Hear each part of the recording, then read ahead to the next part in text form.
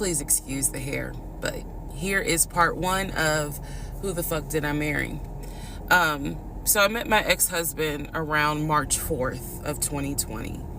We met on Facebook dating site, and we also matched on Hinge.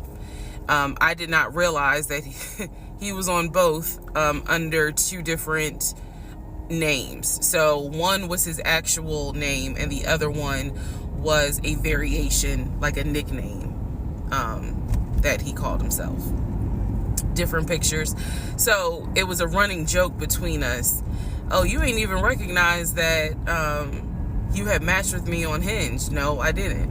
And also that should have been a red flag. By the way, you will notice in this story, I called it the United Nations of red flags. It is so many red flags that, I mean, you would have thought I was colorblind because I ignored all of them. So, anyway, back to the story. We met around March 4th. We exchanged phone numbers. He called me and we talked on the phone for the first time. In the first phone call, he told me that he had just moved to Georgia from California, from San Diego. His job had transferred him because he was being transferred in as the new regional manager for a major condiment company that is based here in Georgia. I'm not going to say the name. And so we also talked about his childhood. He told me he grew up in Philly. He's from Philly. Both of his parents were deceased. This is the first phone call. Both of his parents were deceased. His father was a Philadelphia police officer. His mom was a teacher. He also told me he briefly lived in Augusta with his family. He had 2 brothers and 2 sisters. He also had 2 half-brothers on his dad's side. First phone call. So I'm just giving you guys the backstory. This was the first phone call we had. So we talked about family. We talked about friends. We talked about our jobs. At the time, I was working at Georgia State Patrol. And he knew this, and he just thought that was like, wow, you know, so you work with troopers all day. Yes, I did. Also in that phone call, he explained to me that he used to play football. He explained that he used to play arena football. I know nothing about arena football. I know about NFL. I know about college. Go Dogs. But I don't know anything about arena football. So he explained to me that he used to play arena football. He used to work at Apple in the off season of arena football. And I remember thinking on that phone call, oh, okay, you know, like, good for you. I don't know anything about arena football. And I believe I did tell him that. I don't know anything about arena football. That'll come into play later on. So he told me, you know, I just moved here. My job is paying for my housing and they're helping me to look for a house. He was like, right now I'm in Gwinnett County, but I'm trying to look for a house. Ideally in Atlanta, like Brookhaven, Sandy Springs. He was like, I really would like to move out there. And so I thought, you know, that's great. You know, you're looking to get a house. You just moved here. He was like, I don't really know too many people here because I spend all my time at work and, you know, this job is really demanding. So that was our first phone call. We talked more. He talked a lot, which took me by surprise because I'm not really used to men talking more than me. He eventually asked me out on a date. Our first date was set for Saturday, March 7th, 2020. He asked me what was my favorite restaurant. I said Cheesecake Factory. And so we agreed to go out at the Cheesecake Factory in a location that was in between. I lived in Clayton County at the time. He lived in Gwinnett County. I realized that if you don't know anything about Metro Atlanta, that makes no sense. But basically, we lived about 45 minutes apart. So we agreed to meet at the Cheesecake Factory over at Perimeter Mall, which is in an area, Sandy Springs, Dunwoody area. I was excited. Like, I called my friends and was like, I got a date, you know, blah, blah, blah. We'll see how it goes. First conversation was good. Hopefully he looks like his pictures, because, you know, that's always an issue with online dating. Hopefully he looks like his pictures. So on my way to our date, I took 285, and literally right before I got to Boulder Crest, the exit for Boulder Crest, I heard a boom and I lost control of my car. Thank God that well, not thank God, but I knew what to do. So I did not crash, but my tire blew out. So I called him and I said, hey, I am so sorry, but my tire just blew on 285. I'm slowly making my way off the exit. I believe I pulled into a Chevron gas station, and I said, you know, I got to get this fixed. I don't know what to do. Like, I'm a damsel in distress kind of thing. He kind of paused. He got quiet, and he was like, you know, tell me exactly where you are. Drop your pin. So I dropped the pin, and he came to the gas station. Came to the gas station, got out the car, and I was so relieved that he actually looked like his pictures, that I was like, oh my God, he's actually attractive, because he's like 6'4", 6'5". Oh, also, man, I apologize. So let me go back to the first conversation. Let me add something. He did tell me in the first phone call that he was divorced, and that his ex-wife, she had 2 children, a boy and a girl, who were teenagers, young adults. I think the girl was about 20, and he said that he had a very close relationship with his stepkids, but that he and his ex-wife had divorced because she cheated on him out in California. And so coming to Georgia was a new beginning for him. She was still out in California. The kids were still out in California. And so, you know, he was like, I can't stand her, but I still want to be in the kids' lives. I have to put that in there because that will come back later. So this is just setting the stage. Again, that first conversation we talked about family, job, friends, how he ended up in Georgia, me being in Georgia, the things that, you know, I would think people talk about in the first conversation. All right, now back to the tire blew out. So he shows up to the gas station. He changes my tire, which I just thought was the sexiest thing in the world. And then he proceeds to say, hey, I found a tire place around the corner. You need to get another tire. Like, you can't drive on this donut. So he followed me to the tire place, and then helped me get a tire, paid for it. So I was definitely like, wow. And so the vibe was good. So anyway, I get the tire fixed. We follow each other to the Cheesecake Factory over in Perimeter. We hold hands walking into the Cheesecake Factory. So in my mind, I'm like, this. Oh my God, I had butterflies. That's the look of a woman who had butterflies. So I had butterflies. And we go in. There's a long wait, and so we sit outside and we just talk, and the conversation's great. And this is where he tells me what it is he's looking for. He tells me, you know, I believe at the time he was 42. He was like, I want to get married and it be for real. He's like, my parents were married 40 plus years before my mom passed away. And I want that. I want marriage, family, a house. Like, that is what I want. He was like, I'm as a man, I'm ready to get married, but I want it to be for real, because the first time, you know, it really hurt me when she cheated on me. So he's telling me everything that I wanted to hear. And so he was like, what is it that you want? And I said pretty much the same thing. I was like, I'm ready to get married. Definitely want to have a family. And I want to marry my best friend. So we both put on the table that we wanted marriage. And this is the end of part 1.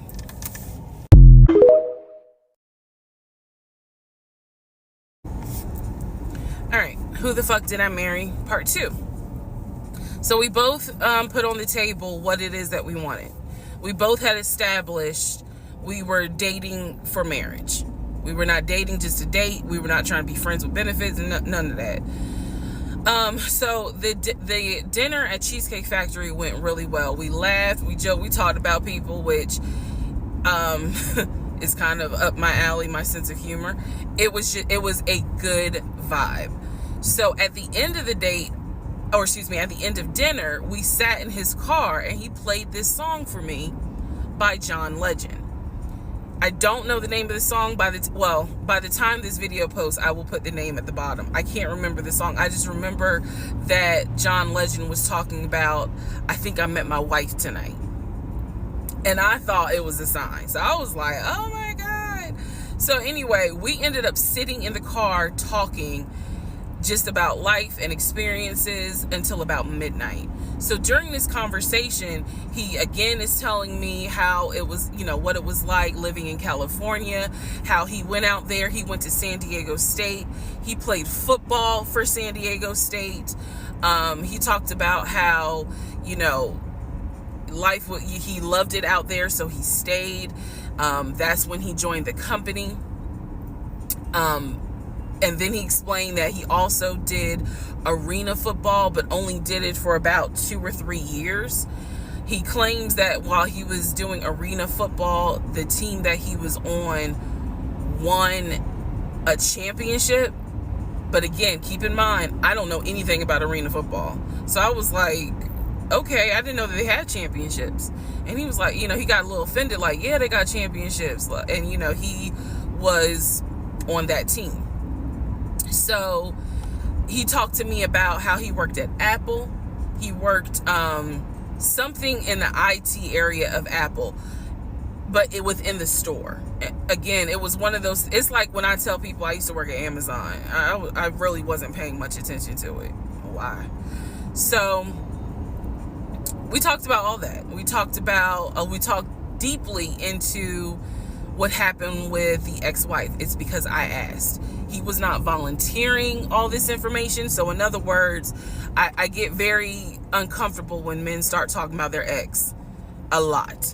That's not what happened. I was asking questions because I was really trying to figure out, okay, are you ready for a relationship, or are you still missing her? So we talked about that. We talked about my exes. That was a mistake I made because I talked about how I dated at one point in time somebody I worked with. That will come back later. And he seemed real cool about it. He was like, that was before me and blah, blah, blah. So the conversation was good. Midnight comes and I go home. Yes, I went home. We ended up talking. Mind you, our first date was March 7th. And within about 2.5 weeks, Brian Kemp, our governor, shut Georgia down. We were going to be on lockdown. So during those 2.5 weeks, we talked every day. We went out again at Red Lobster. I remember Red Lobster. But everything was going great. The issue was, where are we going to quarantine? So the question was, are we going to quarantine at his place, which he had like a studio type of situation. Like, it clearly, where he was staying, I was like, it's like a studio apartment, but he kept telling me like, this is temporary because I'm looking for a house. Like, he showed me the email from a woman who worked at the company where she was out on maternity leave, but she was putting him in contact with a realtor to help him find a townhome or a single family house. So I was just like, okay, this is definitely temporary. Like, he's not trying to stay here long term. and she was apologizing in the email. I'm so sorry, you know, this should have been taken care of before you got here, but it wasn't. Da da da da da. I saw the email. I read it. I read the email. So the decision was, we're going to quarantine at the studio, or we're going to quarantine in my house? First mistake I made. Well, there's a lot, but this was a mistake I made. So ladies, caution moment. During one of our dates, because keep in mind, in those 2 weeks, we were seeing each other quite a bit. Nothing physical or anything like that. Just two people who I thought were really on some, all right, let's see if this is going to grow into something. He came to my house. When he came to my house, I had a 3-bedroom, 2.5-bath townhome. He was in a studio. Now, I'm telling you guys all of this in order of how it happened. So some things I'm probably going to insert what I was thinking and the mistake I made. Can I turn this off? No. Okay, I still need that. And I say that to say that I did not realize inviting him to my home probably made his eyes go, oh shit, she's a keeper. She got this 3-bedroom, 2.5-bath townhouse, and I'm in like a little studio. Yeah, let me go ahead and pursue this. What I need to do to quarantine here. The decision was made, quarantine at my house. So the state went on lockdown. He came and stayed with me in my home, and for the most part, in the initial beginning, it was fine. It was fine. The reason why I hesitate is because I grew up in the church. So for me, it was really like an internal struggle of, bruh, you always said you would never live with a guy unless he was your husband. And now you living with a dude and he ain't your husband. Like, it was a struggle for me because I knew better. And don't come for me. I'm just telling you the way I grew up. It was like that. It was not sitting right with me. But at the same time, I didn't want to quarantine by myself. I did not want to. So there we go. So he moved in. We talked about the bills. Let me clear something up that I said in the other video where I said he paid all the bills. He paid all the household bills. He did not pay my car payment, my cell phone, or my car insurance. He paid the rent, because my rent at the time was less than $1,000. He paid the utility bills. And so when he's telling me that he's a regional manager, I was like, wow, okay, so you got money. And so he paid all the household bills. So my check really was just taking care of me, myself, and I. And I am not, this is where it's not gonna make me look good, but it's the truth. It was intoxicating to not have to worry financially about how to pay the bills. It was a wonderful feeling. And so I kind of pushed to the side the fact that, yeah, you shacking up, because it's like, but your paycheck, you don't have to worry right now. Like, he's taking care of all of April's bills before April even comes, because this was still March. So we're living together, and I'm cooking, I'm cleaning, he's helping to cook and clean, and then we have a conversation about house. Is he still going to buy a house just for him, or is he going to buy a house where it's for us? Because we are going to try to make this thing work, be official, get married, have a family. So the question now on the table is, what are we going to do? Because I didn't want to stay in Riverdale, Georgia. I did not want to raise a family there. I refused to have a baby in Clayton County. So the decision was made, let's start looking for a house for both of us. Remember, he was already looking for a house for him, but then he was like, you know what, we're together, I plan to marry you, let's look for a family home for the two of us. He was like, this is how much I was approved for. That's when he showed me the Chase paperwork. It was a letter stating that and it had the Chase emblem at the top. He showed me a letter stating that he was approved for $700.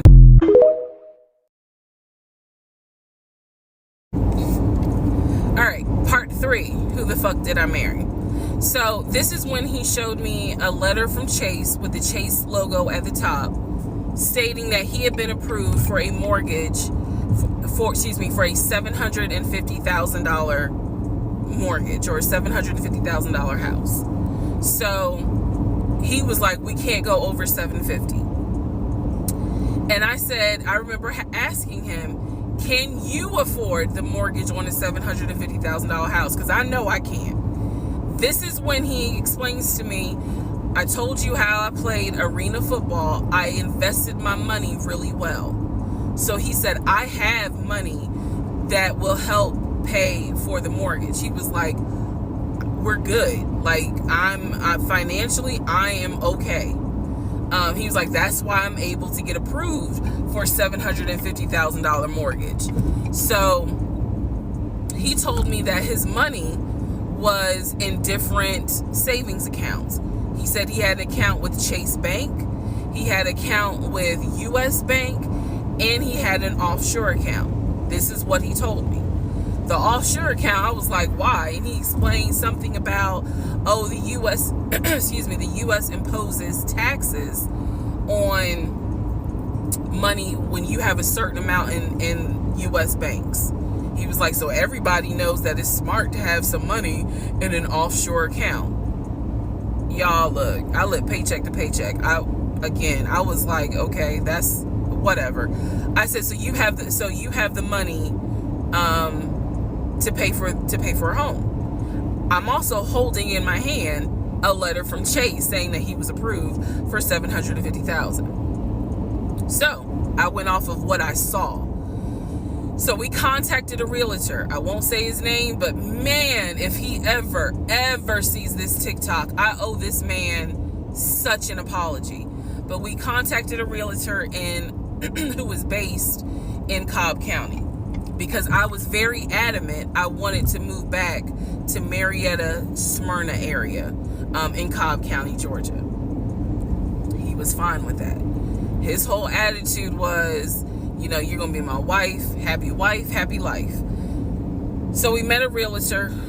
I would find houses that I wanted to tour. Keep in mind that this was COVID. So at the time, we could not tour a home. It would have to be a virtual tour. So this particular realtor, we found a house in Douglasville, Georgia. Not Cobb County, but nevertheless, it's in Douglasville. I was fine with Douglasville. So we found a house in Douglasville, Georgia. The realtor did a FaceTime tour of the house. The house was a nice home. 5 bedrooms, 4 baths. So we did a FaceTime tour of the home, and the home was listed, I believe, roughly 400 and something thousand. I really liked the house. I could see myself living there. I could see us living there. Could see us with the kid there. This is now April, just for timeline purposes. This is April. So he really liked the house. He was like, you know what, we'll put an offer in on the house. He was like, if you like it, because again, it was COVID, we weren't going to be able to see the house in person because the family still lived there. So he said, I'll put an offer in. We'll see if it's accepted. I said, okay. So he puts an offer in. He's telling me he put an offer in. I need to clarify some things he told me and the things that I actually saw. So for this house in Douglasville, he told me he was putting an offer in.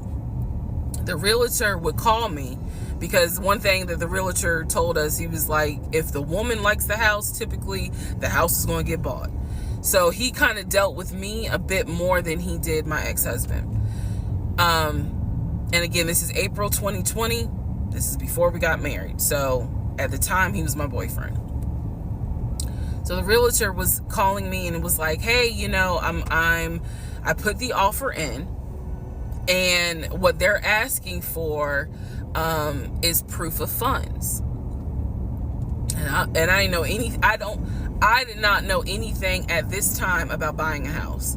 So I was like, hey, you probably need to talk to him, because I'm not even listed on the mortgage. Like, from the paperwork I saw, it was only in his name. So he called him. I guess they talked.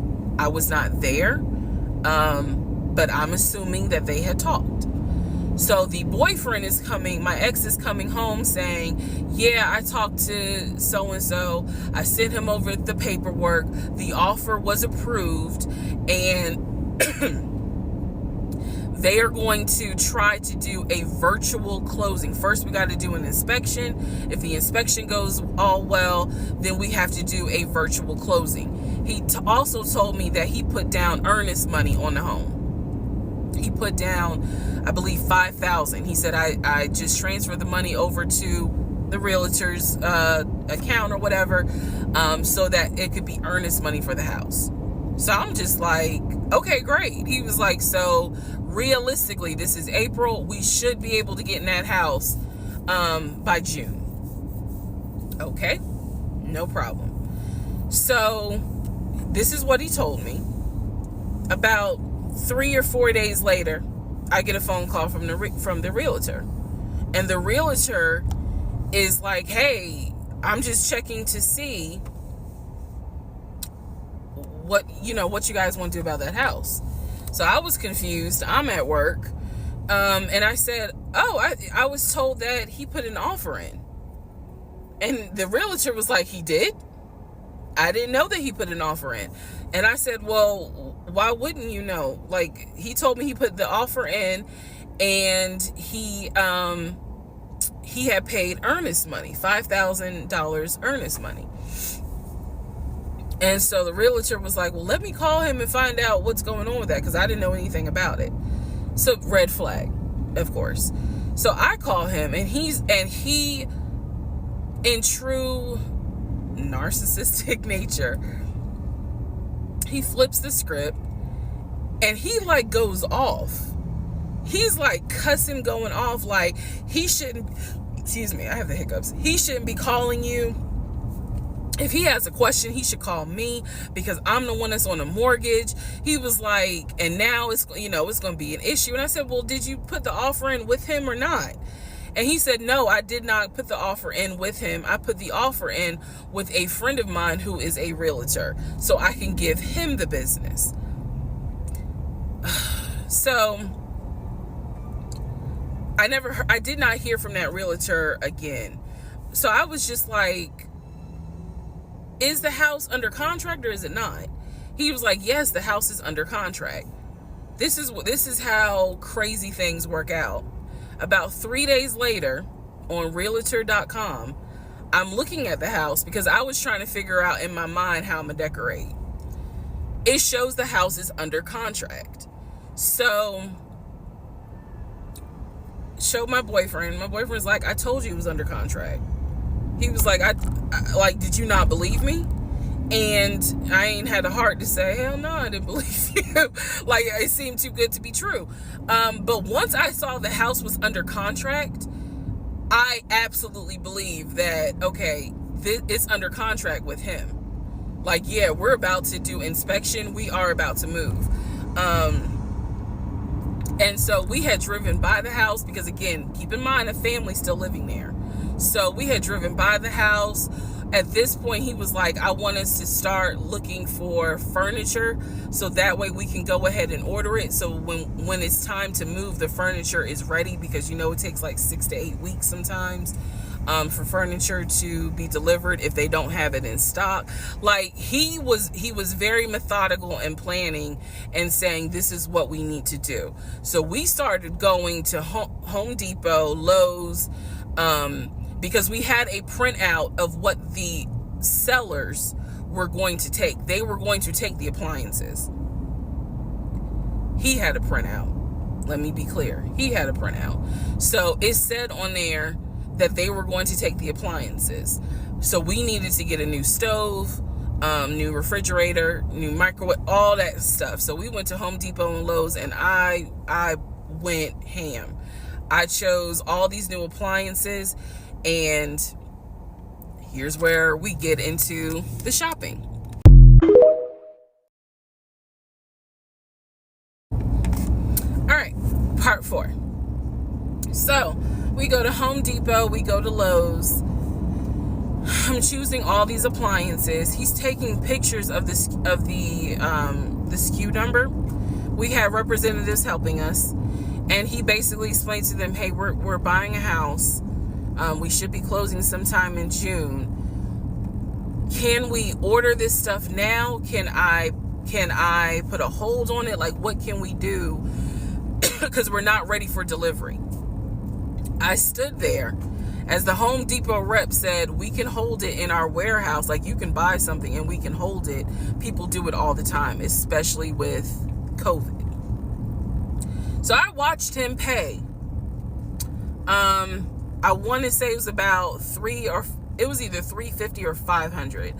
I watched him pay a deposit on a whole new set of appliances for them, and they were going to hold it until we were ready for delivery. I watched this. So I was like, okay, good deal. Like, we got the appliances. Next, let's go to Rooms to Go and Ashley Furniture and find actual furniture. So we went all around Rooms to Go. We went to Ashley Furniture. We went to American Signature. And I saw all these things that I wanted. Again, he's taking pictures of it. He was like, I can go online and order it. I didn't think anything of it because, again, I just saw that we held the appliances. So I was like, okay, that's fine. So April turns into May. May 2020 comes. This is where things start to get a little interesting. May comes, and obviously we had not done inspection. And I'm asking him all the time, what's the deal with the house? He was like, oh, because of COVID, they're trying to get someone to do the inspection. But the guy that they had, it was always something. The guy they had caught COVID, so they're going to have to get somebody else. And he's like 15 houses backed up, so it'll be a while. So at this point in May, I know I look crazy. In this point in May of 2020, I started recording audio diaries. I don't know why. It was something just made me just start recording my thoughts in an audio diary, and I still have them. And I would save them by the date, and I would just start talking about what's on my mind. So I was like, I knew there was something was nagging me, like, but I kept pushing it out of my mind. I was like, you saw, this is what I reminded myself. You saw him pay for the appliances. You know the house is under contract. You know that he told you that he's the one who put the house under contract. Why would, I remember saying to myself, why would he lie about that? This is so easy to verify. Why would he lie about that? Have you caught him in any other lie? And at the time, the answer was no. So I really was like, maybe you just aren't used to a guy who actually does what he's supposed to do. Like, I was questioning myself and then answering my own questions. So inspection didn't happen. Around mid-May, I found out I was pregnant. May 2020. When I found out I was pregnant, he was ecstatic, and I was like, oh shit. The reason why I was oh shit is because, number one, I'm plus size. Number two, because of my age, I felt like it was probably going to be a high-risk pregnancy. And I wasn't married. And that nagged. I cannot tell y'all how much it nagged me. There was a lot of internal struggle in between. My family didn't even know that he had moved in at this point. I told them, that I was pregnant, went to the doctor, everything looked good. But again, because it was COVID, he couldn't go in with me into the actual room. So, doing any sort of ultrasound, doing the blood test, because my HCG levels were really high. So the doctor was like, hey, it might be twins. We don't know yet. You're still kind of early, along. They gave me a due date. The due date was January 26th of 2021.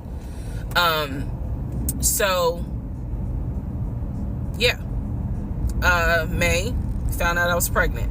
So there was now more of a push into, we got to get a house. We got to get the fuck up out of here. I'm not having a baby in Riverdale.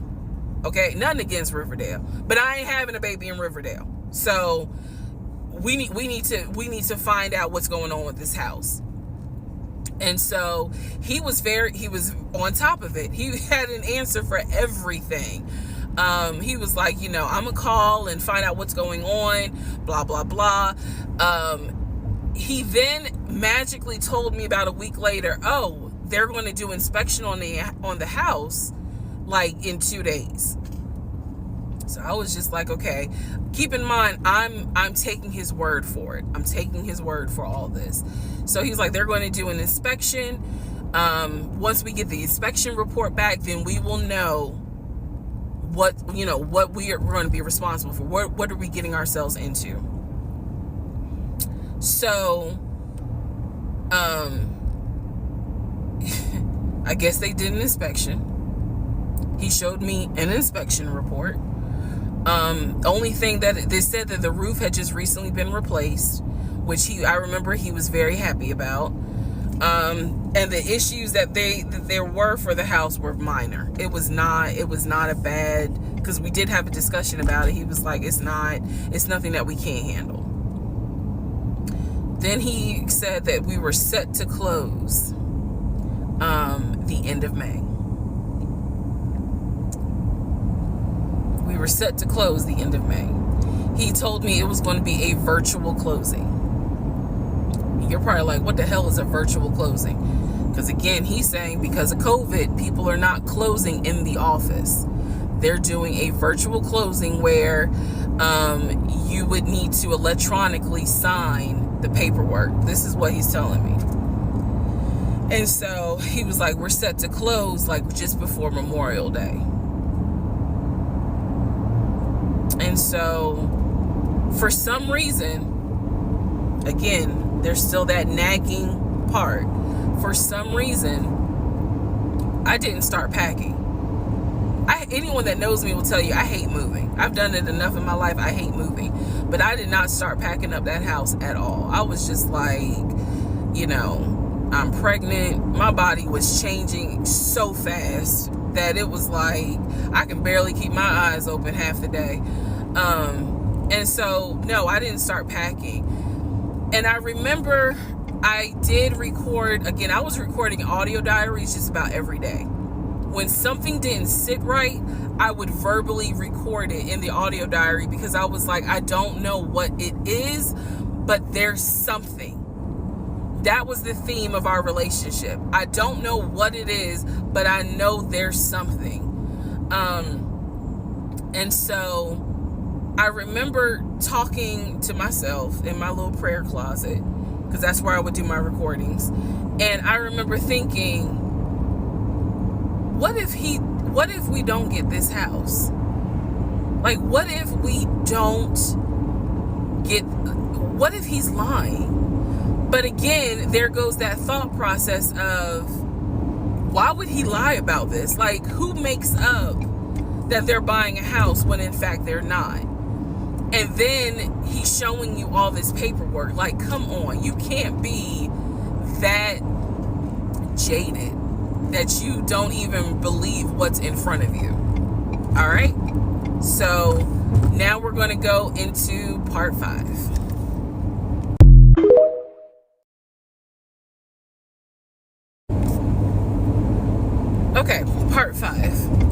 the fuck did I marry? So I'm questioning all this stuff in my head out loud on my audio diaries. And then once again, I'm like, but look at what he's giving you. Like, he's paying, it wasn't a question about money. It was just a question of, are we really about to move into this house? And keep in mind, he's paying all the household bills. He still is. So we were supposed to close before Memorial Day. We didn't. There was an excuse. There was always an excuse with him. Always an excuse. And I didn't know enough about the process to question stuff because I really wasn't involved the way I should have been. And it was giving me a lot of anxiety. So I'm pregnant with a lot of anxiety. And if I'm gonna be 100% honest with y'all, I was not expecting that I was probably going to have a healthy pregnancy because I was stressed. And what I was stressed about is I didn't know what was going on because I wasn't really involved the way that a normal relationship would be involved. Just being honest. So we did not close. We move now into June. This is now going into June. Around June 5th, I looked at the house again on Realtor.com. I don't know what made me do it other than, and I don't mean to sound super spiritual. I know that people are like, you may or may not believe in God, but I'm telling you, I believe with all my heart. Probably the Holy Spirit was like, look at that house on Realtor.com. So I looked at the house on Realtor.com. This was around June 5th. It showed that the house was off the market. And I remember being like, okay, wait, what does that mean? What does that mean? Because ex-husband is telling me we're about to close on the house. We're about to close. It's our house. We got furniture, da-da-da, da-da-da, da-da-da. He's also telling me that he's been in contact with the realtor, his friend, who was telling him, this is what was happening next. Here's what's going on. So the guy that we initially worked with apparently is completely out of the picture. But again, I was not heavily involved. So I'm just like, let me look at the house. I see it's off market. What the fuck does off market mean? Like, now I'm really freaking out. So it shows the name of the real estate agent for the seller. I don't remember her name. I called her and I said, I said, my husband and I, even though I wasn't married, my husband and I were looking at this house at 123 Main Street. And we really wanted to tour it, but now I'm showing it's off market. Is it not available? Or, I pulled that card and she was like, oh, no, ma'am. The home closed yesterday. It closed June 4th. Again, there are certain dates I just remember. And I said, oh, it closed June 4th? I was like, really? And she said, yes, ma'am. She was like, my sellers sold the house. And I was like, oh, man, okay. Well, I said, my husband and I really wanted, we love the pictures of it. And we're getting ready to start a family. So I would have loved to have been able to, have the opportunity to see it. I asked her something. I don't remember the specific question I asked her. And I know why I asked the question, because I was anticipating that my boyfriend at the time was going to have some sort of excuse. So I asked her something about the buyers. And I remember, and somehow, again, forgive me, I don't remember the question I asked her. But the answer was that it was an older white couple. Older white couple. So I get off the phone with her. I record an audio diary, and in the audio diary, I specifically say, okay, there is no house. he's going to have to get out of this lie somehow. Because now I realize, at the very least, he was lying about him being the one who was under contract. I knew enough about that. So I was like, what, how is he going to get out of this? Again, I've listened to the audio diary in 2024. I literally said in that audio diary, how is he going to get out of this lie? And I was trying to think of ways on how he's going to do it. And something said to me, because I say it on the audio diary, I said, he's going to say it's a bad deal. And he's going to say he wants to pull out. Y'all keep in mind, I am pregnant. So I had a decision to make. As ugly as this decision was, I made the decision, you're about to have a baby with this man. He's paying all the household bills. Let him get out of the lie. And that's what I did.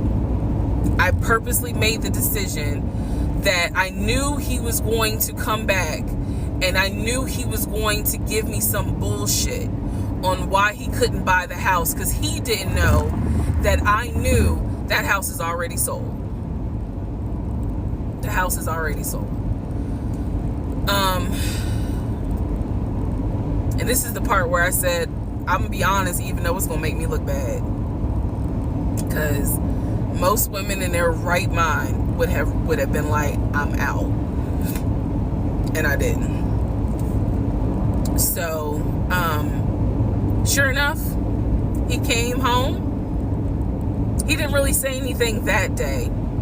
The next day I asked him about the house, and he said, my friend, the realtor, he was like, I'm talking to him because something's going on with the interest rate. And when he said that, I felt so much relief, because I knew that I had been prepared for, he's going to give you some bullshit. So when he said there's something with the interest rate, I said, you know what? If this is literally what I said, y'all. If the interest rate isn't good, then we shouldn't move there. We should probably let this house go.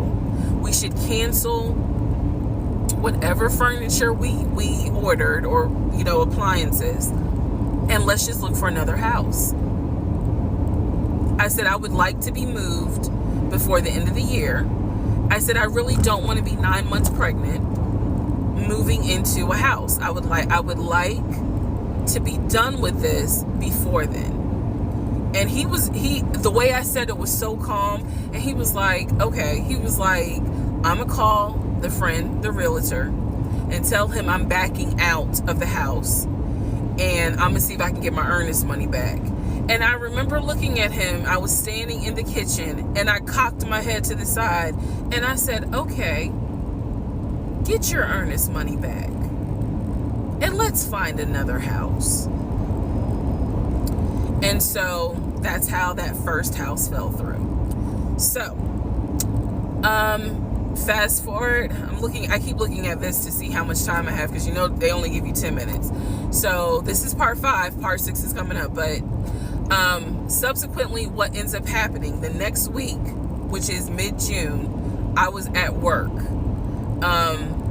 and I started cramping, started bleeding. And at this point, my doctor, I had just had an ultrasound earlier that day. So I went to work, because the ultrasound was fine. I went to work, and the cramping and the bleeding started, and I started crying because I kind of knew what was going on. And my doctor had called me and told me that when they did the ultrasound, they did not see a heartbeat. So she was like, this pregnancy is not going to be viable. So I'm crying, hysterical, and now we're going to get into part 6.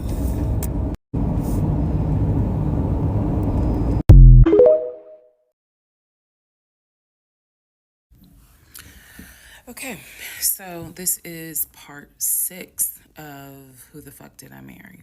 So where we left off.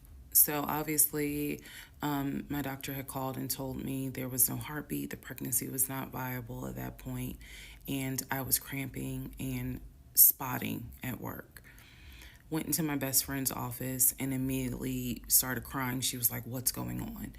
And I said, I told her what the doctor said, and she grabbed her keys, grabbed her purse, and was like, "Let's go, I'm taking you home." On my way home, I called my boyfriend and told him what the doctor said, and he was like, "I'll meet you at home." So he was coming from Duluth, went straight home. And so about 24 or 48 hours later, I had a doctor's appointment, and my doctor gave me 3 options. First option, let everything happen naturally. Your body will expel the fetus on its own. Second option, you can take a pill which will induce expelling the fetus at home.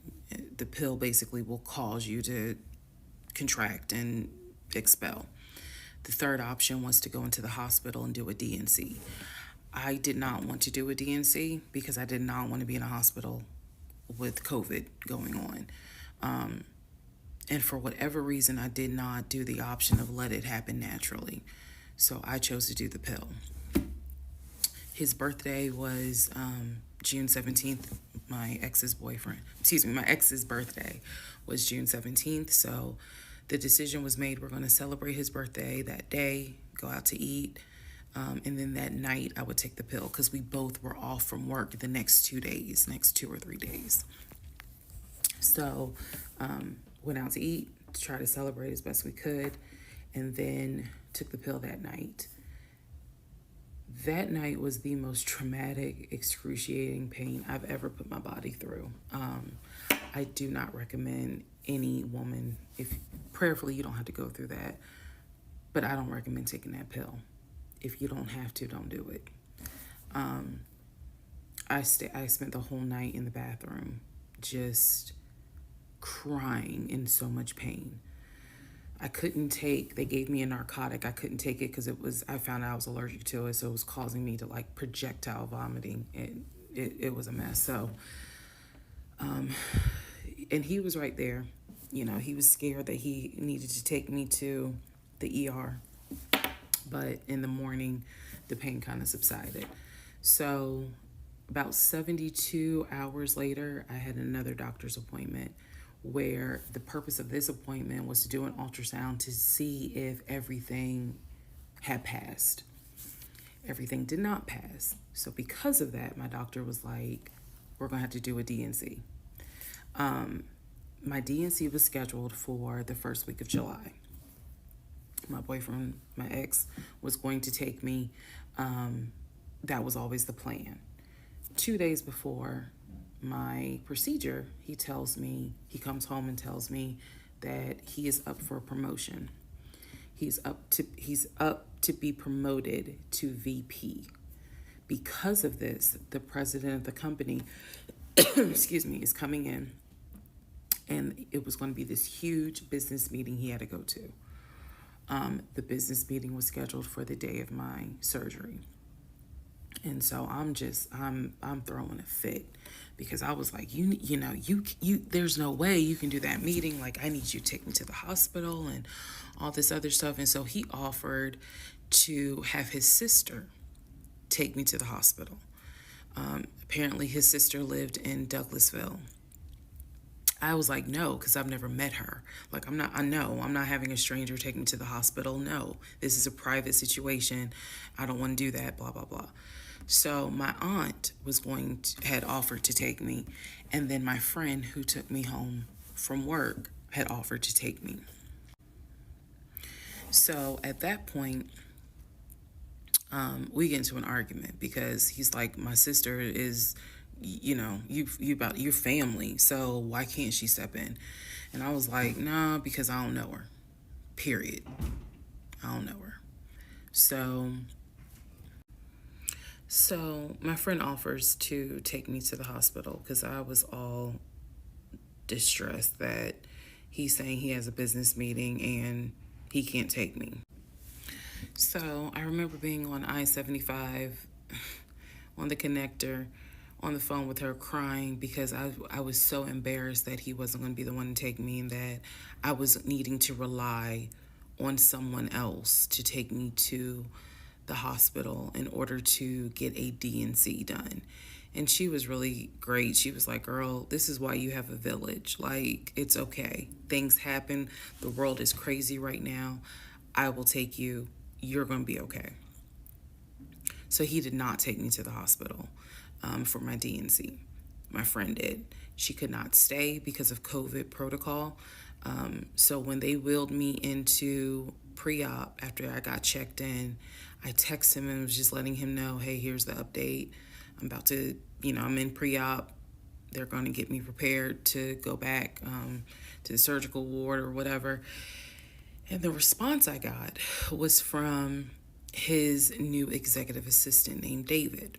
Now, when he told me he was up for the promotion, he did tell me that part of getting this new job would be that he would get an executive assistant named David. And he did tell me, I'm going to make sure that I inform David, if you get a text from this number, meaning from me, pull me out of the meeting because, my fiance's having a procedure done and I'm picking her up. So it's important that you come get me if it's something serious. So I text him. David responds. He said, yeah, Mr. Blah Blah told me that you are having a procedure done. If you need me to get him, I can go get him. He's in a meeting. Just let me know what you need. And I just said, no, don't bother him. I'm just giving an update that they're about to take me back. And David responds and says, I'm so sorry you're going through this. Please let me know if there's anything I can do. So I have the procedure. I wake up and I am now in recovery. I should be in recovery 45 minutes up to an hour and a half. I wake up, first thing I ask, and I remember asking, is where is so-and-so?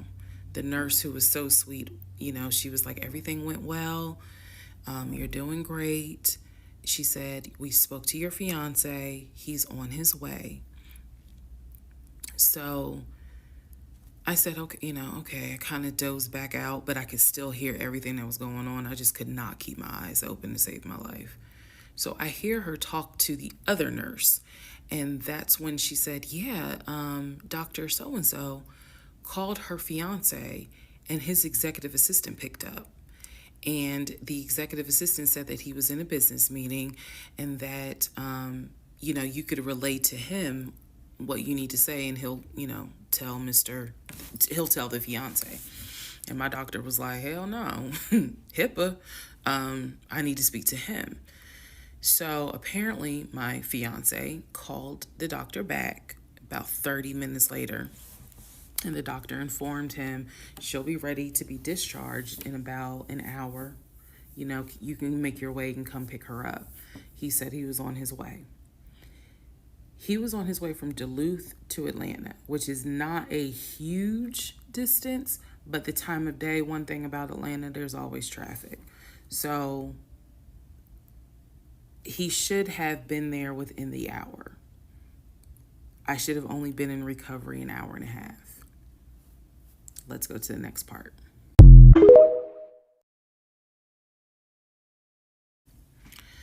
Part 7, who the fuck did I marry?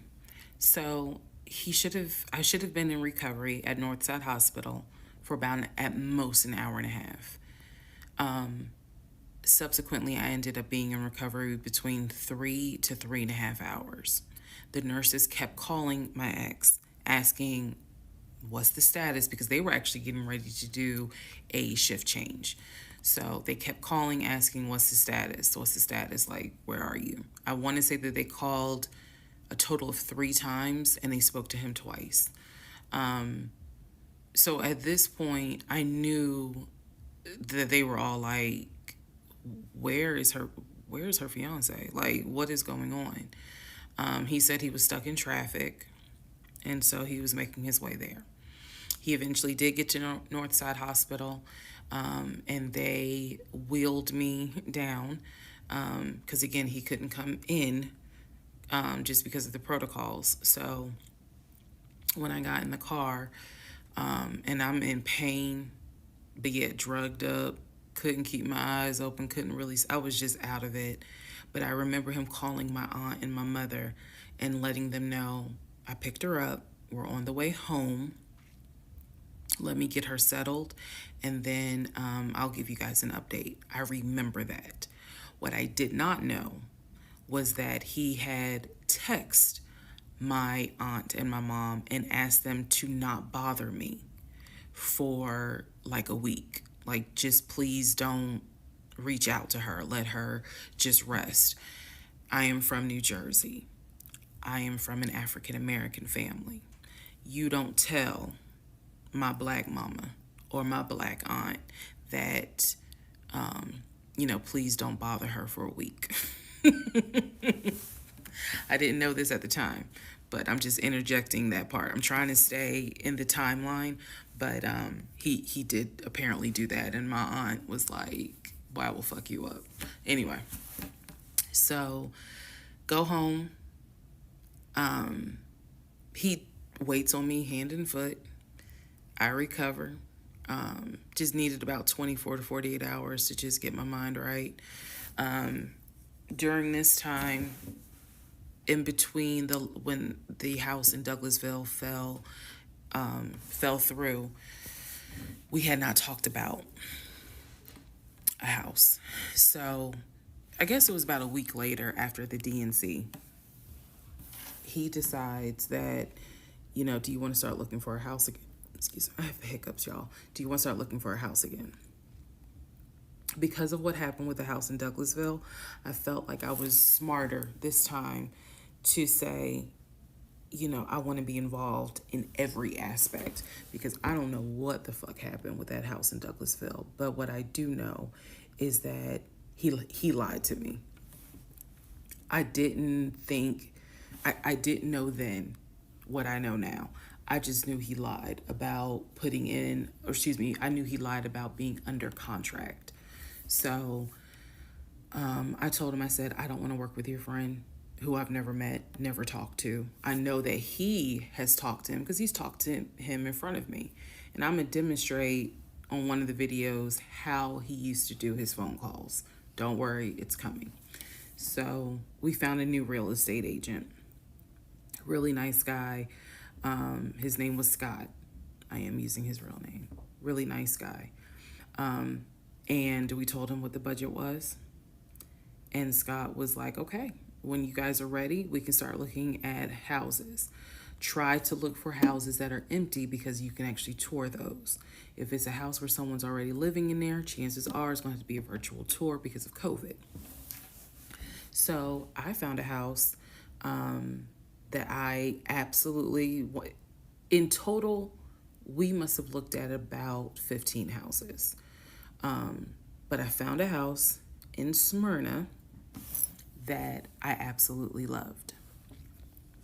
We toured the house. Everything about this house was perfect. The house was listed for $699,000. It was a brand new construction build. The only issue was that the basement was not finished, and he wanted the basement to be his man cave.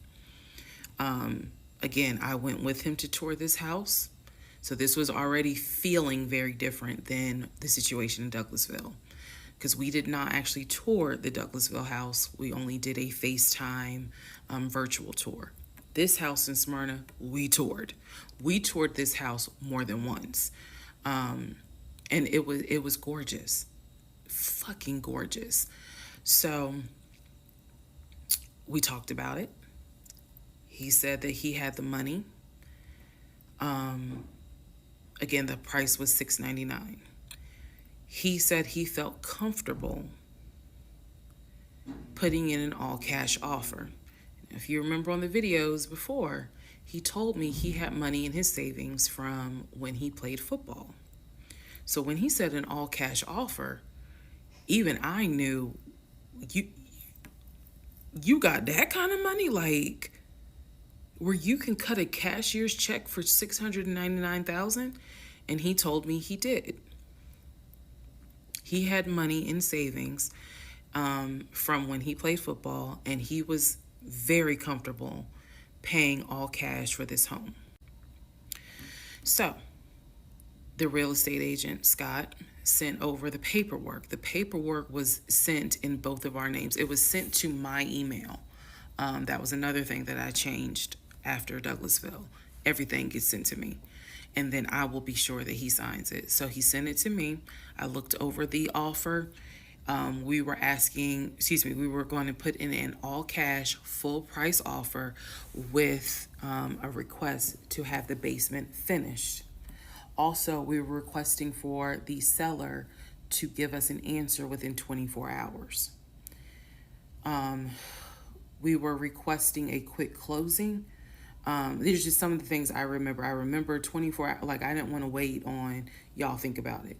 24 hours, let us know if you're accepting the offer or not. And then also a quick closing because it was a new construction.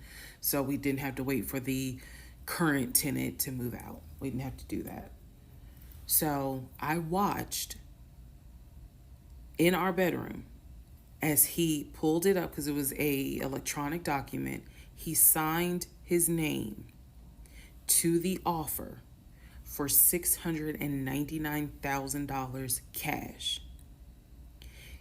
He requested again, the seller let us know in 24 hours if they were accepting the offer. So we submitted the offer at around 6 p.m. We were requesting that by 6 p.m. the next day, they let us know if the offer was accepted or not. I watched him sign the offer. I sent the offer back to Scott from my email. All parties had signed. Scott texted us and said, I got it. I'm submitting it. I will let you know what they say. Let's go into part 7. Sorry. Let's go into part 8. Good grief, this is getting long.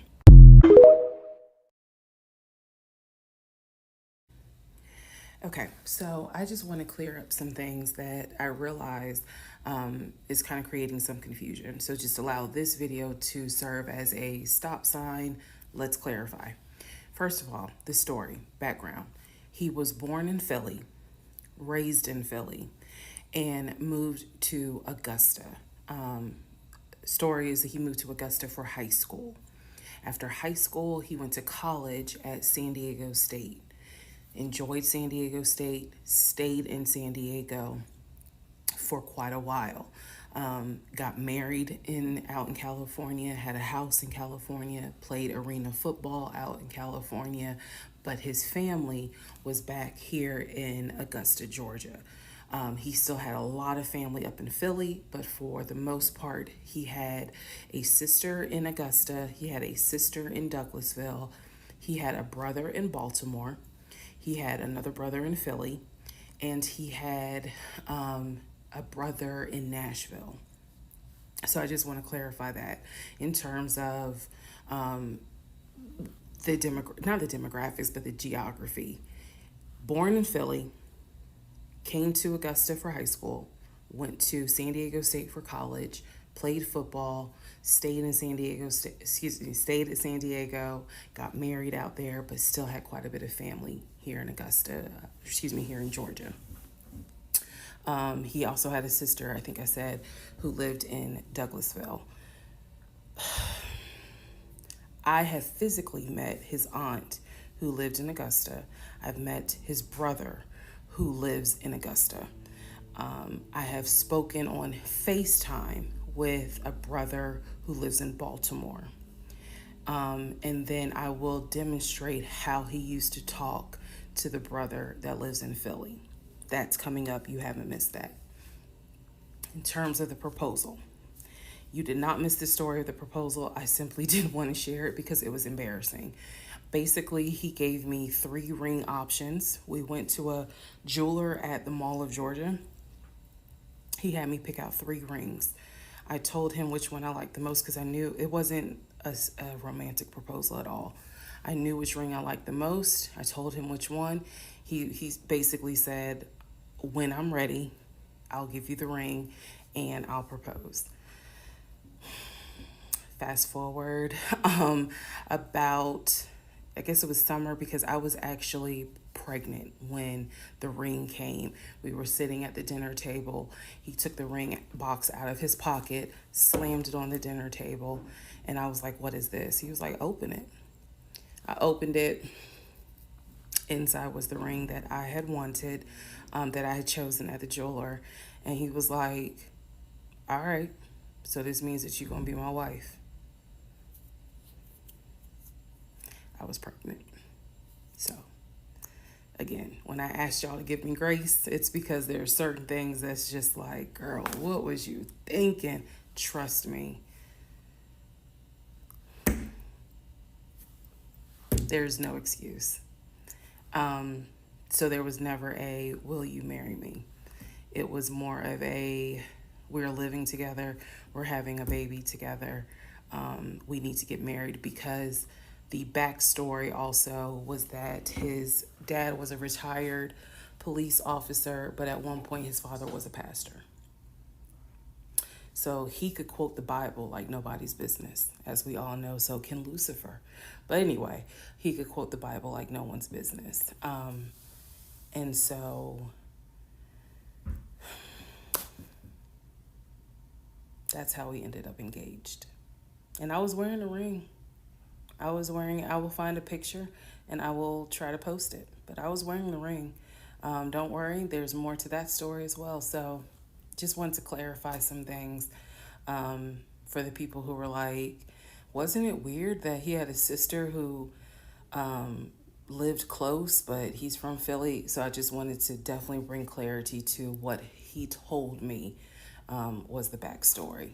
Born in Philly, came to Augusta for high school, went to California for college, played football at San Diego State, played football and arena football, worked at Apple, and then joined the condiment company in California, who then transferred him back to Georgia. He was married in California, and he told me he got divorced in California. That is important as well. That will come up again later. And so the ex-wife, at this point in time, at the time that I'm telling you, part 7, which is the last video I just posted, the ex-wife lived in California with her 2 kids, his 2 stepkids. The 2 stepkids were 17 and 20 or 21, but they were that age group. And he was saying that he was very close with them, so he wanted to keep a tight relationship with them. And he talked to them, if not every day, every other day. When I say, and when I say this, I need y'all to understand. When I say that he talked to someone, it means that he was on the phone in front of me talking to the person. I hope that, because I will touch back on this. He was on the phone in front of me talking to the person. So he talked to his siblings every day. He talked to his aunt almost every day. He talked to his family the way I talk to my family almost every day. And again, I will demonstrate how he used to do the phone calls. I will also demonstrate how he used to do the work phone calls, because he called me every single day from work. And he would talk to people while he was on the phone with me. And I could hear people in the background. But that's a whole nother part. So again, buckle your seats. I promise I'm reading your comments, I'm reading your questions, but I wanted to bring this video just to clarify some stuff. Hopefully this helps. And honestly, I know people are fascinated by this, but more than anything, I hope that there's a woman watching this and she's saying to herself, okay, it's time for me to ask some questions. That's my hope.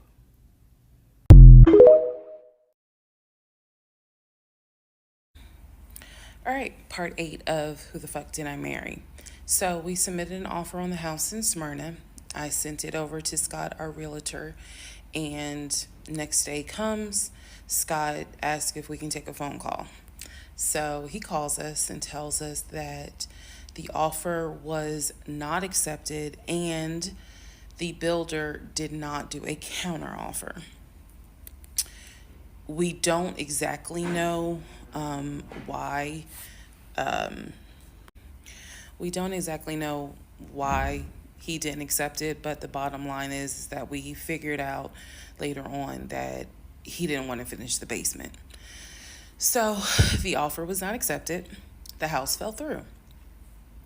I was okay with that because, again, I knew he had put in an offer. So we continued looking at other houses.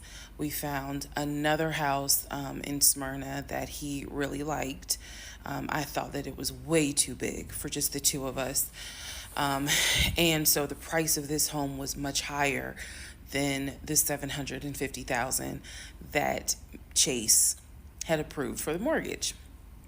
So what he explained to me was that he was willing to do the $750,000 mortgage, and he was also willing to put a significant amount of the money in savings on the house, which meant that he was now comfortable going from $750,000 up to about $900,000.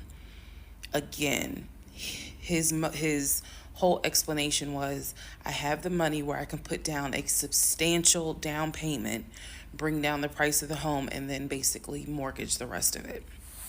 So that was now the plan. I was not comfortable with a home over $900,000. But again, keep in mind, I saw the Chase paperwork. So I was like, I just feel more comfortable sticking at the $750,000 mark. That's what you were approved for. Let's go with that. By this point, this is now fall of 2020.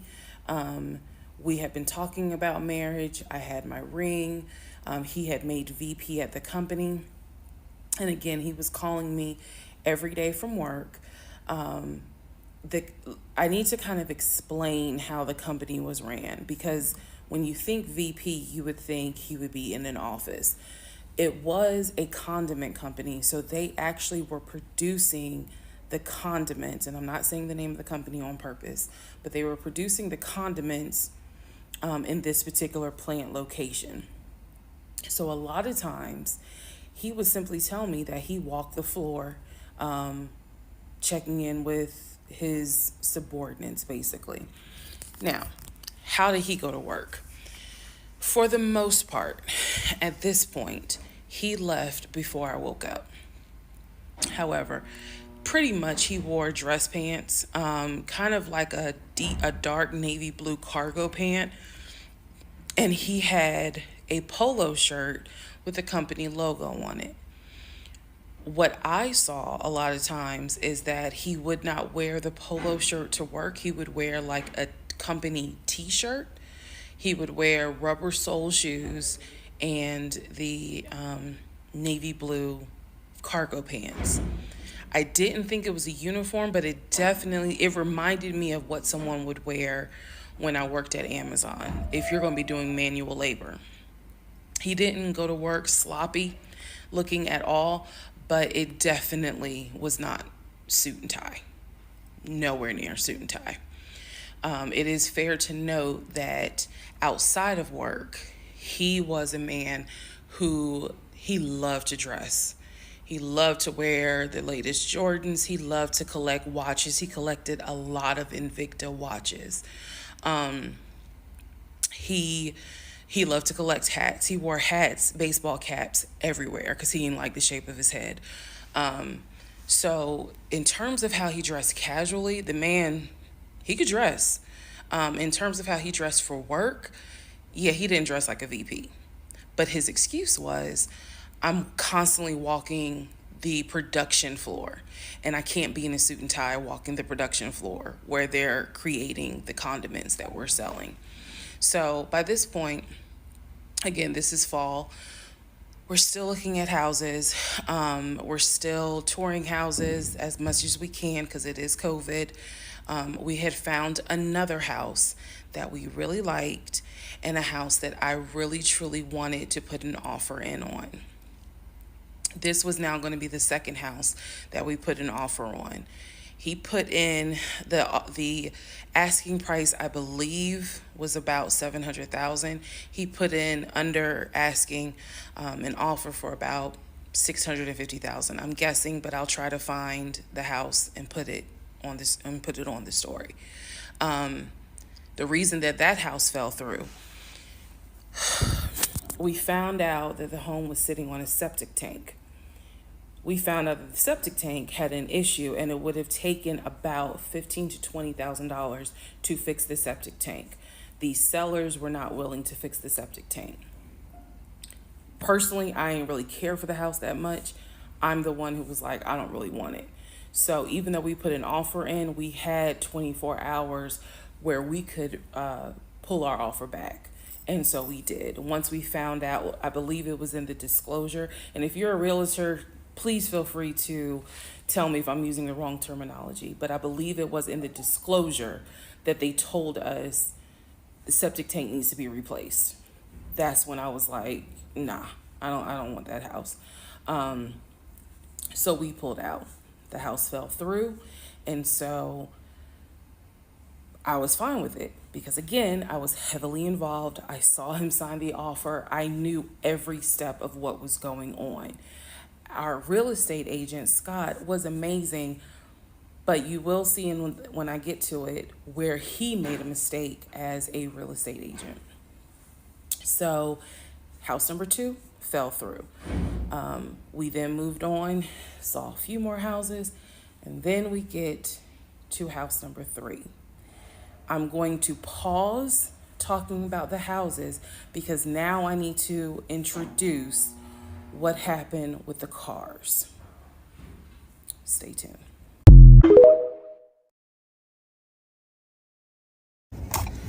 All right. Part 9 of Who the Fuck Did I Marry? So we're pausing on the house stuff. Let me tell you about the car.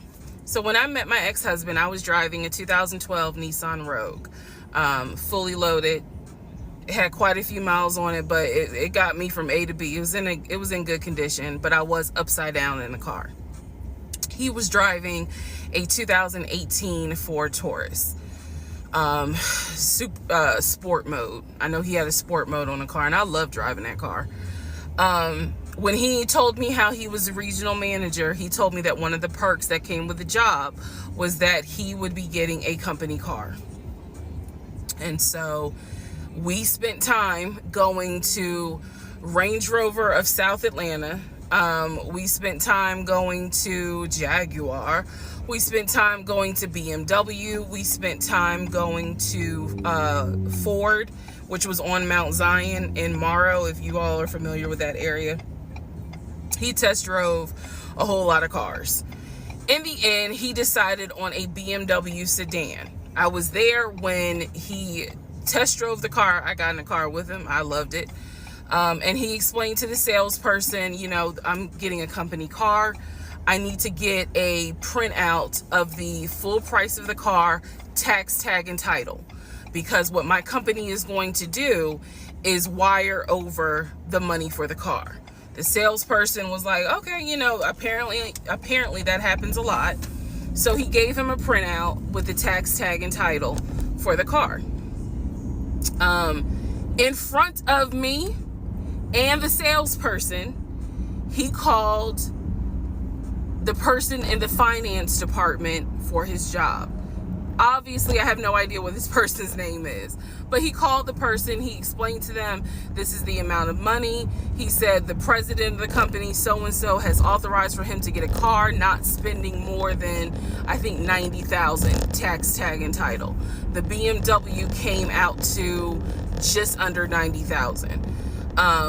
And so I remember this conversation so fucking vividly. So he's on the phone in front. I'm sitting down, the salesperson sitting down at their desk, and he's like, they put me on hold. And so he's like, I guess the person comes back and he says, yeah, the price of the car is blah, blah, blah. He was like, give me a second and I can send you a picture of that printout that shows tax, tag, and title for the BMW. He gets off the phone. He takes a picture of it.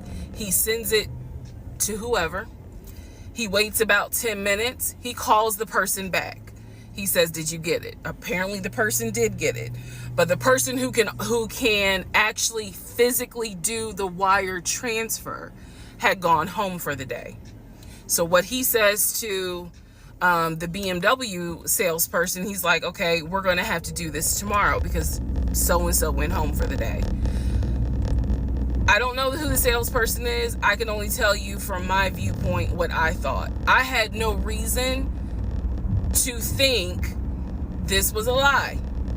I really didn't. Because again, you got to please keep in mind the circumstances that all of this is happening. We're inside the dealership. We're sitting at the desk of this person. He gave us the printout. He's on the phone, doing business, basically saying, look, this is how much money the car is going to cost. He's taking a picture of it. He seemingly is texting someone saying, this is how much, this is proof of how much it is. Then he asked the BMW salesperson, I need your wire transfer information. The guy got up, rushed over to, I guess, their finance area to get the bank wire information, because obviously you have to wire it a certain kind of way. Rushes back over, gives it to my ex-husband. My ex-husband's like, okay, first thing in the morning, we will get this wired over and then, I'll come and pick up the car. My fiance, will drive me up here to pick up the car. So we leave. He felt like, because at the time that this all happened, I was pregnant. So he felt like, look, we're about to have a baby. I don't want you driving that Nissan Rogue. I want to get you something more secure, something new. I really wanted a Kia. I really wanted a Kia Telluride. And he was like, well, let's look at the warranty. This man knew a lot about cars. He knew a lot about the warranty. He knew a lot about the depreciation value. And so he did talk to me a lot about what will we get the most for our money. We test drove, when I say we, I test drove a Kia Telluride, a Kia Sorento. He didn't like either of those. He had me test drive a Ford Explorer. He didn't really care for that. Then came time where he really wanted me to get a BMW. He really wanted me to get a BMW X5. So he took me to Global BMW Imports, which, if you know anything about Atlanta, it's off of Cobb Parkway, but you can see it off the highway. I believe 285 is where you can see the Global Imports BMW dealership. He took me there. He had me test drive an X5, an X6. He also had me test drive I think I'm gonna get the numbers wrong, a 525, which was a sedan. I did not like that. I wanted an SUV. I loved driving the BMW. He also had me drive an M-Series, test drive an M-Series. So he was very adamant that I should get a BMW. The reason being is because, according to him, he had a BMW in California when he lived in San Diego. He had a BMW that he loved. It was a white BMW. He showed me pictures of the BMW. So he showed me pictures of this white BMW that he had, and unfortunately, the car got totaled about 2 months before he moved to Georgia. So he had received money, not a lot, but some money to get another car, and he used it to get the Ford Taurus because he was like, I just need a car that's going to get me from A to B until I get into a house and I'm much more settled. For him, he was like, I'm really giving myself 60 days to get settled here in Georgia after moving from California. But then he met me. Again, that's the story. So he had me test drive the BMW. So much so, I loved the BMW. Loved it. I wanted a dark blue BMW with cognac interior. I wanted an X5 and I wanted an M series. So I can clearly tell y'all that's exactly the car I wanted. We were online looking for that particular car because not every dealership had it. I was okay with a black BMW if needed. But I really wanted dark blue and I really wanted that cognac colored interior. So he felt like, I want you to consider all of a sudden an Audi Q8. Let's just see how you like it. If you don't really like it, then we will go back to the BMW. I cannot tell you why he switched up. I can't. But I can tell you he took me to an Audi dealership on Peachtree Industrial. He test drove an Audi and I test drove an Audi Q8. I loved the Q8. Loved it, loved it, loved it. But I was tired of test driving cars. By this point, I had test driven so many cars. Our weekends were spent either looking at a house or test driving cars. And I was picky, I will admit that. So he had me test drive the Q8. I really liked it. I finally just told him, look, I'm good with either the BMW or the Audi. Because I'm tired of test driving cars. He told my family he was buying me a new car because, keep in mind, let me let y'all know. He had met my family initially on Zoom because, again, we were locked down. He had met my family. He also had met my family in person because at this point, it was like, look, if you're not showing any symptoms, maybe we can do family dinner. And so we had. So he had met my family in person. And now we will go ahead and move towards part 10 of this series.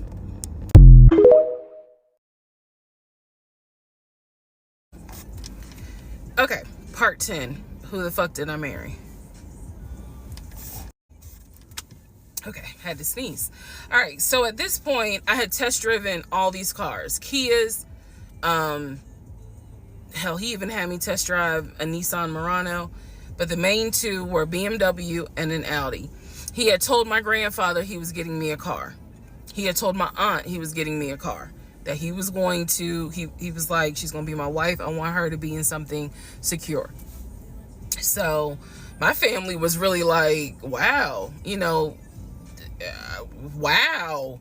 Who knew that he had this kind of money? And so I hated the fact that he did that because anytime he got around my family, here's another red flag to put in the United Nations of red flags. He would always talk about money and he would always brag. I never realized it in real time.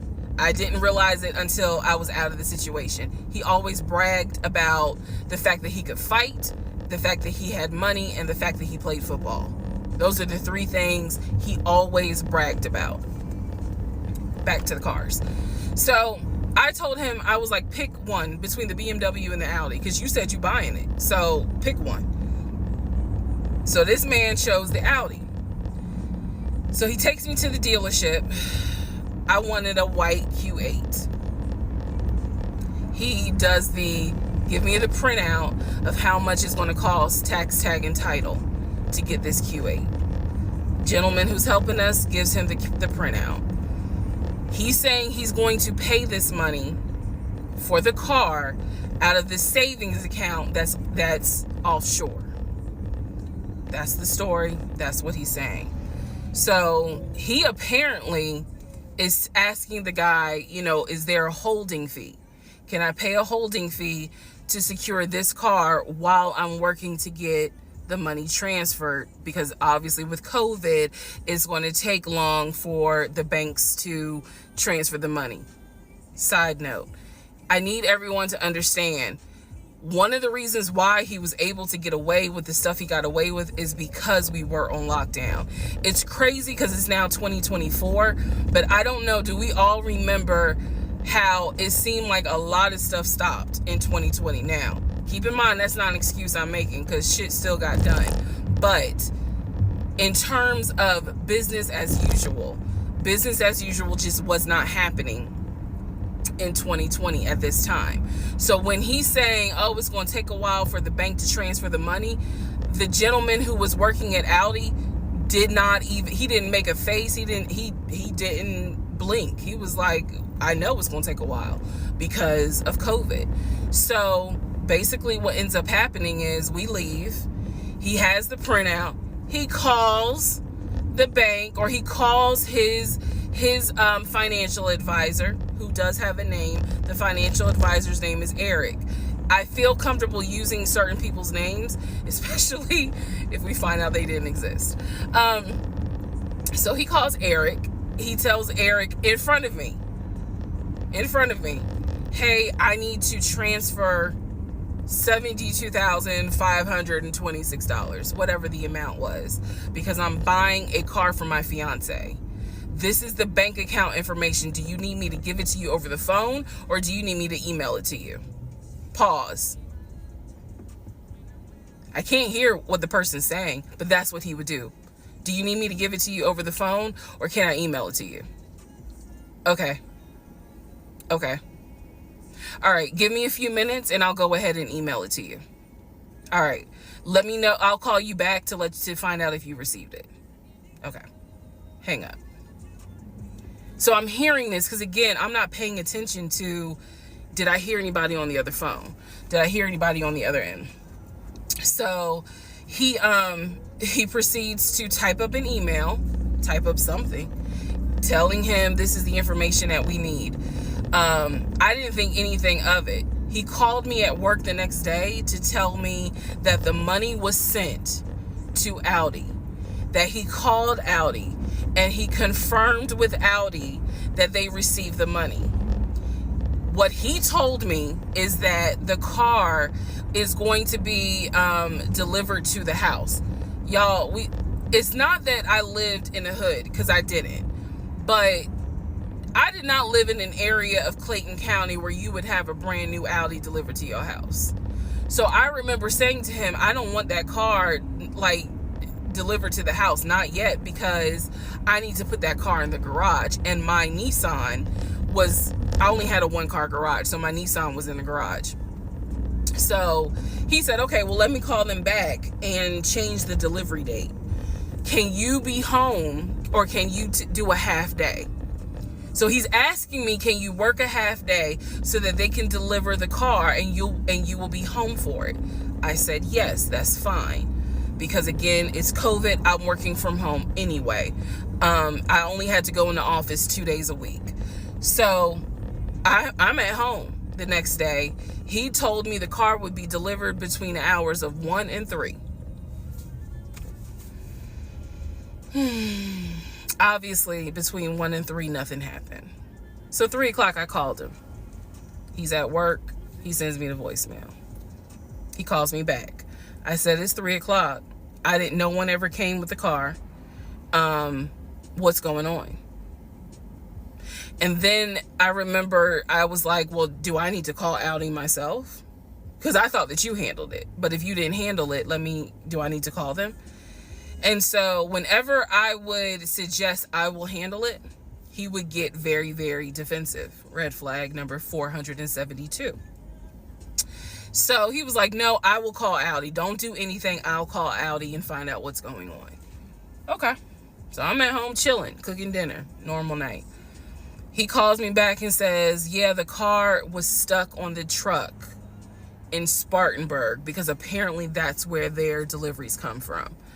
So when he told me this, I was in the kitchen laughing, because by this point, I will be honest, and I told y'all I'll be honest even when it makes me look bad.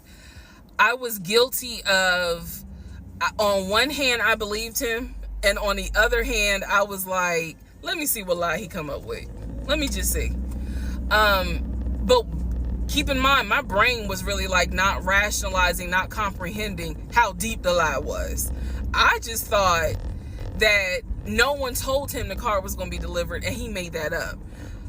I had no idea how deep the lie went. So he said, the car's in Spartanburg. It should be delivered this weekend. The weekend came, he had a whole other excuse. I don't remember what the exact excuse was as to why the car was never delivered. I do remember we got into an argument and I was like, don't even worry about it. I'm gonna get a new car my damn self. I don't even need your help. Which is probably one of the worst things you can tell a narcissist, because they love to be the hero, you know, it's all about them. But I was like, don't even worry about it. I'll get, when I have the money to get a car myself, I'll do it. I don't want to hear anything else about a new car. I don't want to hear shit else about a car. Because at this point, I was spending way too much time trying to figure out, are we getting a car? Are we getting a house? Like, what the fuck is going on? Always there was an excuse. So when I told him I don't want to hear anything else about a car, and I am not going to a dealership to test drive another car, that ended that whole discussion right there. So this is where I'm going to interject what I believe was happening. I believe that my ex-husband is the type of person, he gets off, nut. He gets off on you being excited about something that he knows you will never get. So I believe that he enjoyed going to car dealerships. He enjoyed watching me test drive a car and get excited about it, knowing I was not going to get it. It is the level of cruelty. And again, I'm telling y'all stuff that I found out way later on. It is the level of cruelty that I still cannot comprehend. So the whole issue about the BMW and the Audi, I think he just enjoyed seeing me get excited and then pull it away. Part 11 coming up.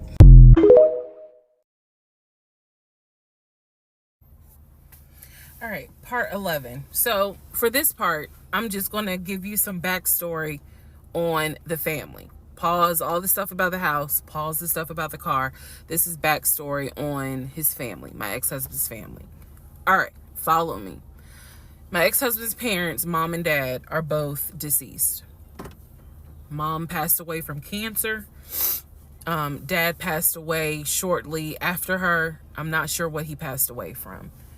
So he has a number of siblings. He has two, with his parents, he has two brothers. One is older, lives in Philly. One is younger by 2 years, lives in Nashville. He has two sisters. One, Shantae, is older, lives in Douglasville with her husband and two kids, a boy and a girl. Younger sister, Kim, is the baby, lives in Augusta with her husband, worked at, I think he told me, Procter & Gamble. That was the story. He had two half-brothers that were through his dad. One brother lived in Baltimore. The other brother lived in Augusta. The brother that lived in Augusta, I have physically met in person, shook hands, hugged, all that. The brother that lived in Baltimore, I have FaceTimed with, talked to him. The brother that lived in Philly, the older brother that he looked up to, I have never talked to him on the phone. I would always talk to him through my ex-husband. So the conversation would be like, hey babe, brother so-and-so said hey. He didn't call him brother so-and-so. We'll call him John.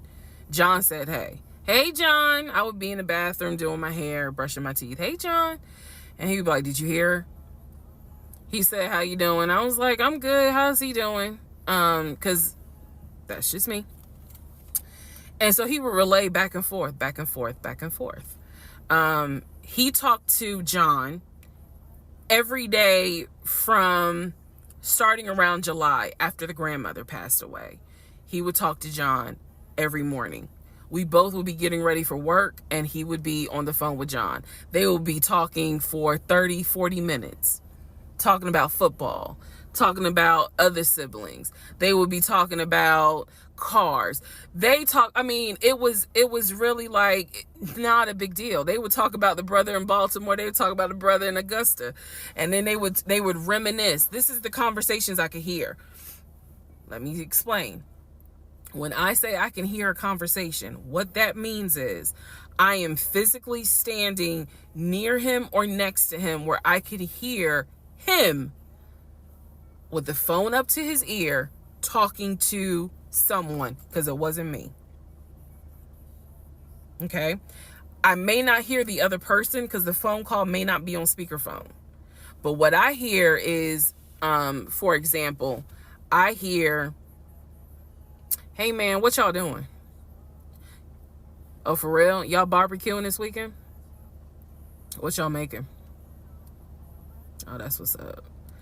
Nah, I think me and her gonna stay in this weekend because, these numbers is looking crazy with COVID." Yeah, she over here. She's just sitting right here. She watched the TV. Okay, hold on. John said, "Hey." Hey, John. You heard her? Okay. All right, bruh. I just wanted to check in on you. That's the type of conversation I'm explaining. Okay, so I hope that gives a little more clarity about the type of conversations I'm hearing. So, I don't know why this light keeps going out. Okay. So that's how he would talk to his siblings. The grandmother passed away. He called me around April or May and told me that his grandmother passed away. His grandmother, on his dad's side, had died suddenly from COVID. She had symptoms. She went to bed and did not wake up. He was distraught. He was crying. He wasn't eating. He was just sitting there, listening to music, not watching TV, just sad, because he was like, my grandmother was always my support system. So from what I saw, it really bothered him. I did not think anything of it. I'm one of those people, if you tell me somebody in your family passed away, I'm gonna believe you, because I don't play about death. And I guess I expect other people don't either. However,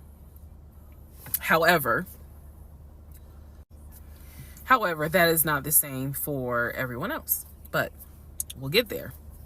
So, family, he had his sister, Shantae, who lived in Douglasville.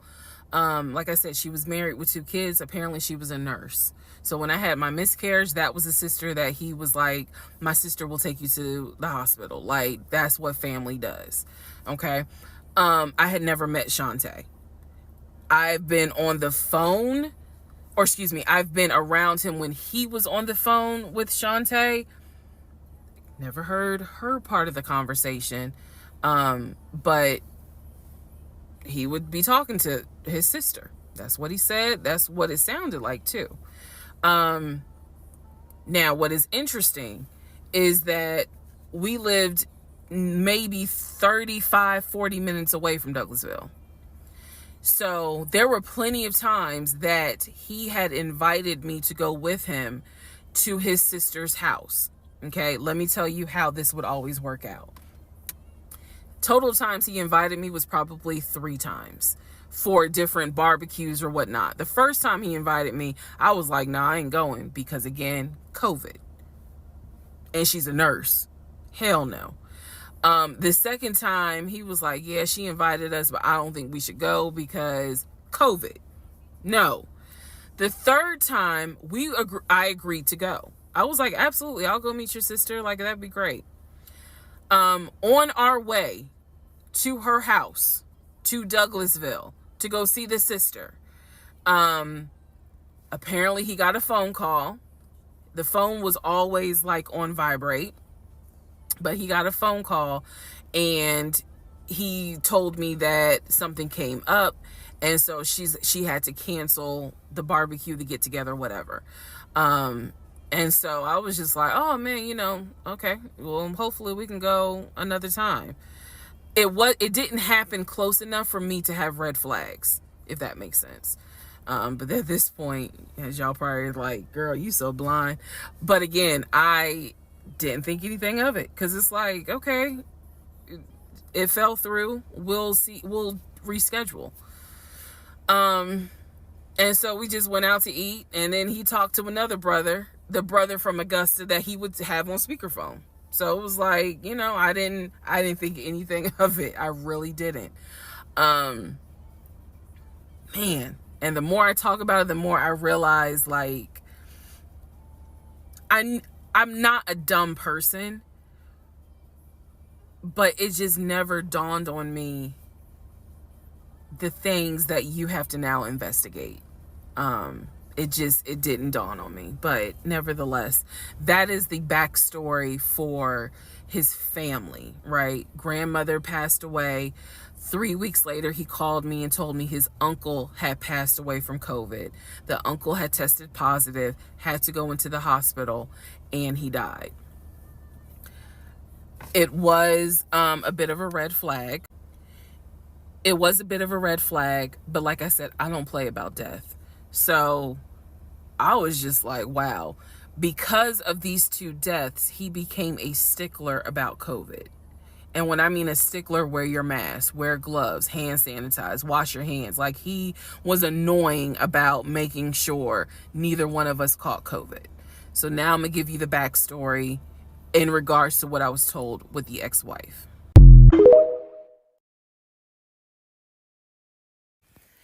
Okay, I know I look rough, but it's okay. It's okay. Anyway, so this is part 12 of Who the Fuck Did I Marry? So this is the backstory on what I was told for the ex-wife. This is important. Pay attention. All right. This is 2020. So this is what I was told in 2020. I was told that he and his ex-wife used to be friends. Then they started dating and subsequently got married. They got married in California. He had bought a house with the money that he made from arena football. They had apparently had gotten married on the downward of the arena football career. Had a nice house. He showed me a picture of the house, showed me pictures inside the house. Remember that? Showed me pictures inside the house. It was a really nice home in San Diego. And basically what happened was that he came home from work early one day and I have the hiccups, sorry. Came home early from work one day and his wife was sleeping with another man. The man was in the house. He and the man get into it. Her son, who is about 17 years old in 2020, she had 2 kids, a daughter and a son. The son apparently was on his way home from school when my ex-husband found his previous wife in bed with another man. So the story goes that he and the guy fought. He kicked the guy out. He kicked his ex-wife out, but told her the kids could stay. The kids are not biologically his. Those are his stepkids. She was like, you must be kidding. Like, I'm not leaving my kids here. The kids are old enough to where they were like, we don't want to go because you fucked up. We don't want to leave. So apparently she leaves. The kids stay with him for a few weeks. And then she gets her own place. The kids move in with their mom. He files for divorce in California. He files for divorce in California, and it was an ugly divorce. She was asking for spousal support, all kinds of stuff. And then it turned into, I'll help you with the kids, not child support, but just I will give you some money for the kids, because apparently he was very close to the kids and he wanted to keep a relationship with the kids. Their biological fathers, apparently there were 2 fathers, their biological fathers were not in the picture. So the divorce starts out contested and ugly, eventually becomes amicable. Eventually they become cordial with each other. So my ex-husband moved. This is all before he ever met me. So I'm telling you the story of what I was told in 2020. So eventually, about 2 years later, is when his job approached him about an opportunity to transfer to Georgia. And so he took it. New beginning, fresh start. He has family in Georgia. He took it. He told me this story pretty much the second or third conversation we had. So it was always from the beginning that she had cheated.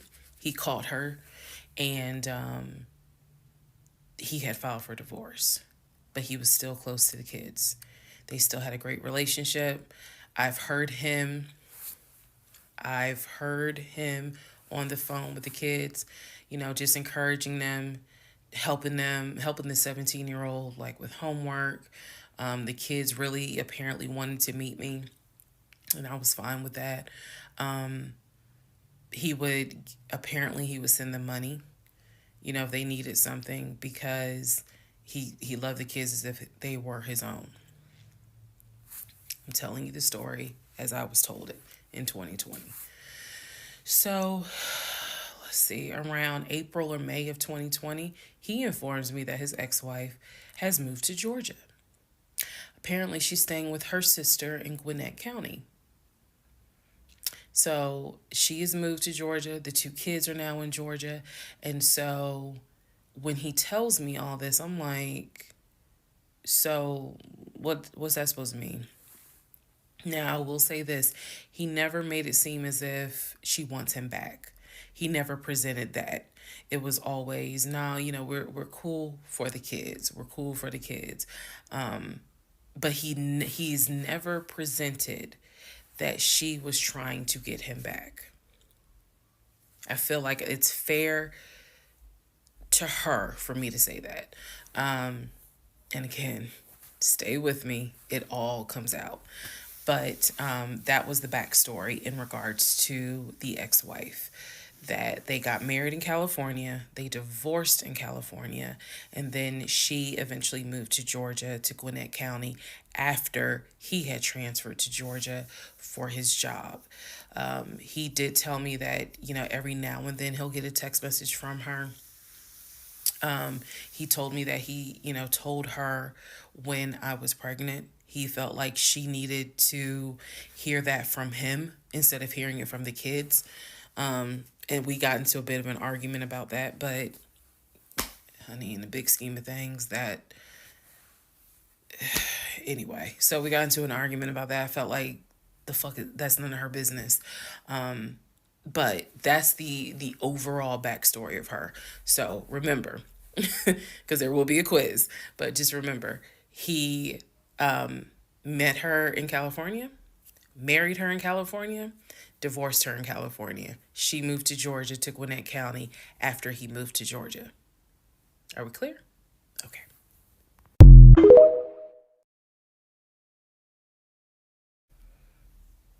Okay.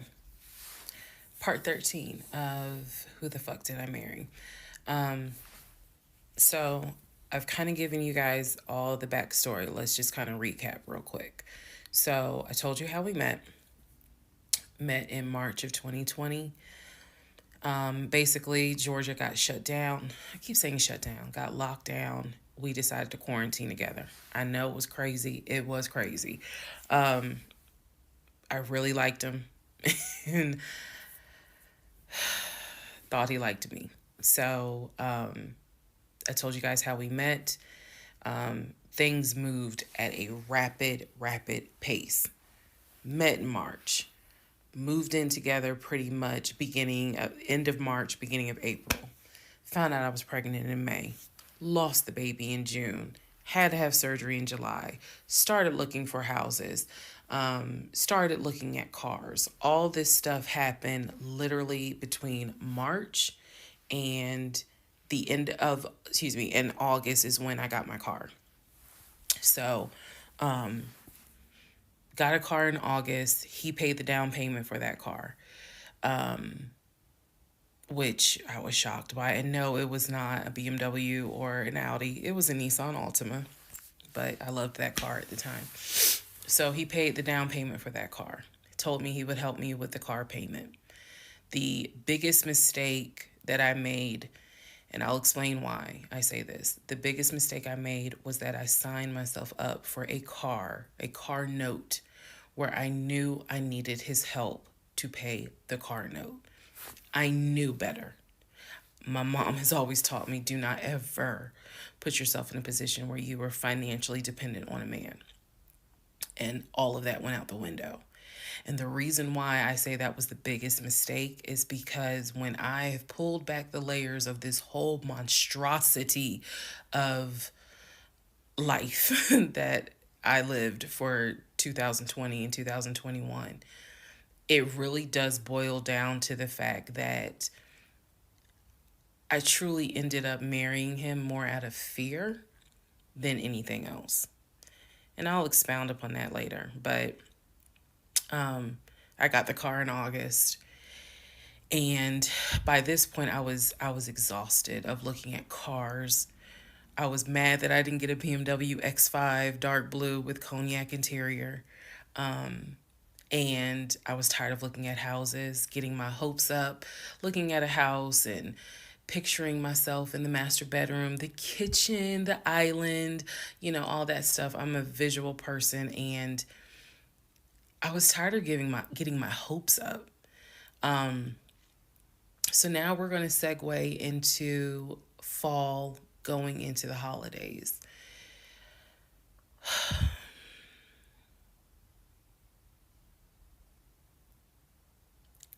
Here's what happened. In October, we looked at another house. This house was in Marietta. Absolutely gorgeous. It was gorgeous. I want to say that the house was about $700,000. I really liked the house. I could see myself living there. I could see myself cooking there. And so subsequently, my ex-husband put in an all-cash offer on that house. I watched him put an all-cash offer in on the house. Our real estate agent, Scott, called us about 24 hours later, and he said, the sellers love your offer. The offer was an all-cash, full asking price offer. $700,000. Let that sink in for a moment. He said the sellers love the offer. They are asking that you show proof of funds so that they can accept the offer. My ex-husband said, I will show proof of funds when they accept the offer. The seller said, great, we'll accept the offer when you show proof of funds. So basically we got into a standoff. And if you're a real estate agent or you work in real estate, I would love to know your thoughts on this. I had asked people in my personal life, like, have you ever heard of this before? And I've had plenty of people who said, I side with the ex-husband. I would not show my bank statements until they accepted the offer. And then I had other people who were like, I wouldn't accept an all-cash offer unless I verified that the person can pay. So I'm just curious what your thoughts are. Okay. So our real estate agent called us and was like, guys, the sellers are giving you 2 days to show proof of funds. I had the letter that he showed me from Chase. I sent that to Scott, but that was for a mortgage. The offer was for all cash. So he needed to show proof of funds that he had the cash to pay $700,000. He didn't show it. He refused to budge on showing them proof of funds until they accepted the offer because he was afraid that they were going to create a bidding war. So what ended up happening was Scott called us and said, I apologize because I didn't do my due diligence as a realtor. He said, before I ever started showing you guys a house, I should have collected your pre-approval letter and proof of funds.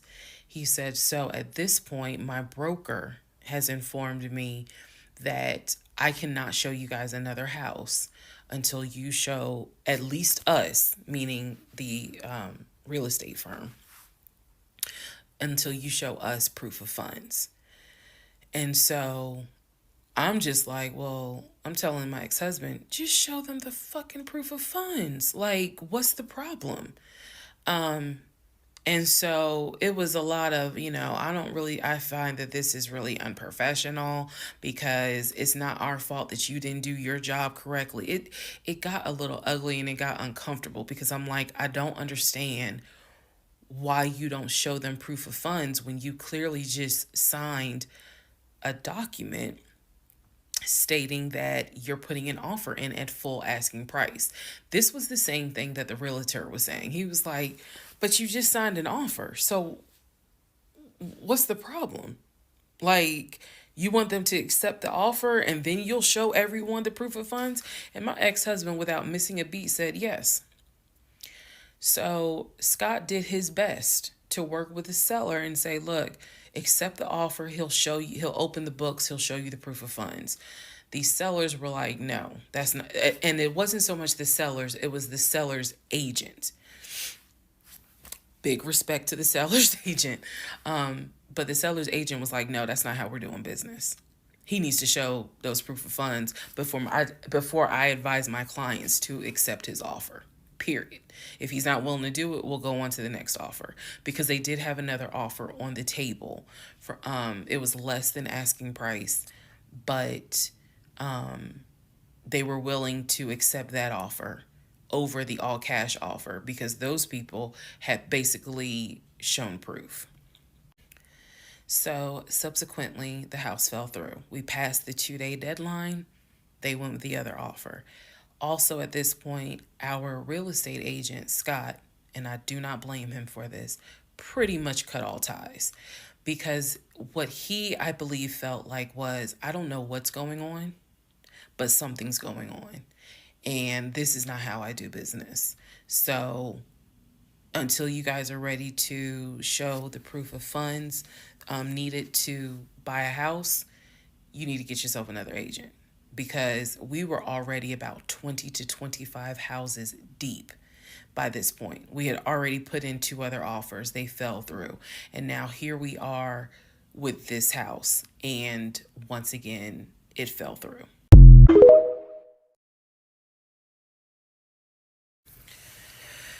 Okay, so good news and bad news. Number one, this is part 14 of Who the Fuck Did I Marry? Bad news, this is going to be the last post for the night. And the reason why, good news, tomorrow's my birthday. So I'm just going to make this video, post it, and then I will pick back up probably Friday, because honestly, I truly want to enjoy my birthday tomorrow. I just want to enjoy my birthday. All right, so y'all don't be upset. Just, if anything, watch parts 1 through 14, then we'll be ready for part 15. So the house fell through in October 2020. And what I told him was, I said, I don't want to look at another house. I don't want to talk about cars. I want to get through the holidays, because it was going to be a holiday season where I could not celebrate my family because of COVID. So I said, I just want to get through the holidays. I want to get through the end of the year, and we'll revisit stuff in January. I was very calm when I said it. No argument, nothing like that. And he said he understood. A lot of what fueled me staying in this situation really was the fact that, number one, I didn't want to be alone. Number two, I didn't want to look stupid by having the relationship end so quickly, for everyone to be like, we told you something was up. And number three, I was ready to get married. And that, ready to get married, fueled a lot of stuff. And again, I was still making my audio diaries. So listening back to it, I knew something was wrong. I admit that. I knew something was wrong. But what I thought it was, truthfully, was like, why does it seem like there's always something? Like, why can't we just go ahead and get the house? Why is it always something? Why can't I just get the BMW? It still didn't dawn on me how deep this something went. And for the people who keep asking, I'm going in order of events. So yes, there will be a video where I explain how everything came out and what came out, what was true, what was not true. It's coming. I'm just getting all of this out in order. So I told him I didn't want to look at a house no more. I didn't want to talk about houses. Do not mention the word Zillow. Do not mention the word realtor. Nothing. Let me just get through the holidays. And for myself, the question was, what do you want to do? You want to stay with him? Or do you want to cut your losses? And the part that kept me constantly second guessing myself was, what if he's not lying?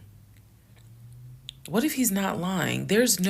Literally the conversation I had with myself was, there's no way he is lying about having money. You saw the paper from Chase. They don't just approve $750,000 for a mortgage for anybody. I've seen his checking account. You see how much money's in his available checking. Like I don't think he's lying. I don't think he's lying about that. But what is it? Is it that he doesn't trust me? Like, I second guess myself so much. Is it that he doesn't trust me? Is it that maybe he doesn't really want to get married? Like, what is it? Because I know what I saw. I know what I heard. I know that he's having conversations about move the money from this account to that account. I know he's paying my car note and all these bills. Like, clearly this man is making money. I know that I saw the letter from HR that states his new salary is 200 and something thousand. And I remember thinking, like, God, what am I missing? I'm missing something, but what is it? Because I know what I've seen. I know what I have touched. I have physically touched these papers. Like, I know how to read. So what is it that I am missing? He's close to his family. He talks to them all the time. He's just a regular guy that just likes to watch NFL football. He leaves me alone when I want to watch Georgia football. He's paying the bills, groceries. I haven't had to worry financially since I've met him. And as a woman who had lived on her own, paying her own bills, my God, that is the most intoxicating feeling when you meet a guy who just takes your stress and your worry away financially. But the downside is, he took away the stress and the worry financially away and instead brought a mental fuck job I've never in my life had experienced. And I could not put my finger on it.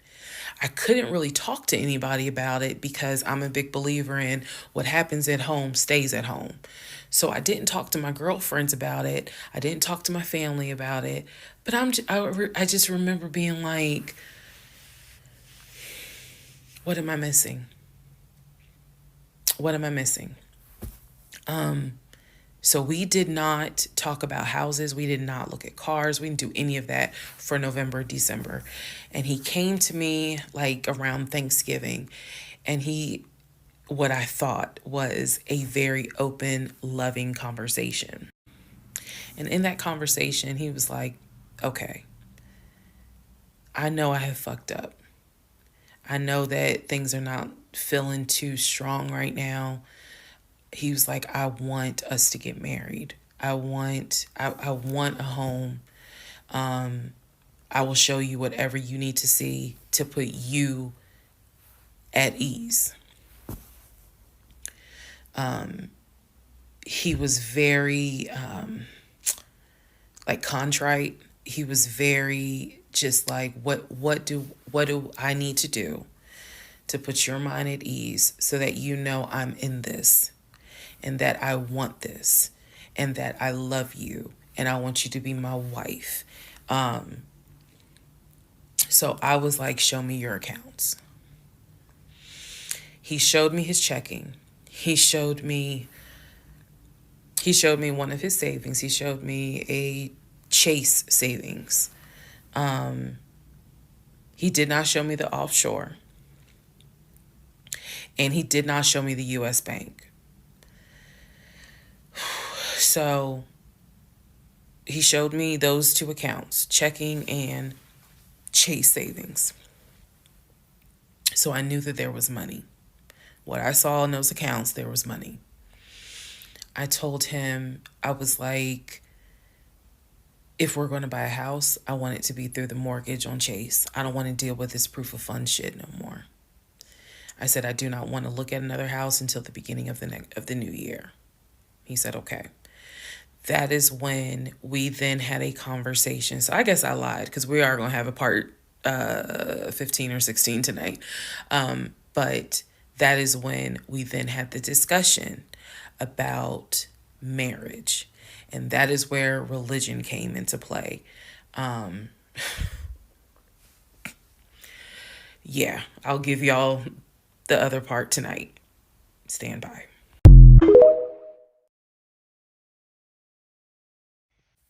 Okay, part 15. Who the fuck did I marry? So in December of 2020, around beginning of December, we had a conversation, kind of a come to Jesus heart to heart conversation. And both of us had grown up in the church, and the fact that we were not married but living together, the fact that almost had a baby together, bothered both of us. Both of our families, my family and his family, were very adamant. Like, okay, y'all either need to get married or y'all need to separate. And so I'm walking around with a ring on, which I'll post a picture of the ring because, God, there's so much to unpack. But anyway, walking around with the ring. And so he said to me, whatever I need to do my part to make this work, I'm willing to do. At the same time, it wasn't that I did not trust him as much as it was I felt like I wasn't trusting myself. Because again, like I said in the previous video, I know what I saw, I know what I read, I know what I've heard, but fuck, something was not sitting right with me. And every time I would question it in my head, the other side of me was like, okay, you know he ain't lying about the money because you saw it. So you know he ain't lying. Girl, are you that... Like, I remember saying to myself, are you that jaded that you don't even know what it's like to have a decent man? Yes, I really had the audacity to have that thought. So we agreed beginning of December, like, we wanted to be together. I believe I loved him. I believed he loved me. So the decision was made that we were going to get married. It's still COVID, so we had to follow certain protocol. So we filed our marriage license in Fayette County, Georgia, because you could not get an appointment in Clayton County to save your life. So we filed the marriage license in Fayette County. On our marriage license, it asked the number of previous marriages. He said 1, I had 0. It asked for our social security numbers. He put his social security number down. I put my social security number down. I mentally wrote down his social security number. And I did a background check. I did a background check after I had filed a marriage license. Yes, I know, but I did. The background check, nothing came back. It was like no results found. I did a criminal background check, nothing came back. So I thought one of two things. Either I had the wrong social, meaning I wrote down the wrong social, or my paranoia was unfounded. There's nothing wrong with him because he has been always throughout the relationship a big stickler about law enforcement, following the law, because his dad was a retired police officer. So this is someone who has been, this is a guy who would check to make sure my tail lights were working, make sure my signals were working, make sure my oil was good, make sure I had enough gas in the car. So when the criminal history came back with no results, I was like, well, of course there isn't, because the man probably hasn't had so much as a speeding ticket. So we filed the marriage license, and then we made an appointment to get married, and waiting for the judge to come out of chambers so that she could marry us. And the reason why I'm pausing is because, my God, if I could go back and see that young woman sitting in that lobby.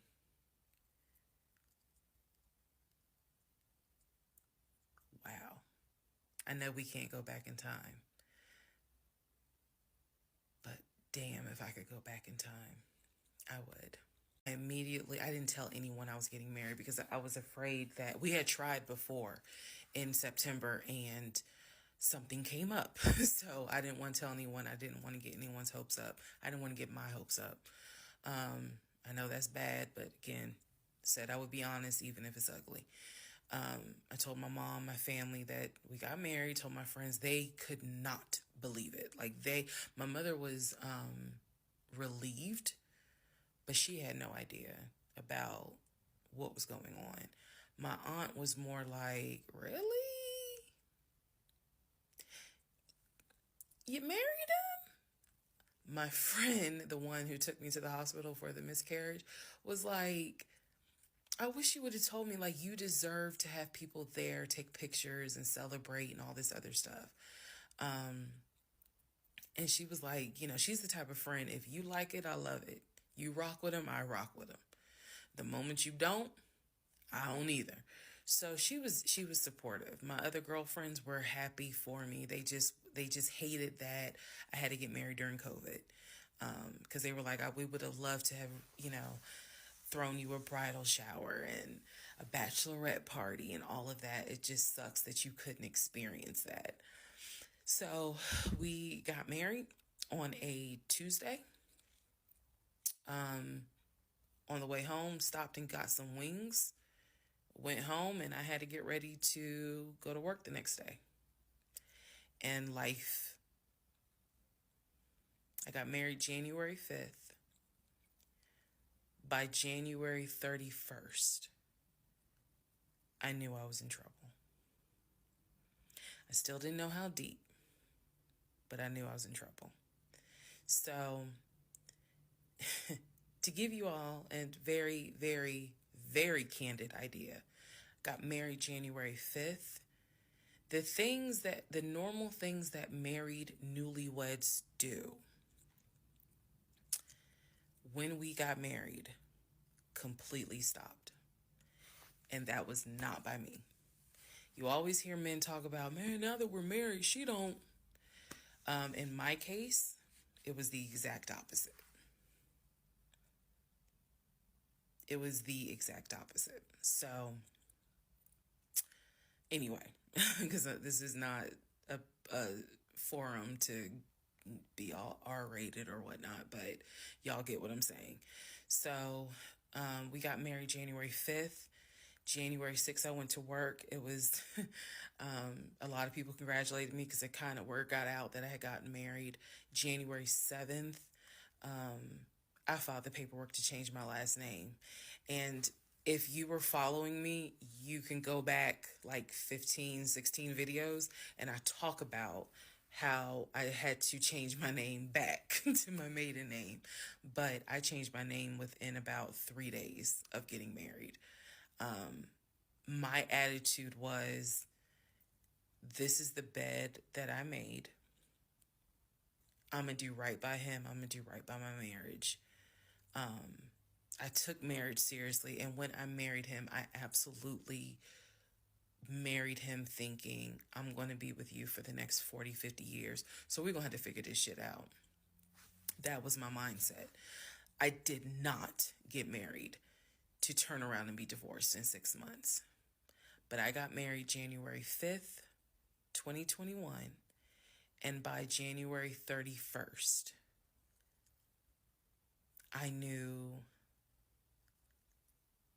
I was in serious trouble. So that is where we are.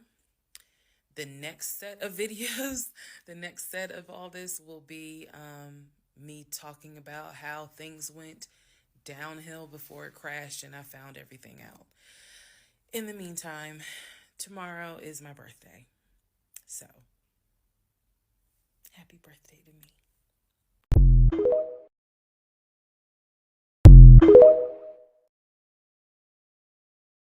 The fuck did I marry? This is the interlude, basically. I'm not recapping on this video. I'm just kind of answering some stuff that has been written to me. Someone was like, why are you airing your business out on social media? It's a valid question. For me personally, I feel like this was traumatic to experience, to live through. And I'll expound on that on another video, the aftermath of the toll that this took. Honestly, and I know some people are going to be like, that sounds crazy. It is kind of cathartic to get this out because I cannot tell you how much of this has been internalized since 2020. Also, I don't want to seem like a cautionary tale to other women or to men for that matter, but to my sisters, to my ladies, white, black, Hispanic, Asian, doesn't matter. If something does not sit right with you, investigate it. I cannot stress that enough. If just one woman watches these videos and she's like, you know what, something don't sit right with me, let me look into this, then it was worth it. Yes, it is a Lifetime movie. Yes, it is Netflix. Yes, it is crazy. Yes, it is hilarious also. And I understand all of those reactions. As someone who lived it,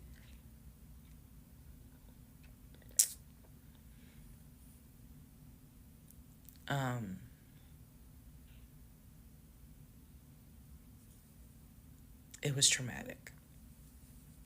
But I feel like, God, it feels good to finally admit what the fuck I went through. And again, by the time this is uploaded, I'm only to January of 2021, right after getting married. So when I think back on it, there's things that I'm very, very grateful for. There are things that I'm just like, why did you not pay attention? Why did you not question? And the sad part is, I can't even begin to tell you, I don't remember the woman I was before I met that man. I don't remember. Because going through something like that, it changes you. And I've seen some women in the comments who were like, I was married to a habitual liar. I was married to a pathological liar. My baby daddy's a pathological liar. And my heart goes out to them, because until you have dealt with someone so depraved, you really don't quite know how bad it can get. So I'm fully aware that this was a risk, putting this out on social media, telling my story, my truth. and really kind of being like, look, this is what I went through. I made dumb decisions. I overlooked things I should not have overlooked. I argued away things I should not have argued away. I can pinpoint exactly the moment I should have left. I still feel like God is sitting on the throne and he's like,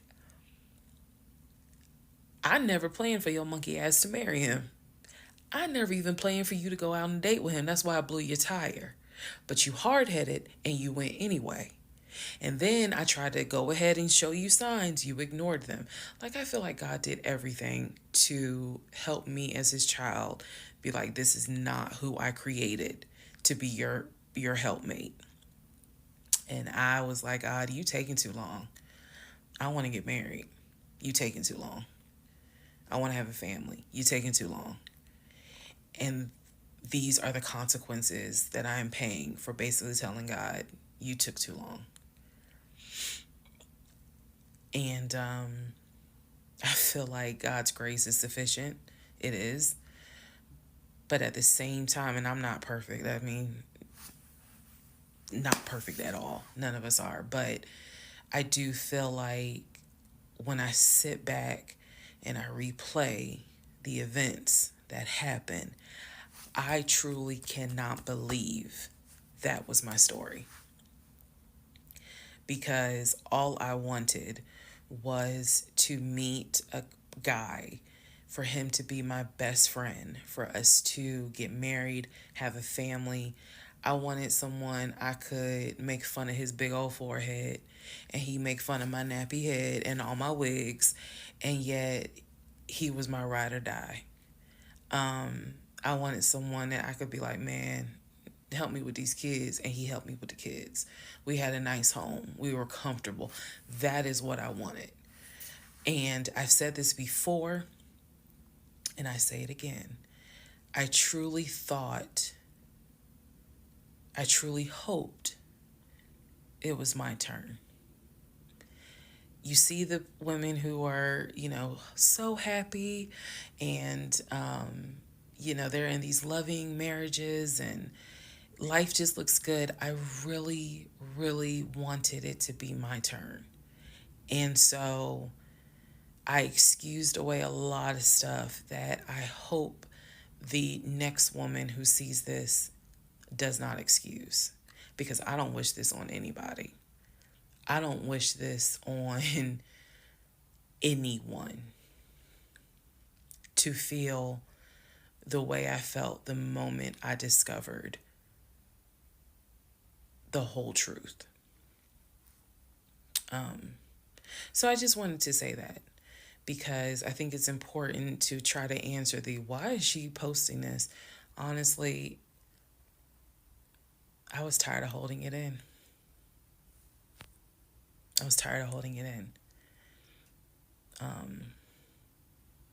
And I hope it helps somebody. Okay, let's all take a deep breath. Let's all get some sleep. If you don't have anything to do and you just want to wish me a happy birthday, wish me a happy birthday tomorrow, February 15th. Shout out to Team Aquarius. Good night, y'all.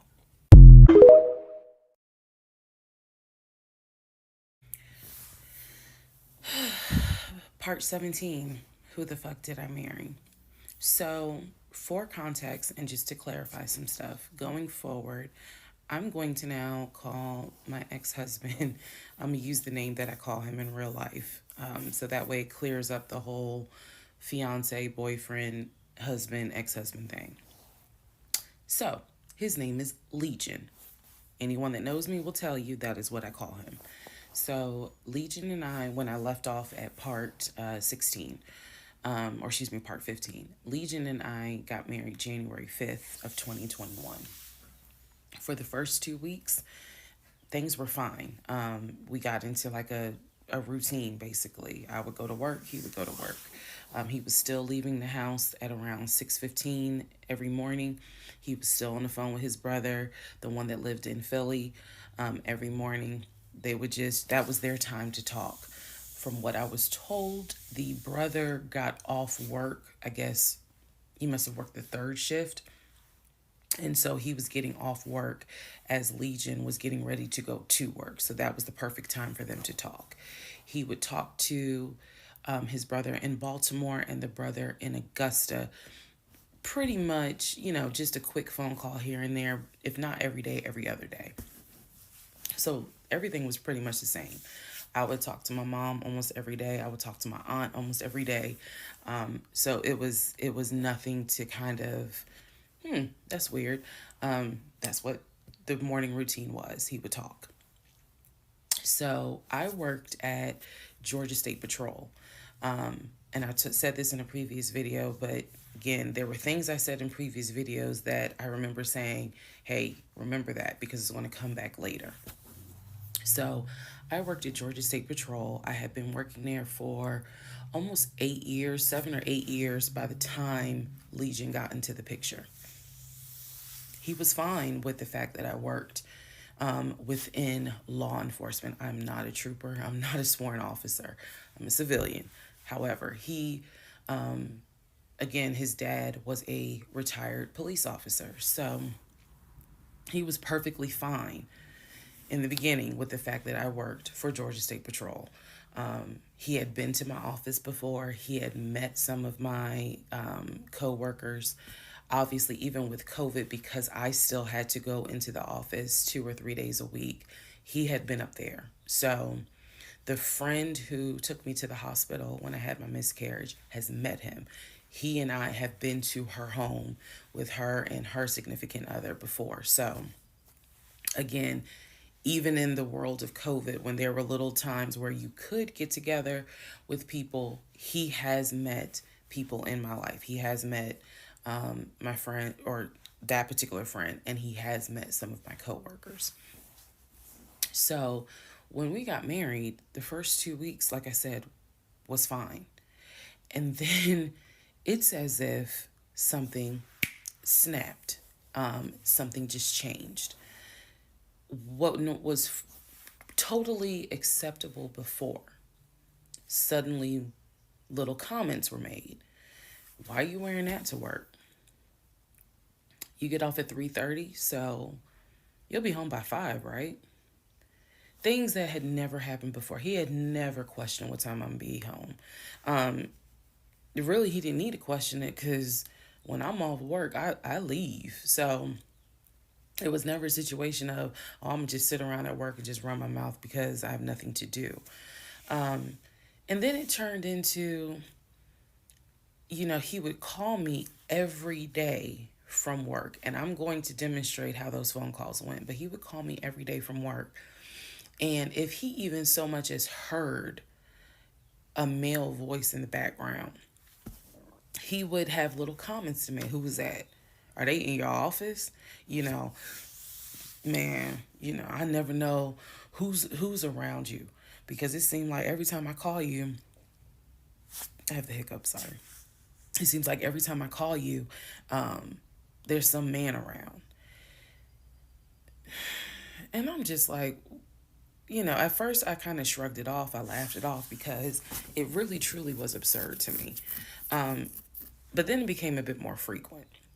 And so I really just didn't feed into it because I'm like, I don't know if this is some insecurity. I don't know if this is jealousy, because nothing has ever been done to make you feel any sort of insecure type of way.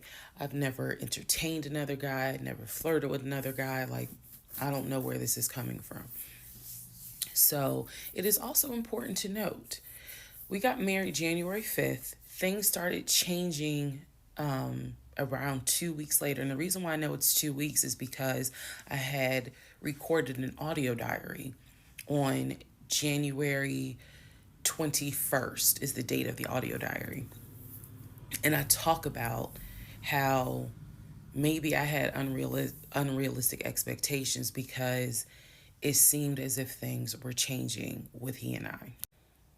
So 2 weeks pass. He starts making little comments. End of January comes, he informs me that he wants to start looking for a house again. I had no real desire to go through that process. So what he decides is that he's going to look for a house for us using his friend, the realtor, the one I did not meet. So he tells me that he and his friend have been talking and he's going to start looking at houses. And what he's going to do is basically, if he feels like it's a house I would like, then he wants to show it to me because he feels like, I know that your attitude really isn't, you're in the mood to look for a house. So I'm going to start looking. And then if I think it's a great house, then, you can come see it.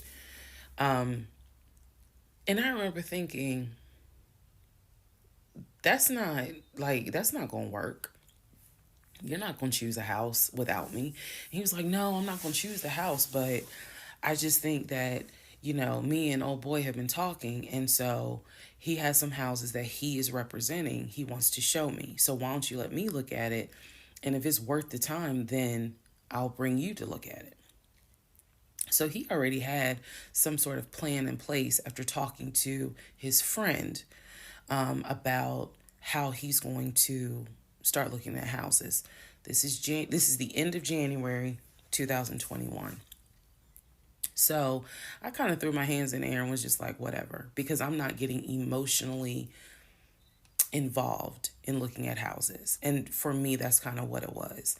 I felt like I would see a house, I could picture us living there, and then it gets snatched away somehow, some way. I didn't want to go through that.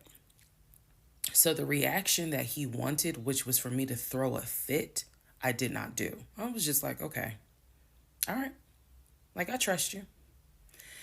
And remember that I said the reaction he wanted, because that's going to come back later. So he started looking at houses. Funny enough, the houses that he looked at, none of them I actually saw. But he would call me and say, I'm at this house in Sandy Springs with the realtor friend. Apparently his realtor friend's name was Scott, not to be confused with the other Scott, the one that was actually helping us, that dropped us as clients. I want to make that clear. There were two Scotts. One is the realtor who was representing us, who said, hey, I need proof of funds. If you don't have those proof of funds, I cannot show you any more houses. The other Scott is his friend, who he had talked to on the phone at least 50 to 100 times in front of me. That's the Scott that he said is going to show me this house in Sandy Springs. Apparently the house was like $800,000. So he was like, I think that if I like the house, then I'm gonna bring you out here so you can see it. All right. Now let's go into part 18.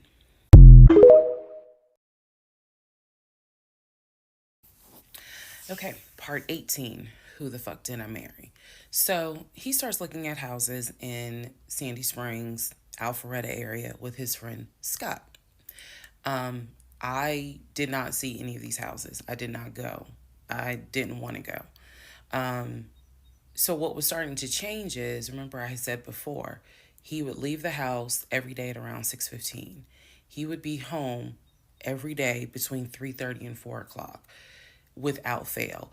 It was so, I shouldn't say it was annoying, but I could set my clock by the fact that I would hear that garage door open between 3:30 and 4 o'clock every day that he went to work. Even during lockdown, he still had to go to work. His job was only locked down for maybe a week. For me, I was allowed to work from home, but unfortunately, I did not handle it well. And so I would fall asleep and not check email. So my boss was like, yeah, you're going to have to come back to the office because you're not trustworthy. And I wasn't. I mean, I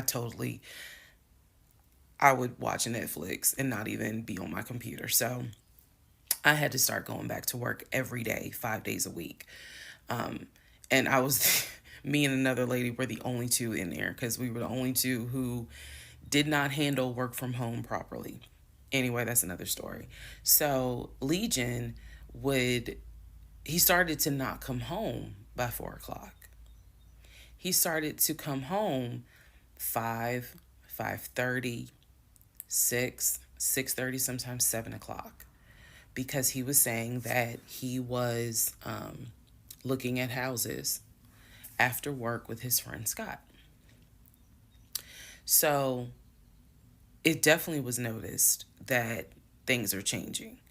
And I just, at this point, kind of emotionally and mentally, I was just like, I don't know what to do. This is the end of January. Remember, I told you in part 15, I got married January 5th. By January 31st, I kind of knew I was in trouble. And by the end of January, sure enough, I knew things were changing in a way that I was like, I hate to sound redundant, but what the fuck is going on? So he's still maintaining the story of looking for a house, looking for a house. I had already let him know my lease is up in August. When my lease is up in August, I am moving to Cobb County. And then my attitude was kind of like, you can go with me or you can stay here. I don't care, but I'm moving. I'm leaving Clayton County. The reason why I was so adamant to move was not because of Clayton County. It was not because of the house that I was in. It was because Legion had started to create this narrative that he was beefing with my female neighbor. He was trying to get me to believe that my female neighbor to the left of me somehow was interested in him. And so she would make these little comments, and he would come in the house complaining about her and her music and the fact that she had, different men over to the house. It was driving me crazy. And all of this was kind of starting in January. So when I say that, it really seems like we got married January 5th, and then we had 2 weeks of peace, and then something just snapped. I literally mean something just snapped. So he's looking at houses. Now we're moving into February. February obviously is my birthday month. He did good. He did good to make Valentine. He went all out for Valentine's Day. He went all out for my birthday. My birthday and Valentine's Day are February 14th and February 15th. So he went all out on both days. Y'all ain't even gonna believe this story. But I said I would share even when it makes me look bad. So, the weekend after my birthday, and what I mean by that is if my birthday was on a Tuesday, we're talking about Saturday. The weekend after my birthday, he gave me money to go to the nail salon, go get a manicure and pedicure. So I leave the house. I take his car. His car was in the driveway. We had a key to each other's car because, again, we're married at this point. We're talking February 2021. So I take his car and I drive to the nail salon over in Morrow. I'm in the chair getting a pedicure, and I get a text message from my husband saying, someone was just at the house looking for you. And I'm like, who was looking for me? Who was it? And he said, I don't know. I think it was some, this is through text. I don't know. I think it was some dude you used to mess with. Okay. I was like, what are you talking about? He was like, I'm telling you, some guy just came to the house looking for you. I told him you were not here. So at this point, y'all, I'm in the chair at the salon. I'm freaking out because I'm like, who the fuck has the audacity to come to my home unannounced, uninvited, talking about they're looking for me? Especially because before I met my husband, I was working the last shift at Amazon as a part-time job. So I had not dealt with, dated anything with anyone for about a year before I met him in March of 2020. So I really was like, who the hell is this coming to my house? So I finished the pedicure. I head home. Once I get home, I'm like, what are you talking about? What happened? And so I'm frazzled in a way.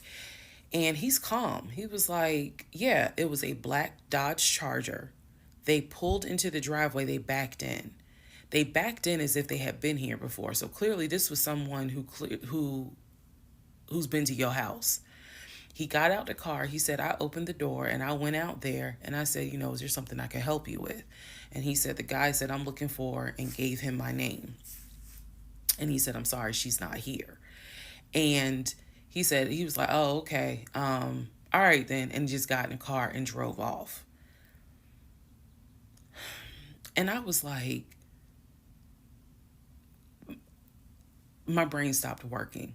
Because I'm thinking, who the heck could this be? A Dodge Charger? I was like, are you sure that it wasn't law enforcement? Like, was it the sheriff's office trying to serve me with a lawsuit for a credit card I didn't pay? He was like, no, he was in regular clothes. He was like, and it was not a police car. It was on a marked unit, basically. And so I'm just like, who the heck could this be? And he was like, I know who it was. And I said, who? He was like, I think it was your ex. I said, what ex? He was like, the one that you had dated for 2 years. Remember back in like part 3, part 4, I told y'all, he told me about his ex. I told him about mine. I thought we were being honest with each other. So now, fast forward to February 2021, and he's telling me, yeah, I think it was the ex that you had been dealing with for those 2 years before you met me. I said, so you think that he showed up to the house uninvited after 2 years? And he was like, well, whoever it was clearly was comfortable backing into our driveway, getting out the car, and was like, I'm here to see, and gave him my name. And so he was like, she's not here. Is there something I can help you with? And the guy was like, nah, it's cool. And then just got in the car and drove off. So, again, brain is like, who could this be? So then Legion says to me, you know what? The way that you reacting to this is real suspect. And I'm like, what are you talking about? He was like, you over here freaking out. I told you I took care of it. I told you it was fine. And you over here freaking out, which makes me wonder, what have you been up to? Now, let's go to part 19.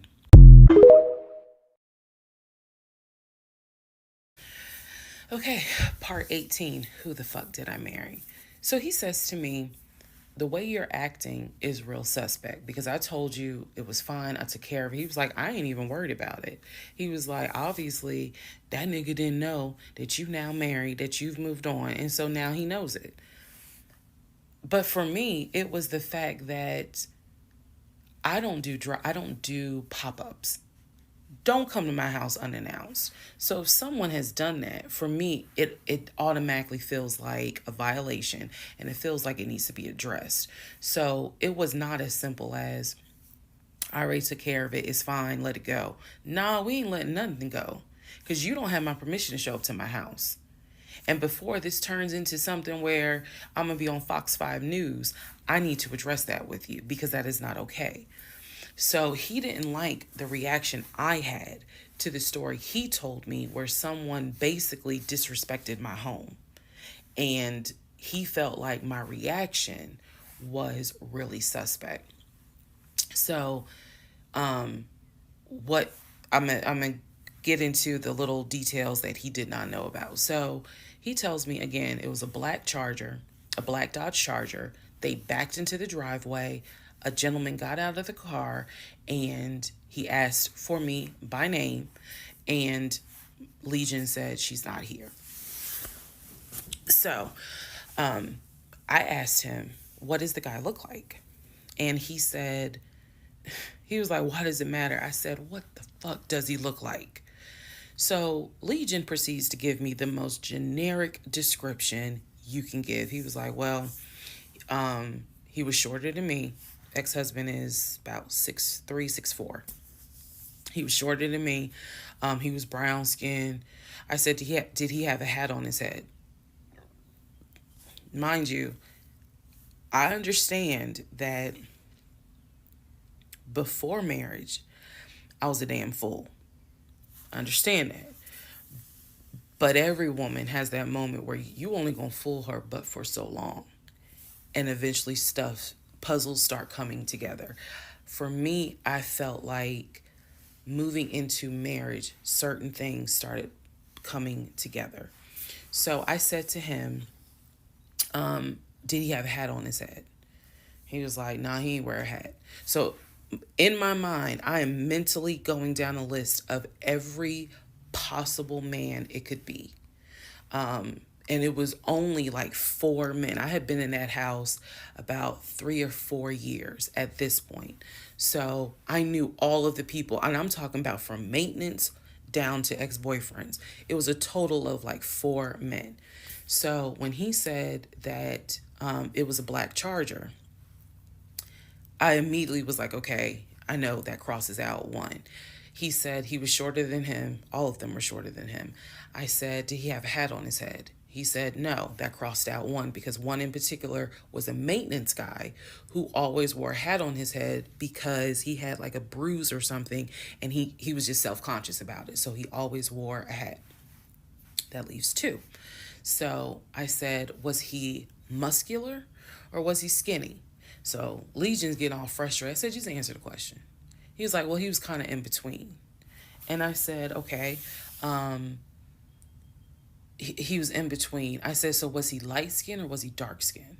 He was like, I told you he was brown skin. I said, was he my complexion? He said, no, he was brown skin. That eliminates one. So now there's one left. And yes, the one left would have been the ex that I had dated for 2 years. And so he was like, I know it was your ex. I know it was your ex. And I was like, that don't make no sense because the ex that in my mind, I'm saying this, the ex that I had dated, he and I had no contact with each other. And he was not the type to just pop up at your house. That ain't his style. Not to mention, and I ain't tell Legion this, that man would not be caught dead driving a Dodge Charger. He hated Chargers because he drove it as a patrol car. So I didn't say anything. I just was like, that's weird. So what Legion didn't know is that at the time I had a security system. So I had a security system where anytime the front door, the garage door, or the back door was open, basically any entry point, anytime it was open or closed, it would send me a text message notification. So when he's telling me all this, I'm looking at my phone and I see a notification where the front door was opened and it was shut all within the same minute. So for example, if it says front door open at 1 p.m., front door closed at 1 p.m. So whatever he did was within those 60 seconds. He's telling me the story of the guy got out the car.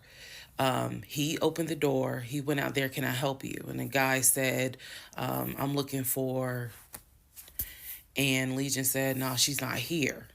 And so he said the guy kind of was like, okay. And he was like, all right, thank you. And got in the car and drove off. Legion has also told me that he watched him drive out of the neighborhood, which means because of the way the house was set up, the townhouse, he would have still been outside watching this. I could be wrong, but something in me was like, that would take more than 60 seconds. So for the door to have been open and shut within the same 60 seconds, I was like, okay. So also what he didn't know, we didn't have a Ring door camera, but my neighbor did. And her Ring door camera caught my driveway. The view of the camera could see my driveway as well as her driveway.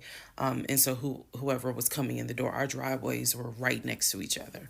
And then on the other side of it was the grass. So it was a perfect view of my driveway. So she, I had texted her and I said, hey, were you home? I think I texted her the next day because I said, were you home on Saturday? Da, da, da, da. And she said, no, I wasn't. What's up? Everything good? And I said, can you look at your security system and see if there was a car that came to my house? And at such and such time. And I know I did not tell her the reason I was asking, but I was like, is there any way that your security camera caught if someone came to my house at this time on Saturday? She was like, yeah, sure, I'll look. And so maybe about a couple of hours later, she texted me back and said, hey, I looked at the camera, but I didn't see anything. And I said, okay, by any chance, did it catch if someone maybe walked up the driveway? Like maybe it wasn't a car in the driveway, but someone walked up. She said, I didn't see anything with your driveway yesterday. So I said, okay. And I knew that something in me, again, was like, nobody came to the house. So now here we are, a month and a half married. And now is when I'm like, why the fuck did he make that up? Because no one came to the house. No black Charger came to the house, backed into the driveway. Nobody got out the car and asked for me. Nobody was looking for me. So now I was sitting in the bedroom thinking through all this, and I'm like, why the fuck did he make that up? Because that's what happened. I'm looking at the text messages on my phone where he's telling me someone just came to the house looking for you. But no one came. So what was the purpose of that? And then something said to me, something in me said, he wanted to see your reaction. He just wanted to see the reaction. You had been too calm, and so he wanted to see a reaction. So this man gaslit me like I was Georgia Natural Gas just to get a reaction. Welcome, ladies and gentlemen, to part 20 of Who the Fuck Did I Marry?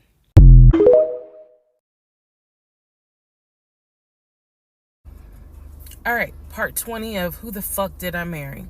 So after the black Dodge Charger incident, things were quiet. Legion was fine. Legion slept just fine. Me, that shit played over in my head for days and days and days. On one hand, I was like, I know nobody came. My head knew nobody came to the house. My heart was like, but maybe he didn't make it up. So the head and the heart were absolutely playing a tug of war because, again, I really couldn't fathom that he was making it up.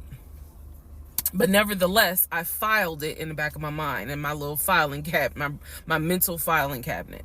So a few weeks later, we go out to eat at this restaurant in Atlanta. It's a burger place, and I'm going to do my best by the time I post this to put the name of the burger place on the screen. So we go to the burger place, eat dinner. Everything was fine. As we are leaving, he says to me, did I ever show you where my grandmother's buried? This is the grandmother that passed away from COVID in 2020. And I said, no. I was like, we haven't been over here. And so he was like, let me show you. So he drives us to the cemetery, which is not far from the restaurant. He drives us to the cemetery, goes around and around, and then it comes to like a little hill in the cemetery. And he was like, you see the headstone. The headstone had like the family name on it. And it did not have, for example, John David Doe. It just had Doe. Okay.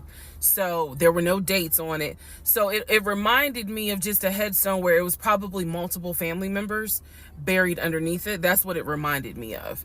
And so he was like, my grandfather and my grandmother are buried there. I do recall him telling me when the grandmother died in 2020 that she wanted to be buried next to his grandfather. And so we're sitting in the car because we can see the headstone like on top of the hill from the car. And he tells me that is where his grandmother and grandfather are buried.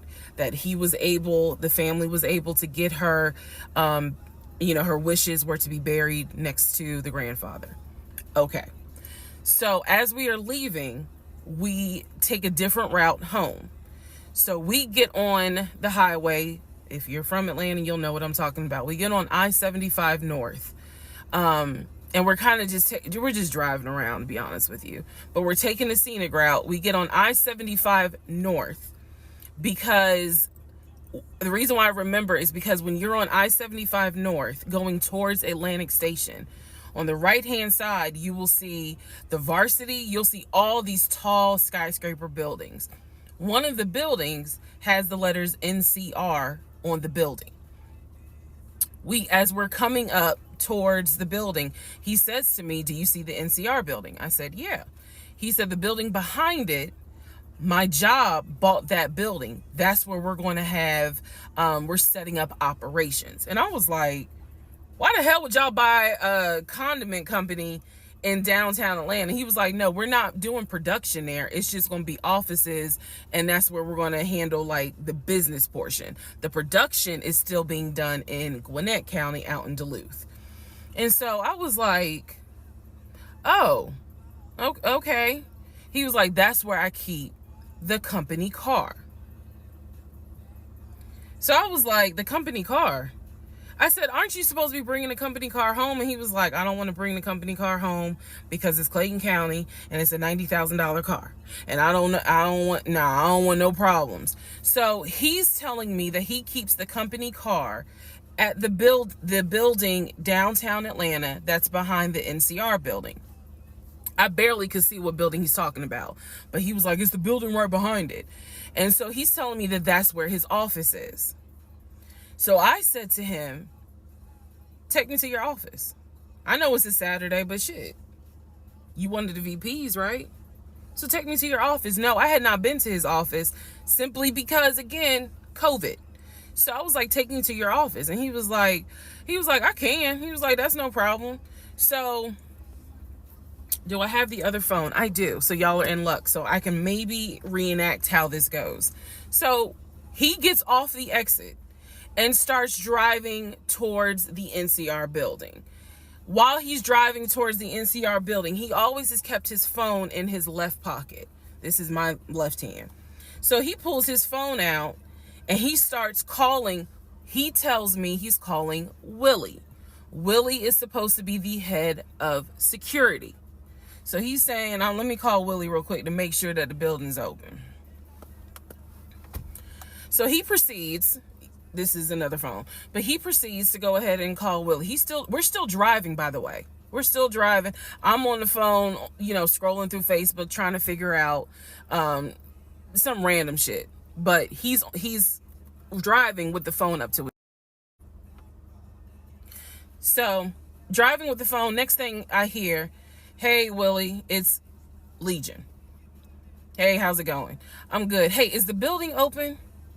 "No, I just want to take my wife up there so she can see it and see my office." "Are you up there right now?" "You're not?" "Okay, is Mr. Justin working?" "Okay. So is there anybody up there that can physically open the building? Because I don't think my badge is going to get me at least in the front door because of it's on the weekend lock." "Okay. Okay. All right, let me know." "All right. Thank you, Willie. Bye." Y'all see how I did that? He's having this whole conversation while I'm sitting in a passenger seat. So then he gets off the phone and he says to me, "Willie is not working and Justin apparently called out sick. So the building is locked and my badge won't get us in the front door." He was like, "Willie's going to see if there's someone else that can open the front door so we can actually get in." He's like, "My badge will get us on the floor, but it will not get us in the front door." No one ever called.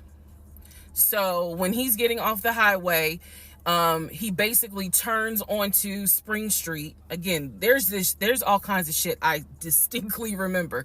He turns onto Spring Street so that he can then get on 75 South so we can go home. Never saw the office that day. But again, this is where he's saying that he keeps the company car.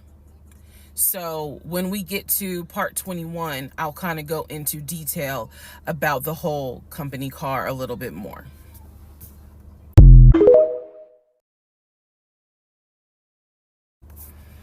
Part 21, who the fuck did I marry? So, the company car apparently was a charcoal gray BMW. I believe it was a 5 Series. It was a 5 Series. I don't know much about the sedans. Y'all know I wanted the X5, dark blue with the cognac interior. He got the BMW 5 Series, charcoal gray. He sent me a picture of the car. So I did see a picture of the car. After this whole NCR building, take me to your office, that is what he's claiming, is that he leaves the company car at that location. He's saying that he drives from Riverdale to Midtown, switches out cars, and then drives from Midtown to Duluth. Those that don't know how Metro Atlanta is, basically Midtown would be in between where we live and Duluth. I only know that he left the house every day at 6:15. I know that I never physically saw the company car come to our home. Saw a pictures, plural. So when he told me that he got a BMW 5 Series, keep in mind, this is after I had been promised a dark blue X5. So I was a bit salty. I don't care if it is a company car. I was a bit salty. I will admit that. Because I felt like you get to drive the car that you know I really want, which is a BMW.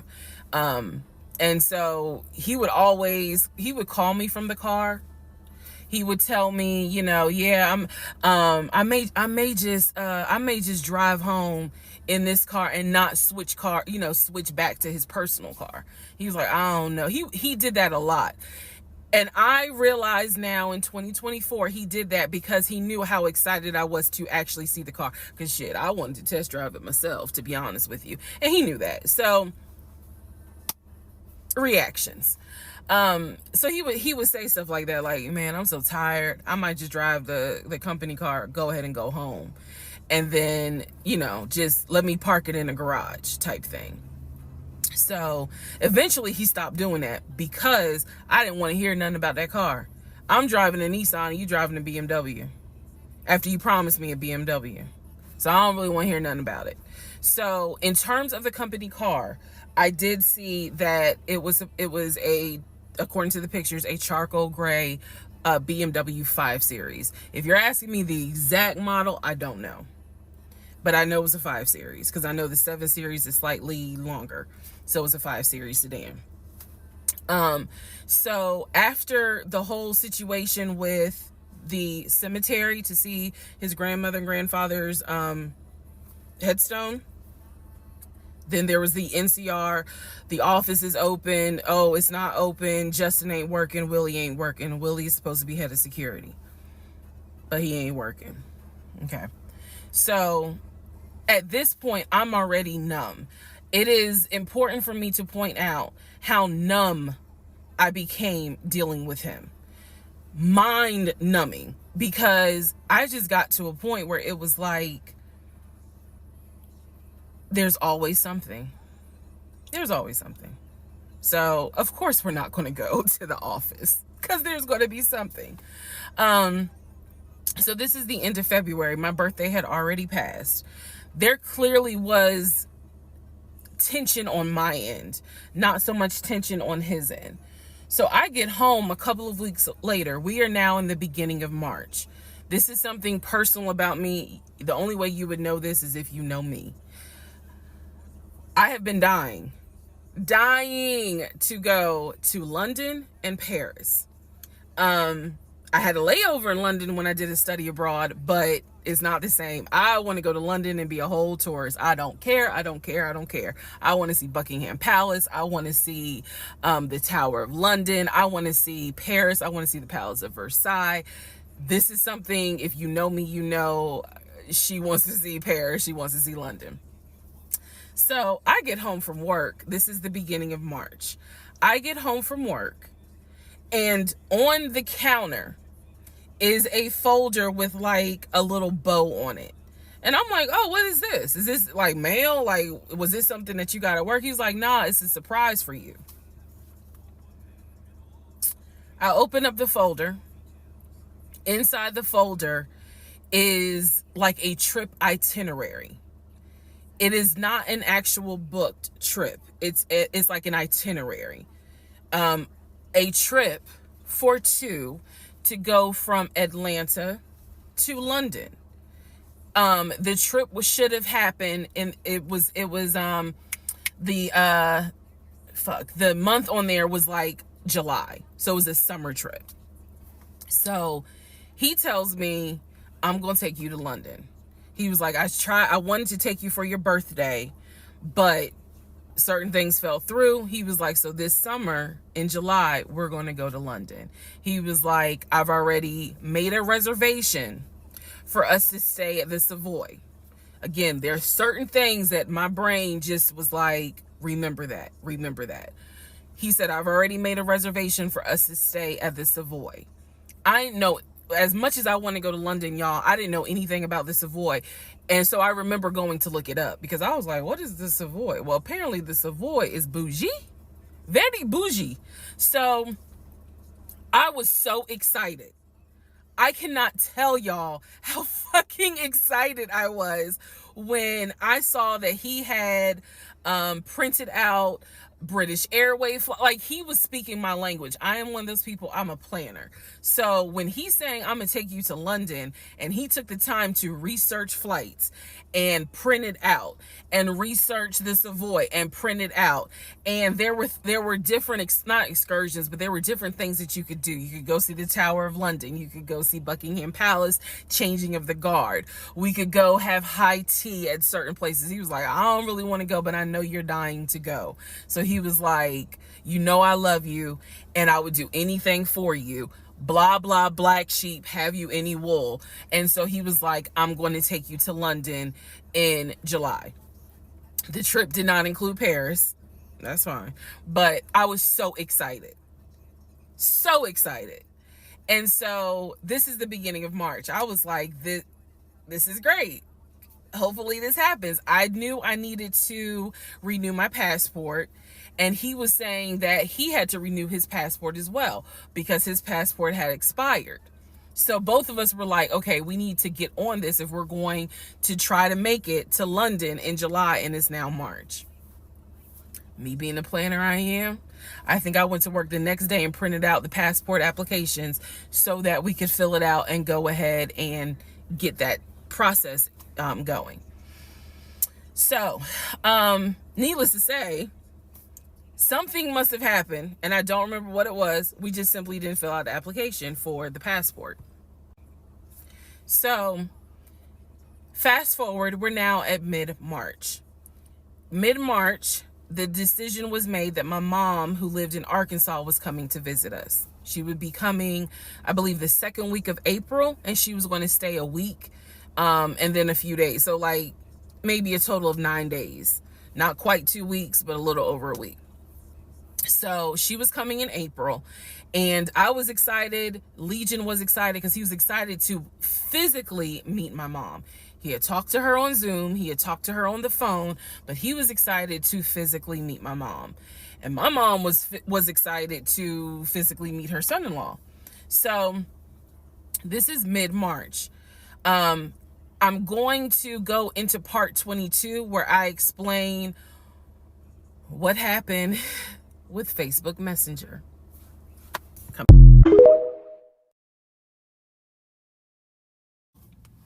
Part 22, who the fuck did I marry? So now we are in March. This is right after he had surprised me with the announcement of we're going to go to London for a trip in July. Because we definitely didn't do a honeymoon. We definitely didn't do any sort of trips together. So the idea was we're going to do a trip in July together. One thing about Legion was that he was the guy who was like, I have nothing to hide. I don't lie. I don't like liars. If we're in a relationship, then everything should be out in the open. So I've always had his cell phone passcode. Never felt the need to look through his cell phone. And funny enough, I can tell y'all right now, disclaimer, I will never go through a cell phone again. You cheating piece. So anyway, so one day, this is mid-March, going like around March 20th. So we're heading towards the end of the month. He was in the shower. Keep in mind, my mom is coming for a visit in April. So he was in the shower and he received a text message on his phone from a woman. The text message, because it was a preview, so the text message was something where if you didn't know the context of the text thread, you could either go left or you could go right with it. So me being just curious, I opened up the phone, put the passcode in, read the text, then read the thread. Come to find out, it was a text from his aunt. His aunt and his ex share the same name. That's why I say it could go left or it could go right. Text was from the aunt. So I looked at the text, went through the thread, nothing in there. So I went ahead, X out of the messages. I see that he has Facebook Messenger downloaded. And obviously it shows you the number of unread messages in the icon. So it showed that he had like 5 unread messages. So I clicked on it, just being nosy. And what do my wondering astigmatism eyes see? So in his Facebook Messenger is about 7 women. I can see their profile picture and I see their names. Some of them had a preview. The ones that he had not read, I could see the preview of the message. One in particular said, "When are you gonna come get this?" Y'all know what I'm talking about. So I clicked on that one first. And I'm reading through the thread. And so she's saying, "When are you gonna come get this?" But earlier in the thread, or further back in the thread, he had asked her, "When are you gonna give me?" And she said, "When lockdown is over." So from what I could piece together, he had not yet physically gotten with her. But had there been no COVID, he would have smashed all day, every day. The other messages were innuendos, meaning the other messages from the other women were innuendos. They were not as graphic as the one between him and her. So I'm reading these messages, and what is interesting is that the person I am married to is not the person in these messages. Like, this man was on some nasty shit. And I say nasty not in a judgmental way, but with me, he seemed to act as if I was damn near virginal white. And I clearly see evidence that you into some shit that with me, you acting like, nah, I ain't really into that. So I confronted him. I absolutely confronted him and was like, what the fuck is this? If 2 + 2 is 4 and 5 + 5 is 10, what the fuck is this? And so he did not, that ain't what happened, blah, blah, blah. Instead, what he hit me with is, man, I was just playing around. Like, ain't nothing happened. I shouldn't have said all that, but I was just flirting. It ain't mean nothing. I don't even know that girl. I was just flirting. And so I'm like, is this what you into? And so he was like, no, it's not what I'm into. It was just stupid. It was stupid because I shouldn't have done it. So I'm going to be honest with y'all, because I've been honest all this time. What pissed me off the most was that here I am as a woman behaving, trying to do the right thing by him and this marriage. And you mean to tell me you out here offering your ding-a-ling to random chicks that you don't even know? I was more angry at the fact that I'm like, dude, do you know how much I have turned down in order to be faithful to your dumb ass? And I'm seeing that you basically are out here acting like you got Skittles taste the rainbow. I was hurt. I was angry. I thought about getting my lick back. I'm just being honest. I did. And he played it off like it ain't nothing serious. It ain't nothing serious. Don't overreact. Don't get emotional. It was just dumb. He was like, I will delete the messages. I'll even delete Messenger. And I told him, I was like, that's really not good enough, because that's not gonna fix the root of the issue. So this is where I introduced that we need to do marriage counseling. He didn't have any issue doing marriage counseling.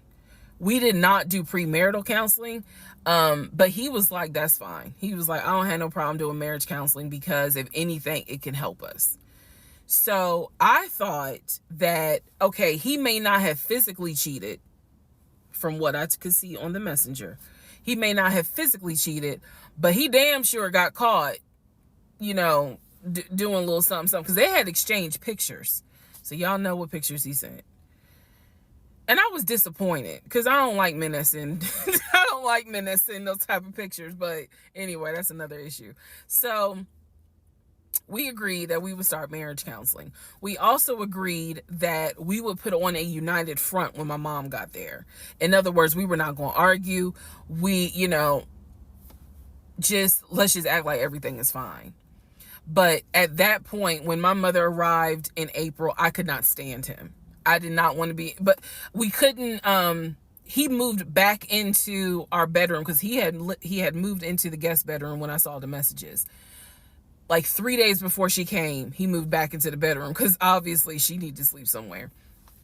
So I really could not stand him. And it was because I was busy second guessing myself, like, damn, what's wrong with me? Like, if that's what you into and I'm supposed to be your wife, like, let's have conversations. Like, shit, I went to FAMU. I understand some stuff, buddy. So it just was one of those things where it made me second guess, like, what's wrong with me? What did I do wrong? What is it that she got that I don't? Because you all out here willy-nilly, messaging her all hours of the night, because the thread went back quite a few weeks. I saw it in March. There were messages from December, November. So again, I'm just second guessing all kinds of stuff, self-esteem taking a hit.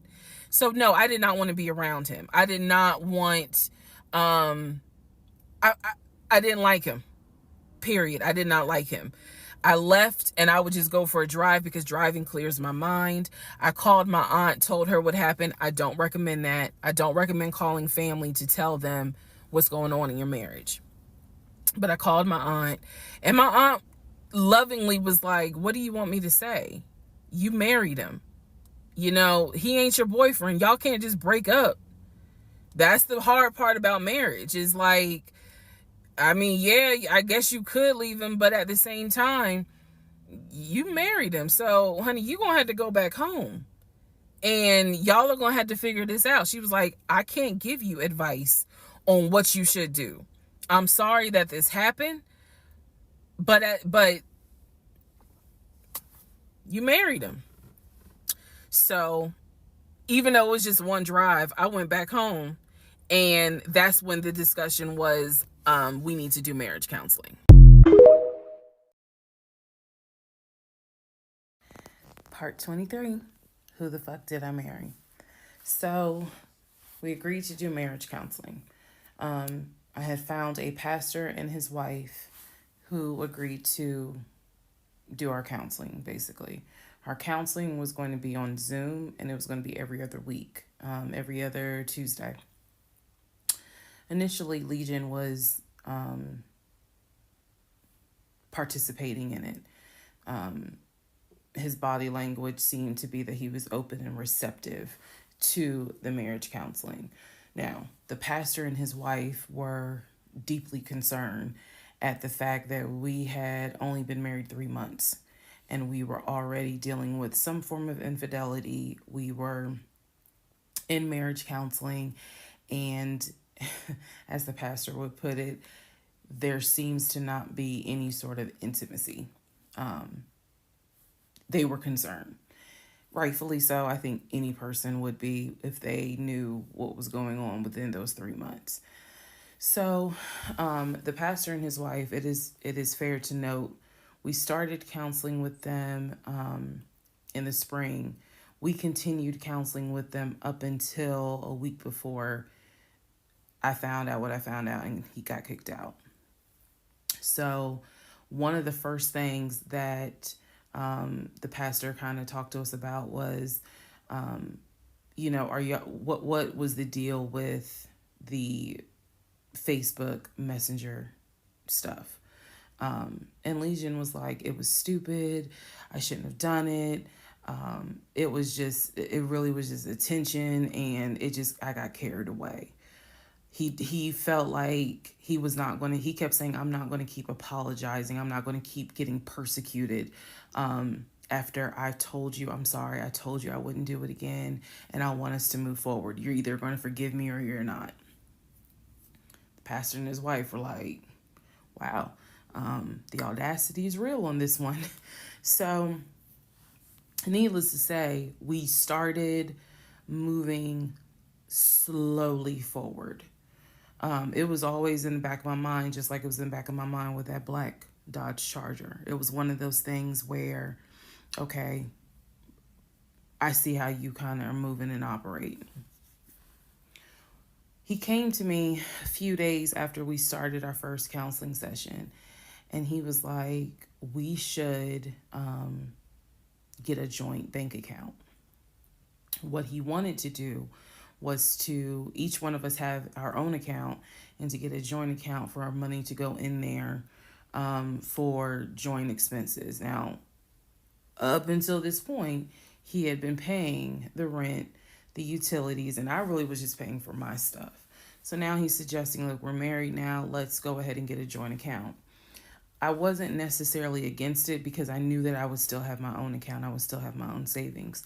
So what I countered with was, okay, let's take a look and see what we're working with. Show me your checking. Let's look at each other's accounts. Look at what we have currently. He was cool with that. So he shows me his checking account. His checking account available balance was it was just over $9,600. Mine was just over $1,500. So there was a huge disparity in the amounts.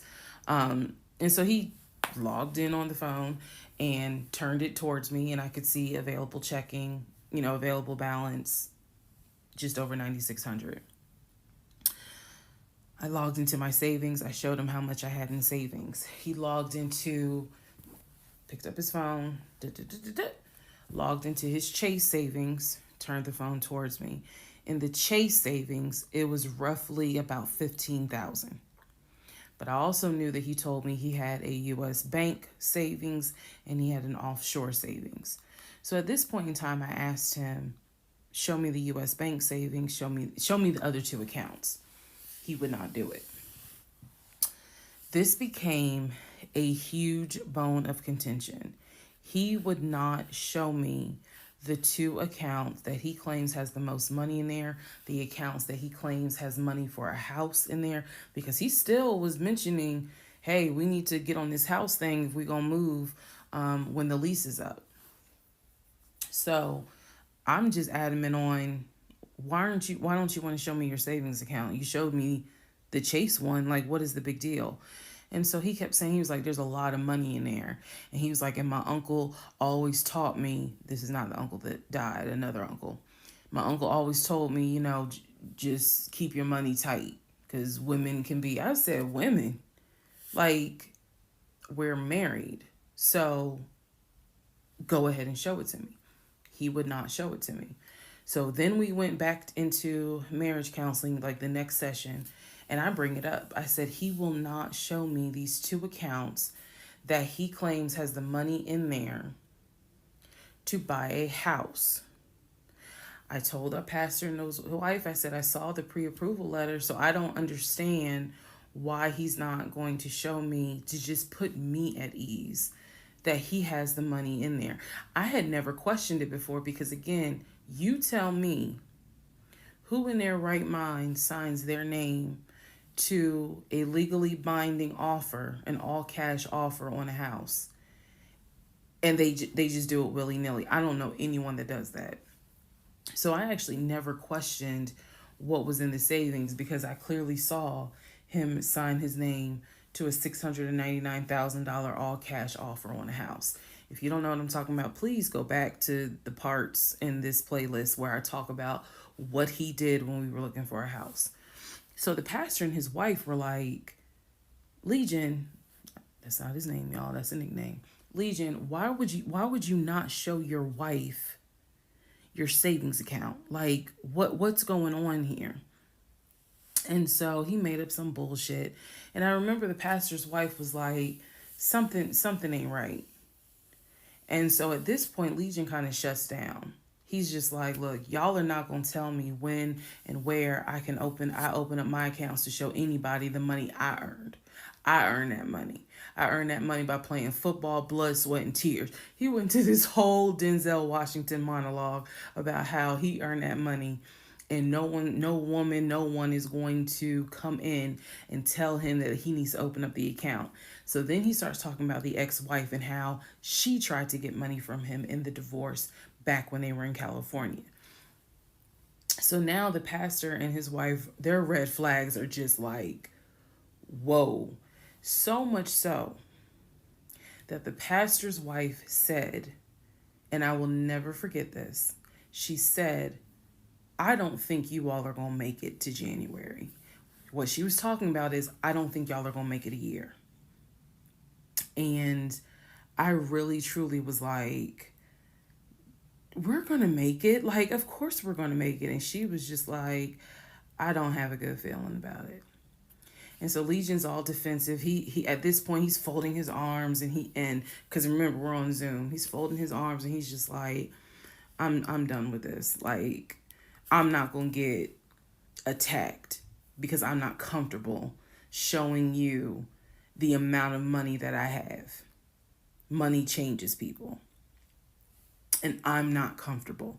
So he's playing that victim card.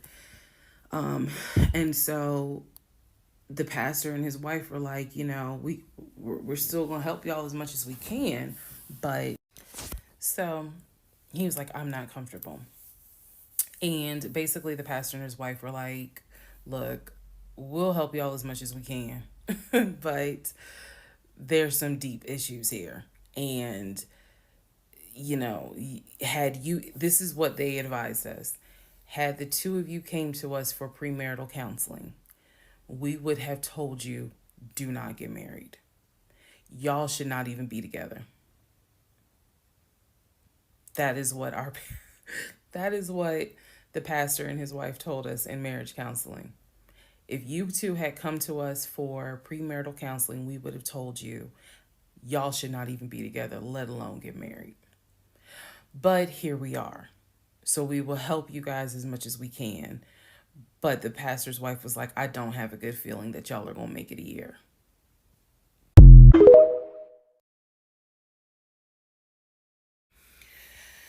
Part 25, who the fuck did I marry? So we weren't looking at houses anymore. We were not working with a realtor anymore. The end of April, I had decided that I wanted to look for another job. I did. The reason I want to look for another job is petty. Yeah, it is. I wanted to look for another job because I was pissed off at the fact that I had basically was dependent on him to help with the car note. So I wanted to look for another job where I could afford life all by myself, including that car note, basically where I would make more money. I told him that I was going to start looking for another job. He laughed. And his exact words were, you're not going to leave Georgia State Patrol. He was like, I swear you love them niggas more than you love me. He laughed. So that fueled me even more. So I was hitting the pavement hard trying to find another job. I was applying to all kinds of places. Got a phone call from my current job. So this is how I ended up in my current job. Got a phone call. They had sent me an email with a background packet. The background packet was long and extensive, but in the background packet, it asked for my spouse's full name, my spouse's date of birth, and my spouse's social security number. So I showed it to Legion and I was like, I need your social because, I'm applying for this job. It's a great job. It's way more money. And, we're talking about moving anyway to Cobb County. So this is a God thing. He did not want to give me his social. I showed him the paperwork where I was like, look, because we are married, I can't lie on here. So help me. So he writes down his social security number on the background packet. And I eventually turned it in. I had scanned it, saved it in my email, and sent it in. And I looked at it one day, just going through it, just making sure I didn't really miss anything. All T's were crossed, all I's were dotted. And I looked at his social, and something about the social seemed different than the social security number that I remember seeing when we did our marriage license. And so, for those who you remember in the previous part, I said I had ran his social security number from the marriage license. Nothing came back. So I thought that I had written it down wrong. Basically, what it is that the first three numbers were different on the background packet than what was on the marriage license. If you don't know this, here's a little trivia. Your social security number, the first three numbers, pretty much are dictated by the state you were born in the state that issued your birth certificate. So he was born in Pennsylvania. So the first three numbers of his social security number should be attributed to Pennsylvania. Pennsylvania, shit, they probably got like 5, 6 different numbers, 3-digit numbers that your social security number can start with. So the social that was on the marriage license, for example, was probably 1, 2, 3. What was on the background was 4, 5, 6. Both of those social security 3-digit prefixes are issued through the state of Pennsylvania. Again, this is an example so I can make it clear. So when I saw his social on my background, I immediately knew that was a different social than what I saw on the marriage license.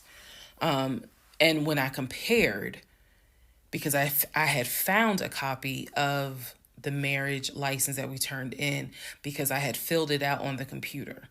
So sure enough, the first three numbers were different. The rest of the numbers were the same. So one of two things: either when I ran his background, I did in fact put in the wrong number, or the number on the marriage certificate or the background packet is wrong. So I decided that I was going to roll the dice and take the social from the background packet. Again, this is the background packet that I had to fill out to get my current job. I was trying to get a new job. Okay, so I took that social and I ran a background check on it. What came back on this particular background was all the addresses that the social security number, I guess, had been attached to. So all of the addresses, the states were Georgia, Rhode Island, Pennsylvania. What I did not see was California. So I thought that was weird. I thought, okay, maybe this is not a complete background because clearly he went to San Diego State. It's on his resume. It's on quite a few things. Social media. He didn't have a LinkedIn, but it was on his social media. So clearly he had been to California. So maybe I just need to do a different background check. Also to note, during this time, I think I told you guys he had hit his leg at work. So what was happening was it was getting more and more difficult for him to walk, like put pressure on that leg, on that knee. He was still able to go to work. He was still leaving at 6:15 in the morning. He was still coming back between 3:30 and 4 o'clock. But I clearly could see where he was in pain. He would elevate the knee, ice the knee.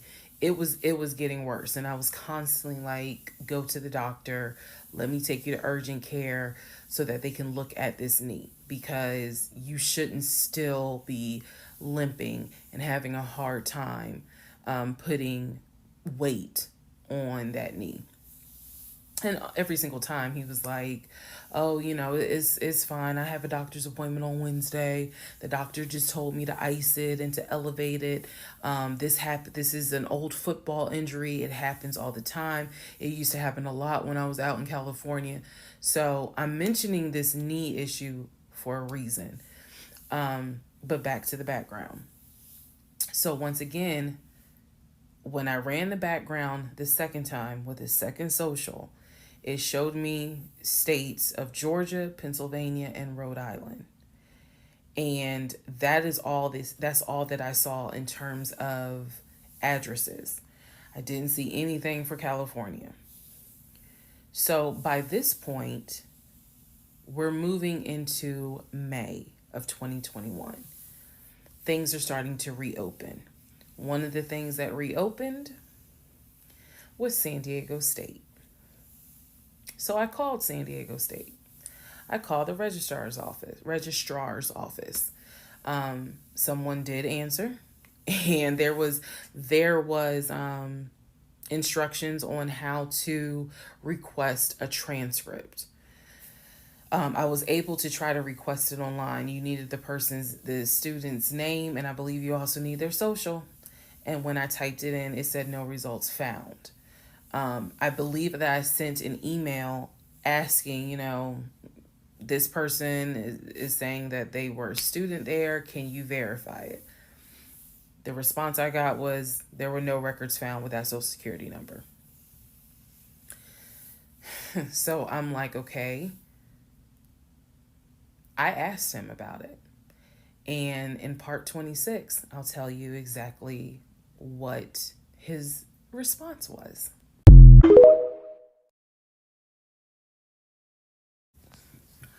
Part 26, who the fuck did I marry? So I asked Legion, what's the deal about San Diego State? He was like, what are you talking about? And I said, why is there no records of you there? It just came right out and said it. Without missing a beat, this man said, well, I was a private citizen. What the fuck does that mean? And what he said is that when he started at San Diego State, his father paid money so that, okay, it's important I say this with a straight face. His father paid money so that his name and social would not be publicized and he would be considered a private citizen. He said that he had a card where all he had to do was show the card. He does not have to give his name. He does not have to give any information because he had that card. He said so San Diego State would not have any record of him, but he was in fact a student there. I said, and you claim that you played football. He was like, I did play football. I said, so you're saying that the school did not publish your name anywhere and they were in violation of NCAA rules? And he was like, why are you asking all these questions? And I said, I'm just curious. I'm just curious. You're saying that you were a private citizen, but yet how were you in compliance with NCAA if you were a private citizen and they did not publish your name on any roster? So that was his excuse. He was like, all I can tell you is that I was a private citizen. My dad paid for it. Okay. So now I know that San Diego State has no record of him. Now I know that his social security number, at least the one that's on my background packet, only shows that he lived in Georgia, Rhode Island, and Pennsylvania. Okay. So at this point, the pain in his knee is getting worse. It's getting to the point where when he would come home from work, he would take a shower and immediately get in bed, elevate his knee. He was not even eating the way that he used to eat. It was getting to the point where at times, if you remember when I told you all about the miscarriage, they gave me pain meds because I had taken that pill. But the pain meds I was allergic to, so I couldn't take them, but I still had them. So the pain in his knee was getting to the point where he would take one of those pain meds just to get through the night. He was constantly in agony, constantly kind of tossing and turning, so much so that in May he moved into the guest bedroom because I couldn't deal with the tossing and turning thing. And he just said he was more comfortable there. So what at first was a, oh, I hit my knee at work, turned into, no, it was an old football injury, this has happened before, turned into, it's painful for me to walk on it, turned into, it's actually hard for me to work on it. But he was still going to work at 6:15 every morning and coming home between 3:30 and 4. So it is, again, I'm just giving you guys the chronological order of how all this happened. So at this point, we're not looking for a house. I still have not seen the two savings account. I'm pretty sure there's no money in those savings accounts. But again, he was going to put in an all cash offer with Amber, the realtor. So I really didn't know what to believe, but I believed what I saw, which is I saw that that background is not showing where he went to California. So at one point in May, it was close to mid-May, he calls me from work. He calls me from work, calls me while I'm at work, and tells me that he got a phone call from his stepson. The phone call from his stepson, the stepson was crying and was just absolutely distraught. And I'm at work in my office like, what's going on? And he says to me that the stepson informed him that his stepdaughter passed away, that she died from COVID. The stepson found, this is the story, the stepson found her in her apartment because they had not heard from her for a couple of days. And she was unresponsive. He called the ambulance. They pronounced her dead when she got to the hospital. So he was calling to tell me that she had died. And he was also calling to ask me if I would object to him giving his ex-wife $2,000 towards the funeral. As I've stated before, and I still am this way to this day. I don't play about death. So when he told me that she died, I immediately went into the, all right, I'm sorry to hear that. Whatever we can do to help, let's help. Because surely nobody would make that up. So he was like, are you okay with that? He was like, we're married, and the agreement was that anything over $500 would be a discussion. So 2,000 definitely. And I said, yeah, I said that's totally fine. I'm fine with that. He was upset because again, he was close with the kids. And my heart went out to his ex-wife. It did, because I can't even imagine. I cannot even imagine. So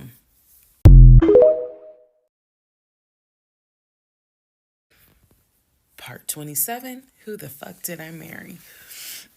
So here's where we are at, and here's what we can establish. Number one, I ran an initial background check on the social security number that was on our marriage license. Nothing came back. I subsequently applied for another job. In that job, I had to fill out a background packet. The background packet asked for my spouse's name, date of birth, and his social security number. The social security number on the background packet for the new job did not match the social security number that he gave me for our marriage license.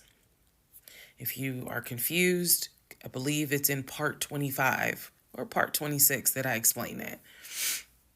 So we can establish that I then ran a background check on the new social security number that was on my background packet. It came back with states that the social security number apparently had lived in. Those states were Georgia, Pennsylvania, Rhode Island. Okay. I decided, this is now around May 20th, I decided to do another background check. And I paid to do another background check. This time, I did it with a different company, and not only did it give me the addresses, not only did it give me the states, it gave me addresses, and it also gave me names of people who were like associated with Legion and that address. One of those names was his ex-wife. I've always known he's always told me the name of the ex-wife, but now I see it when I ran his background. I did a search for her on social media. She was not there. So the address that it showed that she was associated with him, because remember his story is we got married in San Diego, we lived in San Diego, we divorced in San Diego. Men lie, women lie. The U.S. federal government, with your social security number, does not. So he's saying he was always in California. His social security number never showed that he was in California, according to the background check. It did show that he had lived in Georgia at an address associated with the ex-wife. So tried to find the ex-wife, could not find her on social media. So I looked in the metro counties to protect her identity. This, I am going to not divulge a lot on this part. I looked in the metro counties in the open record courts. So typically, you can look in like Superior Court or Magistrate Court or Probate Court. So I looked in open records for the different counties, metro Atlanta counties. Let me be clear, metro Atlanta counties. And I looked under her name. And I found where they had filed for divorce in a metro Atlanta county. So when he said that he filed for divorce in San Diego and that he was married in San Diego, I was able to find, no, according to the state of Georgia, you were married here. You were divorced here. So I looked under her name, found a record for divorce, and it did show his name. So now I clearly see on my computer that there is a metro Atlanta County Court that has a divorce record in the state of Georgia between him and his ex-wife. So I did what any rational person would do. Because this is still kind of COVID time. Well, not really. It had nothing to do with COVID. Let me take that back. Because of the parameters of the court, you can only do the open records request in person. I did what anybody would do. I told my boss I had to go. I grabbed my purse, grabbed my keys, and I drove to the court to do the open records request in person. The open records request was for the divorce documents. Go back in the series, and remember I did a background on the ex-wife. I told you all exactly what was told to me. He met her in California. He married her in California. He divorced her in California because she cheated on him. He filed for divorce. She tried to get spousal support. It was going to be a little ugly. He was helping her with the kids. That was the story that was told to me. So went to the court, filled out the paperwork, got the open records request for the divorce decree, for the divorce records. First thing I see, he didn't file, she did. Second thing I see, they didn't make it more than 6 months. I see the date of marriage. I see the date of dissolution. 6 months. Third thing I see, he was served in Metro Atlanta, which means that at the time of the divorce, he was living in Metro Atlanta. California was never mentioned. Fourth thing I see, he filed what is called a pauper affidavit. If you don't know what that is, I'm going to do my best to explain it real quick. Basically, he filed an affidavit with the court saying that he is so poor, he could not afford the fees to pay for a divorce. He couldn't afford a filing fee. He couldn't afford a service fee. That is what a pauper affidavit is for. All of this is in the divorce documents. She had filed. She said it was irreconcilable differences. She was not requesting any money whatsoever. And both of them had signed a pauper affidavit.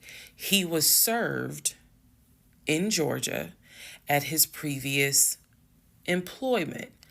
According to the divorce documents, he was served at like a grocery store. That is what was listed as his employer. And it had a date of when he was served. So I see all of this in one day. I also see where on the divorce documents, she listed her name, her address, and her phone number. So I did what any rational person would do. I wrote down the phone number. There was a 50-50 chance that the number was already disconnected. She could be like me. I'm one of those people. Honey, you can sneeze at a 27-degree angle. I will change my number so quick, you ain't even know what hit you. You can talk to me at 5 o'clock, and at 5:05, my number has been changed. So she could have been like me, and the number is not even active.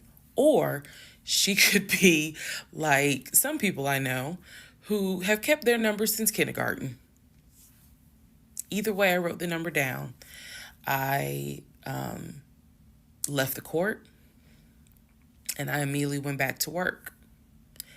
And the same friend who helped me when I had my miscarriage, I told her, I was like, I got this phone number. This is the ex-wife. She was like, girl, you better call.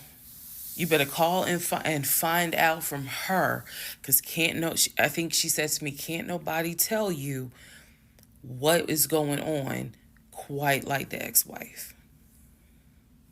So, part 28 is the phone call that I had with the ex-wife.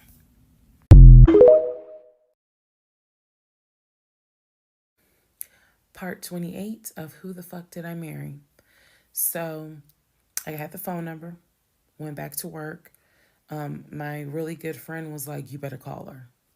You can use my phone, but call her. So I called her. She answered. I'm going to use aliases. And the conversation went like this. May I please speak with Barbara? This is Barbara. Barbara, this is Shirley. Shirley who? This is Shirley Jones. I am the wife of Legion. Silence. Then she starts laughing. And she said to me, and I quote, if you were calling me, then I know it's bad. I chuckle. And I said to her, I'm not trying to bother you. I'm not trying to disrupt your life. I said, I am literally coming to you on some woman-to-woman shit. I said, because you are probably the only person who can help. She listened. She she was gracious. And she said, what is it that you need to know? Or what is it that you want to know? And I said, I understand that you and my husband talk and communicate. And she immediately said, what? No, we don't. And I said, okay. She said, one thing you need to know about Legion. She said, whatever he tells you, it is a lie. And she said, again, let's go back to part one. I told you guys that when he introduced himself, or when we met, we actually had matched on 2 different sites. And he was under 2 different names. One was like the actual birth name. The other one was a nickname variation of that name. That's the name I know him by. So for example, if his name was Matthew, he had a profile under Matthew, and then he had a profile under Matt. I would have known him as Matt. So she said to me, she was like, I don't even know who Matt is. She was like, that's not even his name. And so I knew what his actual government name, and she was like, no one calls him Matt. She was like, that must be his new personality. Or she was cracking a joke, but she was like, anything he tells you, you need to know is a lie. So I just asked her, I said, what was your experience? I said, because I can tell you the story he told me. And she stopped me right there. She said, whatever he told you was a lie. She said, let me guess. He told you I cheated on him. Let me guess. He told you that I wanted money from him. And I said, yeah. And she said, yeah, that's a complete lie. So we had a conversation where she told me how they met. They didn't meet online or anything. I said, well, were you guys ever in California? She said, no. She's like, she was like, that man ain't never been past the East Coast. So I said, okay. So you guys have always been in Georgia? And she said, yeah. She's like, we got married in Georgia and we got divorced in Georgia. And that's when she asked me, how did you even get my number? She said, because I want nothing to do with him. So how did you get my number? I said, I'm going to tell you the truth. It ain't going to make me look good. I told her, I said, this is what happened. And this is what led to me doing research. And this is how I got your number. And she laughed. She was like, wow. She was like, normally I would be freaked out. She said, but under the circumstances, she was like, wow, okay. She said, yeah, if you're calling me, then it must have gotten pretty bad. She said, so what did he promise you? And we talked for about 35 minutes. She asked me in that phone call, she said, look, I want nothing to do with him. I have not spoken to him since our divorce was finalized. She said, so I would just appreciate if you keep me out of whatever's going on with y'all. And I told her, I said, I give you my word, I will never tell him I spoke to you. I said, I give you my word. I said, this conversation is for me. It is not for me to use in any sort of legal litigation, nothing. This is for me. And I said, I don't plan to call you again. I don't plan to be a disruption in your life. I just needed to know, how bad is it? And she paused and she said, it's bad. She said, I don't know what all y'all got going on. She said, but if it's anything like what it was for me, it's bad. So we talked a little bit more. She was very encouraging. She was like, girl, do not blame yourself. She said, I went through that and I had blamed myself. She was like, this is not on us. This is on him. She was like, he is a master liar. A master manipulator. She said, I ignored the red flags. So she was like, do not feel as though this is on you. we talked about there's an ex-girlfriend that shares the same name as his aunt. She and I talked about her. She said the reason why they broke up because the ex-girlfriend, I didn't know this, the ex-girlfriend had reached out to her about 6 months before he met me. And so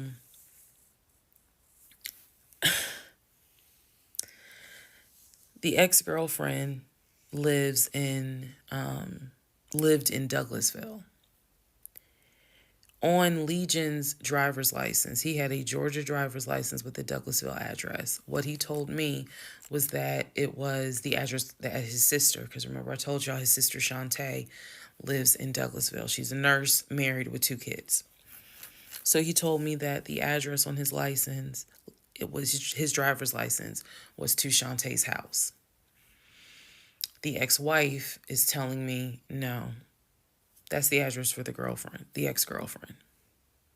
He had moved in with her and he created this whole narrative with her. She found out that he was lying and she kicked him out. And so I guess after she kicked him out, she then reached out to the ex-wife, kind of the way I did for confirmation. And so the ex-wife was just telling me, whatever that man has told you, it is a lie. She said, I got out before it got too bad. She said, because once I knew he was lying, I was out. She was like, because he's never going to change. And so, again, conversation went on and on. And so finally, we were getting ready to get off the phone. And before we got off the phone, I said to her, I said, if everything is a lie, I said, I have one question for you. And she said, sure. I said, how is your daughter?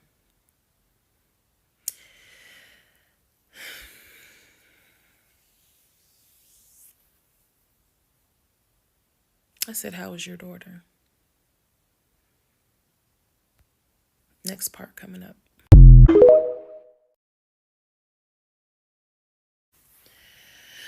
Part 29, who the fuck did I marry?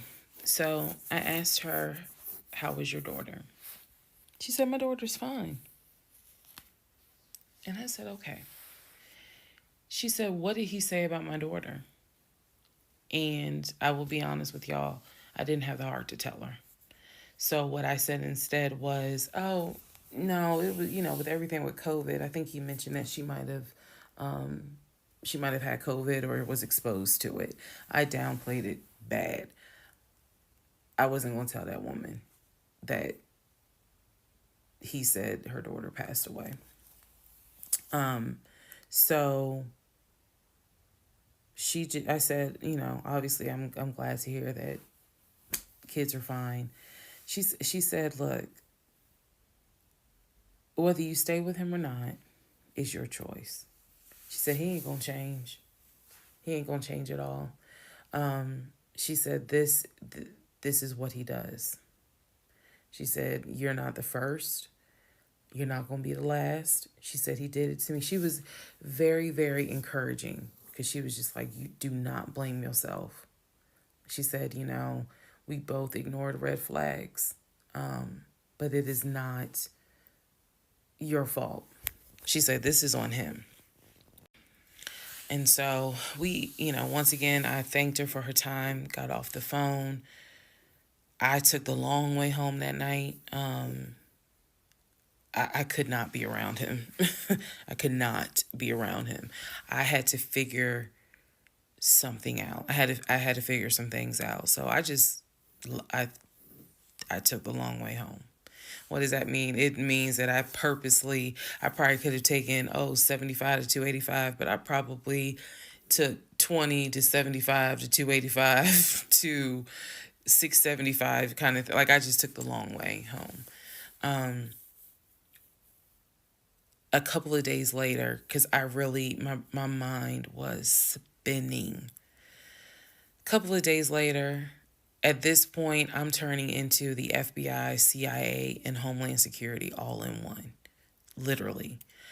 I'm I'm trying to find everything.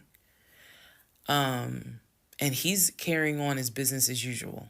Nothing changed with him. He had no idea that I had spoken to the ex-wife. He had no idea I had gone to the court and saw his divorce documents. He had no idea. So a couple of days later, I decided to look up his mother's obituary. Look up the mother's obituary. And down at the bottom where it talks about, oh, she's preceded in death by, and it lists all the people, the family members that died before. And then it says, leaving behind to cherish her memory. It lists the husband, his dad, her husband, excuse me. Let me start over. It lists her husband, which is Legion's dad. It lists Legion's brother that lives in Philly and his wife, because again, this is 2000. She passed away in 2015. So it lists Legion, the brother in Philly, and his wife and daughter, her granddaughter. It lists Legion and his wife, I think it was like Latoya or La something. La something. It did not list the ex-wife I just spoke to. And it clearly said Legion, his wife, Latoya. Then it listed the brother in Nashville, his wife, Jane, or whatever. So I'm thinking to myself, there's two things I was thinking immediately. Number one, who is Latoya? Never heard that name before. Never heard that name before. So I was thinking, who was Latoya? And then number two, where are the two sisters? Shantae and Kim. Shantae lives in Douglasville, married with 2 kids. Kim lives in Augusta, and I believe he told me she worked at like Procter and Gamble. So why aren't they listed on here? Because apparently, go back to the video. I posted it on there. I gave y'all background on the family. He apparently was one of 5 through both parents. Brother in Philly, older brother, younger brother in Nashville, an older sister in Douglasville, and a baby sister in Augusta. So why is it on his mother's obituary there's only three children named? Where are the 2 sisters? So I'm even more like, what in the hell's going on? And then I started thinking to myself, why wouldn't they list Shantae? Like, they talk all the time, so I know that they're close because he talks to Shantae all the time.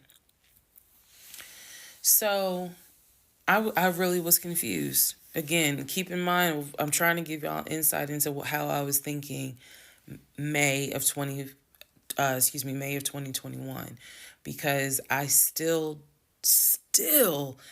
didn't find out a lot of stuff at that time. I found out enough to figure out, okay, it's not a question of if he's lying. That was over. It's not a question of if he's lying. The question now is becoming, what else is he lying about?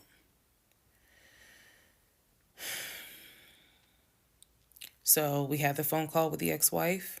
Now I see an obituary that apparently there's another wife. I know on our marriage certificate, it only states he had one previous marriage. I had 0, he had 1. So this is how I'm thinking in my head, which is, okay, what am I missing here? I know we've established that he's lying, but who the fuck is Latoya? Like, I'm really trying to understand who is Latoya. And again, he's hobbling around the house, limping, and I'm in our in the bedroom, just, I mean, I could not get on Google fast enough to try to figure some stuff out. So,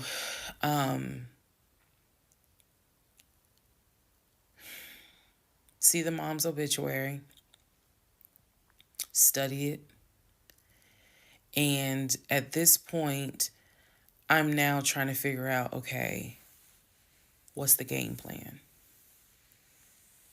What is the game plan? And that's where we are about to get into the next part.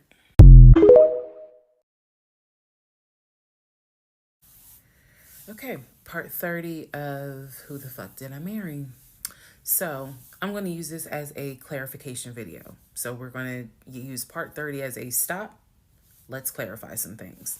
I've done that before on a previous set of videos, so I think it's just important to do that so that way I can try to address some of the things that I have seen in the comments, both supportive and just downright mean. But let me clarify some stuff. Number one, it is important to remember that I am telling this entire story of how I met, dated, married, and divorced my pathologically lying ex-husband. I am going in chronological order of events. So what that means is that, ma'am, sir, whoever you are, if you were coming in at part 30, but you have not seen part 11, some stuff is not going to make sense. I know. It is a long playlist. And don't worry about watching the video as soon as it comes out, because everything, I'm trying to do this responsibly, of telling the story in the order of which things happen. So I say that to say, please, if you're able to, start at the introduction disclaimer video. Start with part 1 and then just watch each video, because a lot of the questions people are having that I'm seeing in the comments, and I say this respectfully, is just because you did not go to the other videos and watch them in order. That's just the first thing I want to say. It is important that I get this story out, but that it's done, like I said, responsibly. To me, responsibly is being honest, even if it makes me look bad, but then also trying to be clear and not ramble all over the place. So I'm trying to take the time to tell you, this is what happened at this time. This is what happened at that time. That's why there's so many parts. And we're not even to the part of the divorce yet. We're almost there, but we're not there yet. Second thing I want to clarify. I cannot stress this enough. My family and my friends did not know what was going on between Legion and I. They did not know. My family only knew, we've met this guy. He's dating our daughter, our niece, our cousin, our granddaughter. He seems to be a really nice guy. He seems to really love her. From what he has told us, he's done well for himself. He played football, and he has worked at this company 6-7 years, and financially he is in a good place. From what we understand, he just moved here from California. That is what they knew. They did not know about the red flags I had. They did not know what was going on in my head. They did not know what was going on in my heart, because I did not want to look stupid. I'm fully aware that when I tell this story, I look stupid. I'm aware, and I've made my peace with that. But at the time, I did not want to look stupid. So it was important to me to put on everything's great. We're really happy. We're looking for a house and everything's going well, knowing full well that behind the scenes, I couldn't figure out why he wasn't showing proof of funds. They did not know. So I say that to say, I see the comments about how my aunt gave me horrible advice when I called her about the sexting on Facebook. And I want to clarify something. She did not tell me to stay with him. She did not tell me to leave him. That's not her place, and that's not what she would do. She simply was in shock that any of this had happened and did not know what to give me advice on. The one thing that she did say was, look, he's not your boyfriend. Meaning, it ain't as simple as, oh, we just gonna break up. Pack your shit and go. Because you married him. My aunt is the most ride or die chick I've ever met. You fuck with me, you fuck with her. And she is straight Jersey. So I love her for it. But I needed to, it's not fair for me to leave it out there as if, oh, she just was like, girl, I mean, go home and deal with it. No, never in a million years. So I want to clarify that. Also want to clarify about my mom. So my mom lived in Arkansas, and when she came to visit in April, this is we were already married. This is her first time physically meeting Legion. My mom will tell you she had no idea anything was amiss, but there was something that nagged her a little bit. She didn't know what it was, and my mom is the type where she's going to get on her knees in prayer. That's who she is. So for her, it was like, I don't know what it is. He seems like a nice guy. He seems to love my daughter. Because again, there was no arguing in the house. The house was peaceful while she was here, even though behind the scenes we had just came off of the whole sexting incident with other women. So for her, it was like, I don't know what it is. She did tell me later on that it seemed as if I wasn't as happy as she thought I would have been. But again, she took it to the Lord in prayer. And her prayer was, God, protect my child. I don't know what's going on, but protect her. That was my mom's response. So she did not know, she did not pick up or overhear something that was going on while she was here. She had a candid conversation with Legion, and Legion kind of came across as, it's I miss my mom. He missed his own mother, and so he called my mom, and doted on her, again putting on a charade. And so for her, it was like, bless his heart. That's what she said. Bless his heart. But no, she did not know the specifics. Nobody knew the specifics. They didn't know the specifics until we're talking May, June of 2021. They knew that we were looking for a house. They knew that the house fell through. They did not know about the proof of funds. They did not know that he wouldn't show me the savings account, the offshore account. So I just want to say that, because to me, it would be irresponsible to not clarify what family and friends knew. Because these people have always been supportive of me, always had my back. I just simply did not share with them the things that I felt like were red flags, because again, my mindset at the time was, I want to be married, and what if he isn't lying? And I was making excuses for him to myself, so I definitely would have made excuses to family. Another thing I need to clarify, and I saw the comments on this about how a VP would never date someone that looked like me. And to the person that wrote it, that wasn't very nice. I need you all to understand, the relationship started in March of 2020. He came into my life as regional manager. Okay? That is how he came into my life. Then eventually he got promoted to VP of production or operations, some VP of something. That was later on in the relationship. He showed me the paperwork where it was basically a memo from HR. Your new position title will be VP of production. We'll just say production. Your salary, I don't remember the exact amount because it was a very specific amount, but it was over $200,000. It listed some of the benefits that he would have. He would have an office. He would be getting an executive assistant. That's where we get David from. If you don't know who David is, please go back and watch the series in order.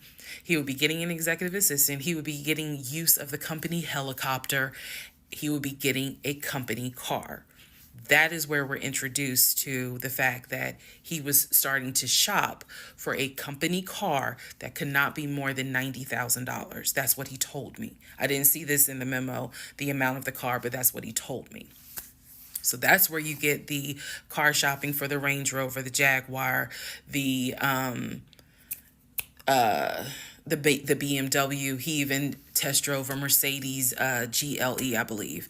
So I'm just trying to, again, bring some clarity to this so that way we all can understand what's going on. And hopefully, this just makes a lot more sense for everyone. All right, part 31.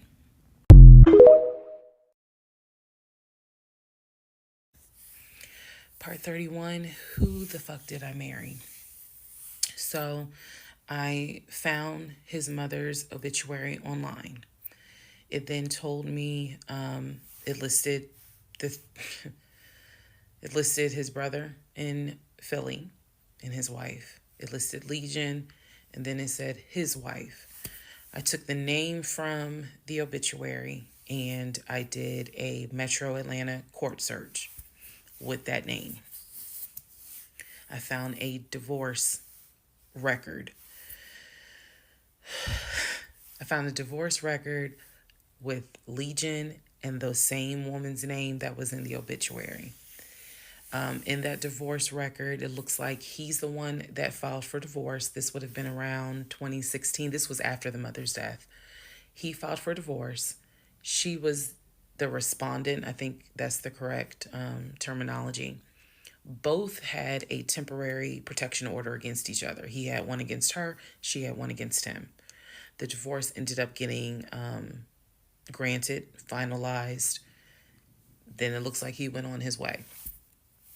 In the course of the search for her name, I discovered that at one point in time, the two of them had lived in Rhode Island.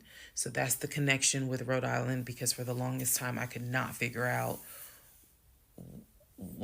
who lived in Rhode Island. That's where that came from. The two of them, he and this woman, lived in Rhode Island several years prior, or a few years prior. I could not find the obituary for his dad. I searched and I searched. I could not find the obituary for his father. For whatever reason, I knew his grandmother's name. I just randomly decided to do a Google search of the grandmother's name. Initially, nothing came up because I was looking for the grandmother's name in Philly. Nothing came up. I looked for the grandmother's name down here in Georgia. Found a record, but it wasn't quite clear. What was clear was that she had died several years prior.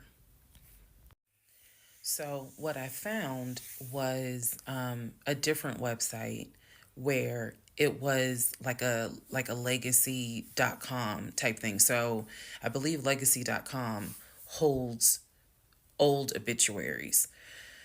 Did a search for her name, found a match. That is when I discovered that she actually had passed away in July of 2008. Read the caption of the obituary and verified that in fact it was his grandmother. Because at the bottom of it, again, obituaries tell you a lot. It names who she leaves to cherish her memory. So it lists all the different family members. It lists the brother in Philly. It lists Legion, no spouse, and then a brother in Nashville. Once again, it did not list the two sisters, Shantae and Kim. So I'm even more like, okay, clearly something, is up when it comes to Shantae and Kim. But what I do know is that he has talked to them multiple times in front of me. So I'm not sure what I'm missing. Maybe some family feud happened. I don't know. So that is how I discovered that when he told me the grandmother died from COVID and he was crying, boo-hooing and all that shit, she actually had died in July of 2008. I found this out the same time that I found out about allegedly, and I say allegedly because I'll explain, allegedly the first wife, or at least what I think is the first wife. So while all this is going on, Legion is almost bedridden from what happened with his knee. And I need to take a moment to address this issue with the knee. Again, the story started, he hit his knee. Then it turned into, it was an old football injury. And this has happened before. He's going to the doctor. The doctor's telling him to ice it and to elevate it. He eventually moves into the guest bedroom to be more comfortable. I'm going to make this statement. This is probably the only time I will make this statement. He was not lying about the injury that he had. I don't know where the injury came from, but what I do know was he was not lying in the fact that he was in pain. You could clearly see that he was in pain, and the pain was becoming debilitating. Please understand what I'm saying. The pain was debilitating enough to where he was taking my pain meds from when I had the miscarriage. And then also, it was hard for him to walk. He was not eating. So this is what made me believe this, whatever was going on with the knee, there was more to it because he was not eating. When I met this man, he was a size 3X. At this point in time in May, he's down to a 2X. He is not exercising. He is not doing anything mobile. He's simply not eating. So there definitely was something going on, something concerning. Honestly, I thought it might have been cancer. But he kept saying, no, it's not that. It's from a football injury. It's from a football injury. I said to him, the next time you have a doctor's appointment, I want to go. It was that bad. And he kept making excuses like, okay, fine, I'll make the appointment. I'll let you know what it is. Cool, I will take off work. I want to be at that doctor's appointment because whatever is going on with you is serious to the point where you are losing weight rapidly within a 2-week span. So now we can go ahead and enter into June. When we enter into June, I have verified, read the divorce documents for not one wife, but 2 wives. I have called San Diego State, verified they have no record of him. He claims he was a private citizen. I don't believe that. They're saying there's no record of him. I have pulled his background. It is showing that you've lived in Pennsylvania, Rhode Island, and Georgia. When I look at the addresses, it is tied to at least 2 women, both of whom I'm showing divorce records on file that you had. I've also verified that your grandmother actually died in 2008 and not in 2020 from COVID.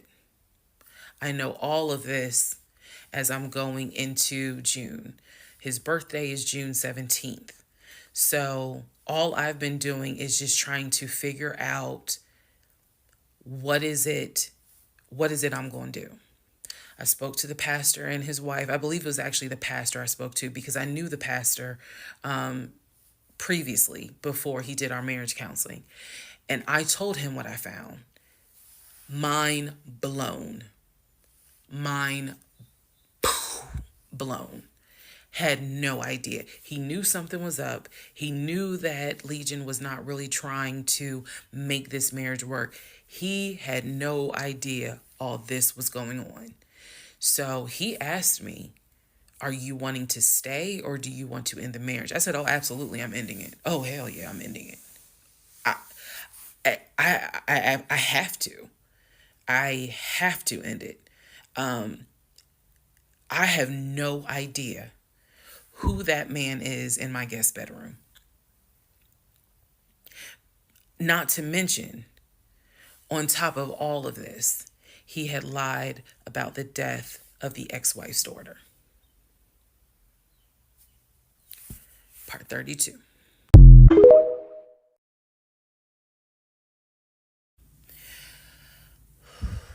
Part 32.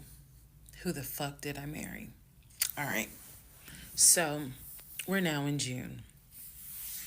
By this point in June, I have been offered the new job, accepted it, put in my 2-week notice at my previous job, and was going to be starting the new job later on in the month. So when he laughed, where I told him I wanted to get a new job, that laughter fueled me to get a new job. So here's what happened the beginning of June.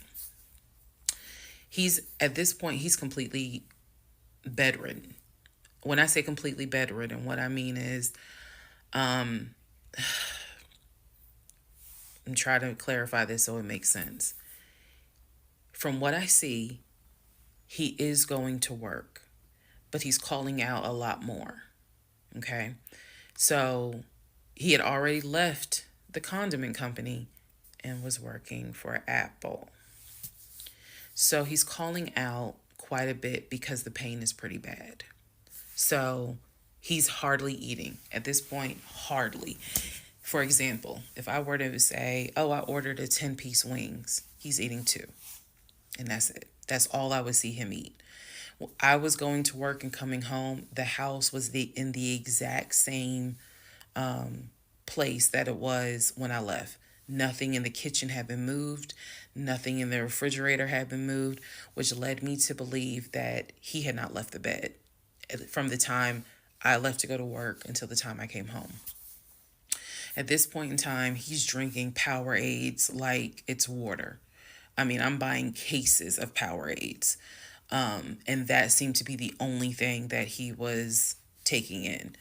So if he was a 3X when I met him, he's probably at a 1X, maybe a 2X, depending on the clothes. He's lost a lot of weight because he's not eating.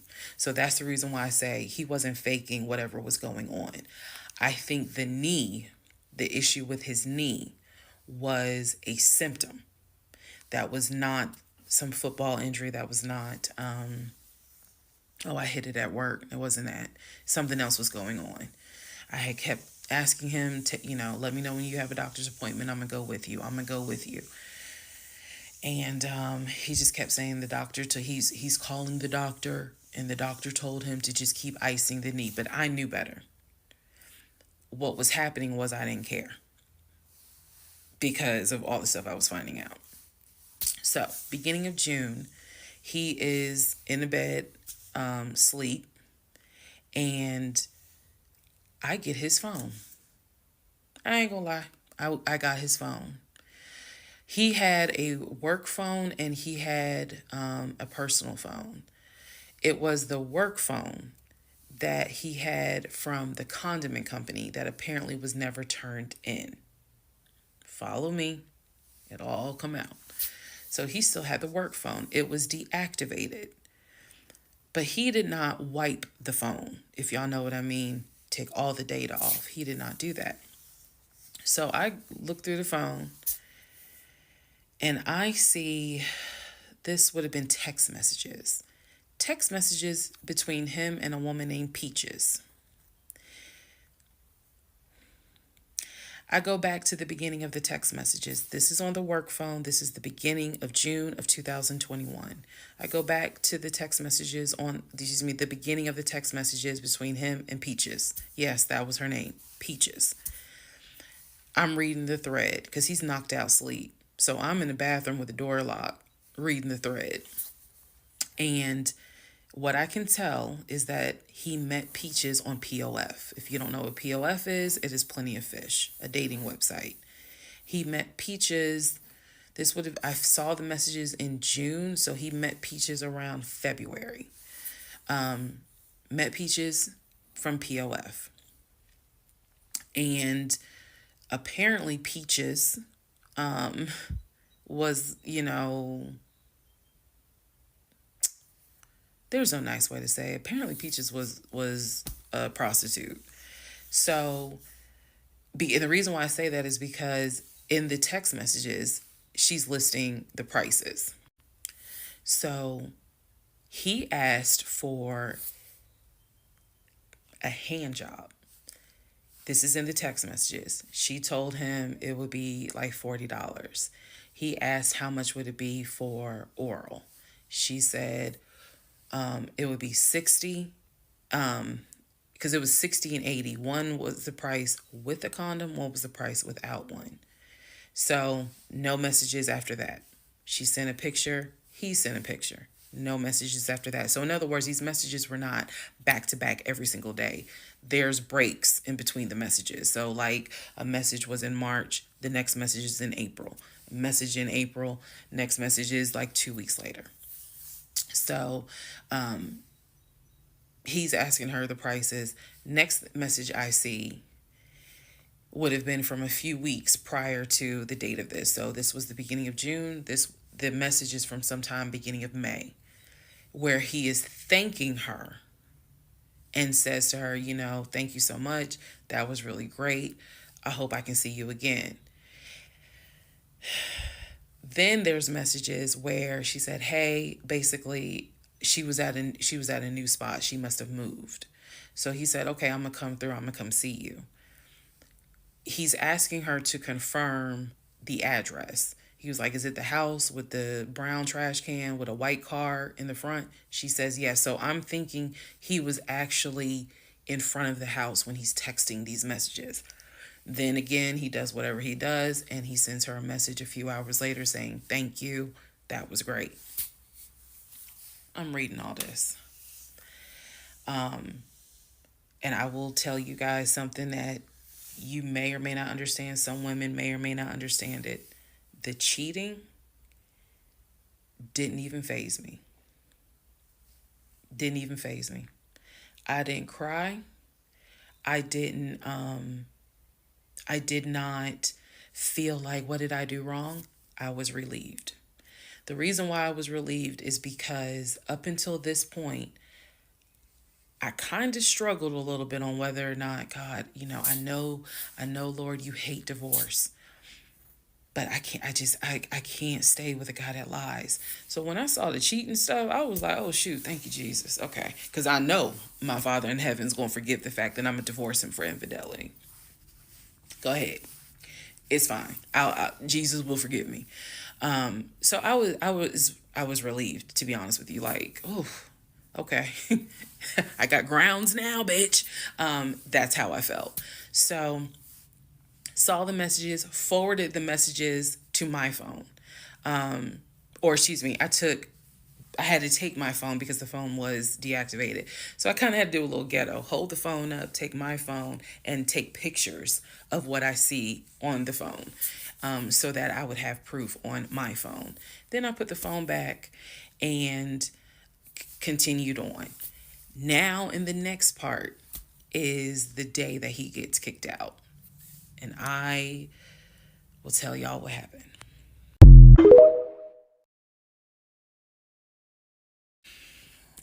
Part 33, Who the Fuck Did I Marry? June 17th, 2021. So, you guys have been on this ride. You now know exactly what information I did have. The morning of June 17th, which was his birthday, he was in the bed as usual. Powerade bottles all over the place because I wasn't in the mood to clean. And so I went in his room. He was awake. He was watching YouTube on his cell phone. He watched a lot of YouTube, watching these two guys that always were fixing Jeeps on YouTube. And if I saw them, I would know exactly who they are, but I can't remember their name. It's a popular show on YouTube. Anyway, so I go in there and I just calmly sit on the edge of the bed. And I was like, can we talk? And he was like, yeah, what's up? I said to him, Legion. Obviously, I called him his name. Legion. I said, I'm going to ask you something. I just want you to be honest with me. So he starts, I can already see in his eyes, he's about to get defensive. I was like, calm. Because this is the tone I had. Calm. I said, you never went to San Diego State, did you? He rolls his eyes and he's like, I said, calm down. Watch your tone. I said, you never went to San Diego State. I said, you never lived in California, did you? And he said, of course I lived in California. He was like, I fucking showed you the house I had in California. He said, and I told you about San Diego State. I was a private citizen. My dad paid for me to be a private citizen. And I said, okay. I said, I called San Diego State. And he looked at me.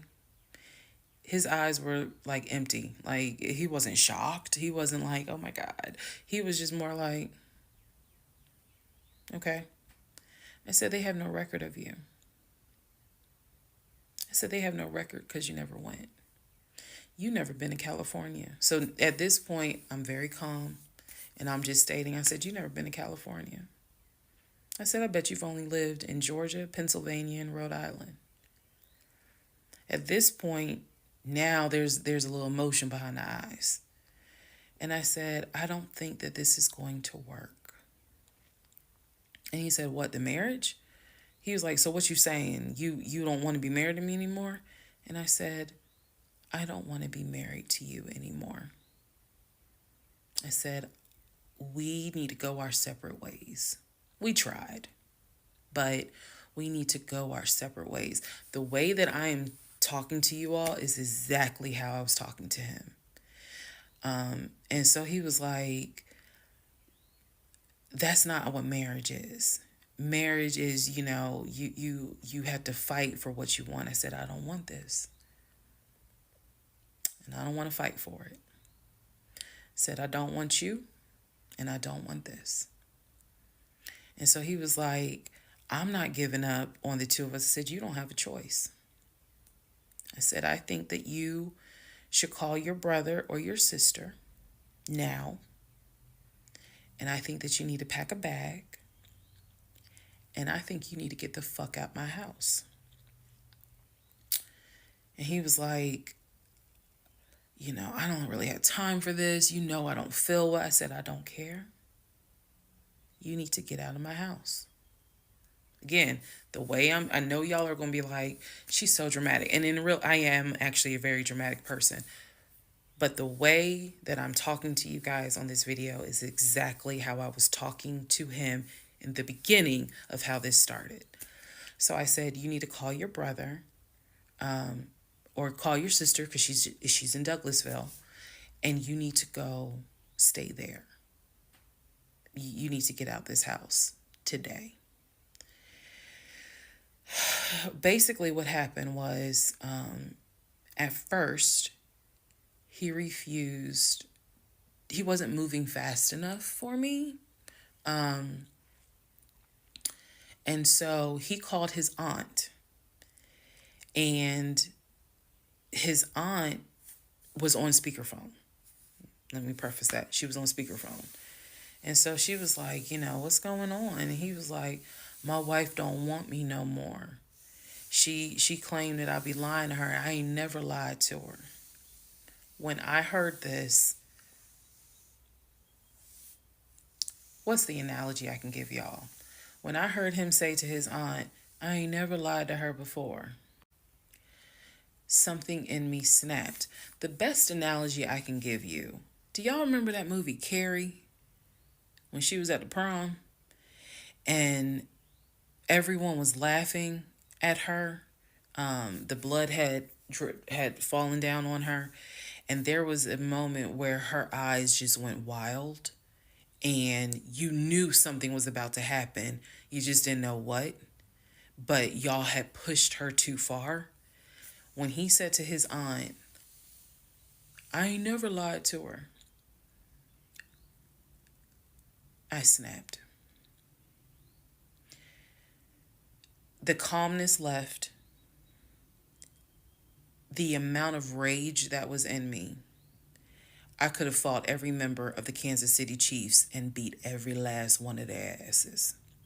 I could have fought every member on the Atlanta Falcons and beat every last one of their asses. I'm not a violent person, but I was there. That statement, I ain't never lied to her, took me there. I went off. I went off. I went off so bad that first of all, every part of me was shaking. I called my mom. My mom was on speakerphone, And she's in Arkansas. My mom's a praying woman. I was cussing like a sailor. My mom finally said, put him on the phone. So I gave him the phone, and I'm standing there and I'm looking around the room. Is the scene that I remember is the Angela Bassett scene in Waiting to Exhale, when her eyes are darting around the room right before she grabs everything to put it in the car to set it on fire. I was more so looking at what weapons were in the room: the lamp, the TV, the dresser. I was looking more. I mean, I was while she was talking to him, my eyes were darting around the room, because if he did not get his ass up and get his shit and get up out of my house, it was going to be bad. If I have never in my life been on TikTok and said thank, if had it not been for the blood, y'all, I know this is going to sound dramatic. I know this is going to sound like, girl, you so funny. You don't understand.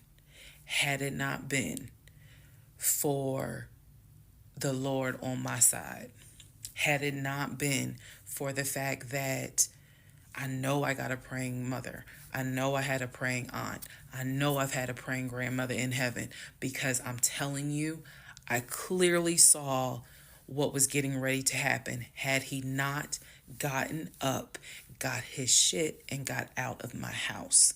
So I'm trying to calmly say this because I'm trying to calmly tell this story because the rage had taken over me. The pure, unadulterated rage that I felt when he said to his aunt, I ain't never lied to her, after I had discovered only 2% of the lies at that point. Just 2%. So it was enough for me to be like, you need to get your stuff and go. So my mother gets on the phone and she says to him, Legion, she called him by name. She said, I am not there to control my daughter. She said, in the name of Jesus, get your stuff and get out that house, because I think she might kill you. Get out of the house. She's on my phone. His aunt is on his phone. His aunt said, nephew, come home. Home for her was Philly. She said, I'll send you money. Come home. Leave that house right now, she said, because I think that woman is about to kill you. Let's go. Let's just go to part 34. Let's all just take a deep breath.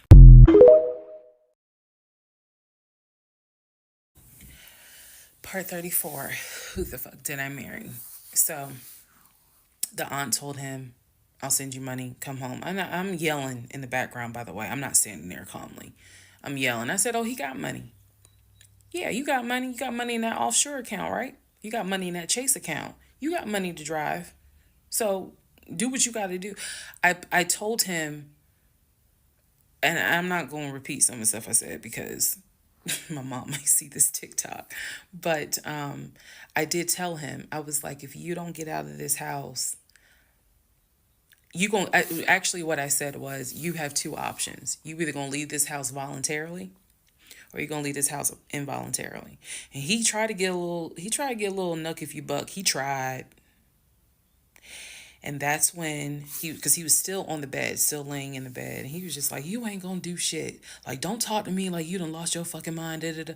And I calmly got close to him. I got like this close. And I literally said, I will beat you like the bitch you are.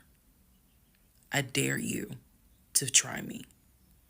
I said, I will literally beat you like the male bitch you are. And so when I said that, his eyes were like, I said, I'm not even playing. Because at this point, I'm rocking like back and forth. Y'all, again, I'm not some hardened type chick. I'm not. I want the soft lifestyle. But I have been pushed to the point. So I'm rocking, I'm walking back, I'm pacing. So finally, his aunt was able to get through to him. I had called my aunt, my mother, my aunt. I had called the pastor. I had called all these people because I did know that I was in a very dangerous place. Not because I'm scared of him. At this point, I was scared of me. I don't know if this has ever happened to someone where you know your own, you know yourself. You know that you got a line. I was over that line. So I had enough wherewithal to be like, okay, okay, you probably gonna go to jail today. You probably gonna go to jail. Um, you probably ain't gonna have that job in the morning. Like I was there.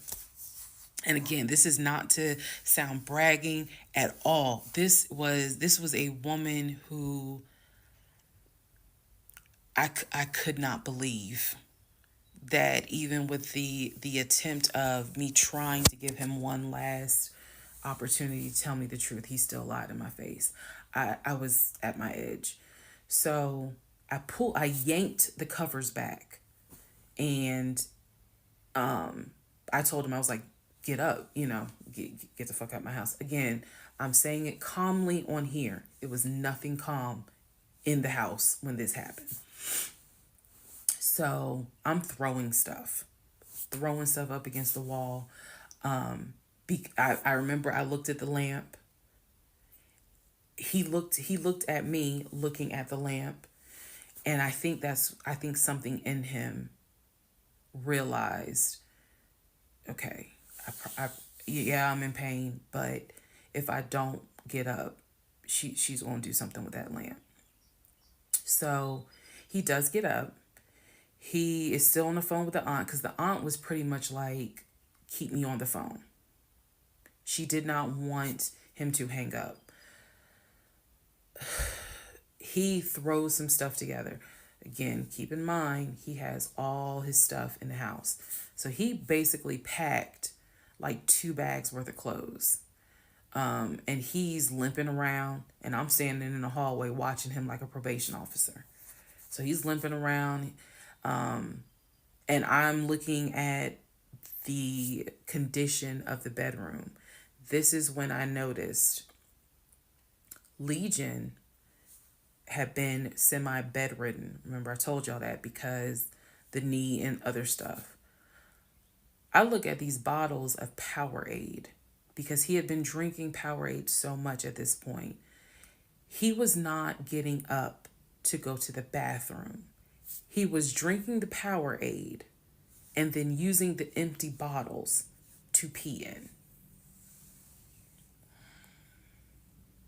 So there was about 6 bottles around the bed. And I was like, what is this? Because again, I hadn't really been going in that room. I was busy being CIA, FBI, and Homeland Security for the past 2 weeks. So I was like, what is this? He was like, I'm going to throw it out. He grabbed a trash bag, put the bottles in there. And I said, what are in those bottles? I said, tell me.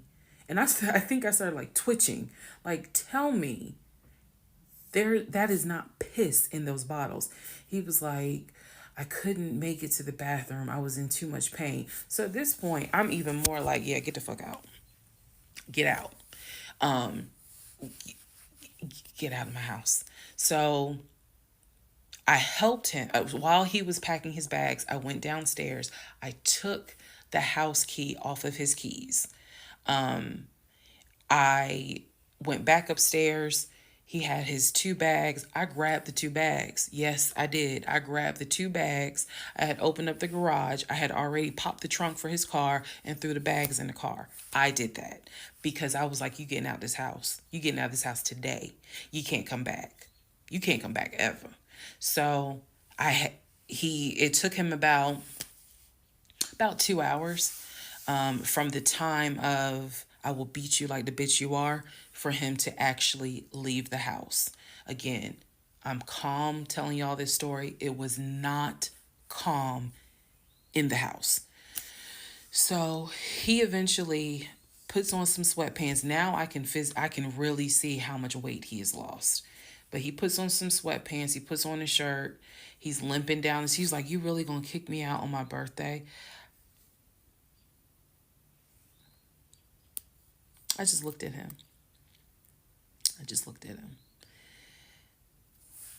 Opened the door. He went through the garage, got into his car, called, his aunt was still on the phone, and she was like, I'm going to send you some money. And that's the part I was like, clearly he has the money. Like, you ain't got to send him money. He doesn't even have to go to Philly. He can just go get a hotel for now. I don't care what he does. He just got to leave his house. So he ends up getting in the car, driving off. My mom calls and she's just like, is he still there? I said no. I had not told her what all he had lied about. Even in the midst of me being angry and me going off, I never told him that I spoke to the ex-wife. I never told him I knew he was lying about the stepdaughter, because then he would have asked how, what makes you say that? So I did keep my word. I never told him I spoke to her. So he eventually left. I text a friend of mine. I text my landlord. I said, I have an emergency. I need to know if it is okay to get the locks changed. Landlord was like, that's fine. My landlord was super cool. Shout out to Mr. Patel. I went to Home Depot, bought brand new locks, text a friend of mine, asked him, when you get off work, can you please come by my house? I need the locks changed today. So he was like, oh, okay, what's going on? I said, I'll explain it later. So to give you a timeline of June 17th, when I asked him about San Diego State and I told him that I know you've never even been to California, that was about 8:30, 9 o'clock in the morning. By the time he left the house, it was maybe going on noon, 1 o'clock. So this happened pretty quickly. If you're wondering, why did you even ask him? I already knew that I wanted out. I knew that. But for some reason, a part of me was like, let's just see if he'll be honest just one last time. And he wasn't. And it sent me into a rage. And then he lied to his aunt, saying, I ain't never lied to her. And that sent me over the edge. So by 1 o'clock, by 1:30, he was gone. By 2:30, I had done a pretty good job of cleaning up the bedroom. He had thrown away the Powerade bottles, so I didn't have to touch those. I stripped the sheets. Anything that he touched in that bedroom, I stripped the sheets, threw them in the trash bag, threw them out in the trash can. And so most of this was adrenaline. Adrenaline was pushed because I hate packing. I hate doing all that stuff. I went on Amazon. I ordered oversized, large tote bags because I was packing up all his shit.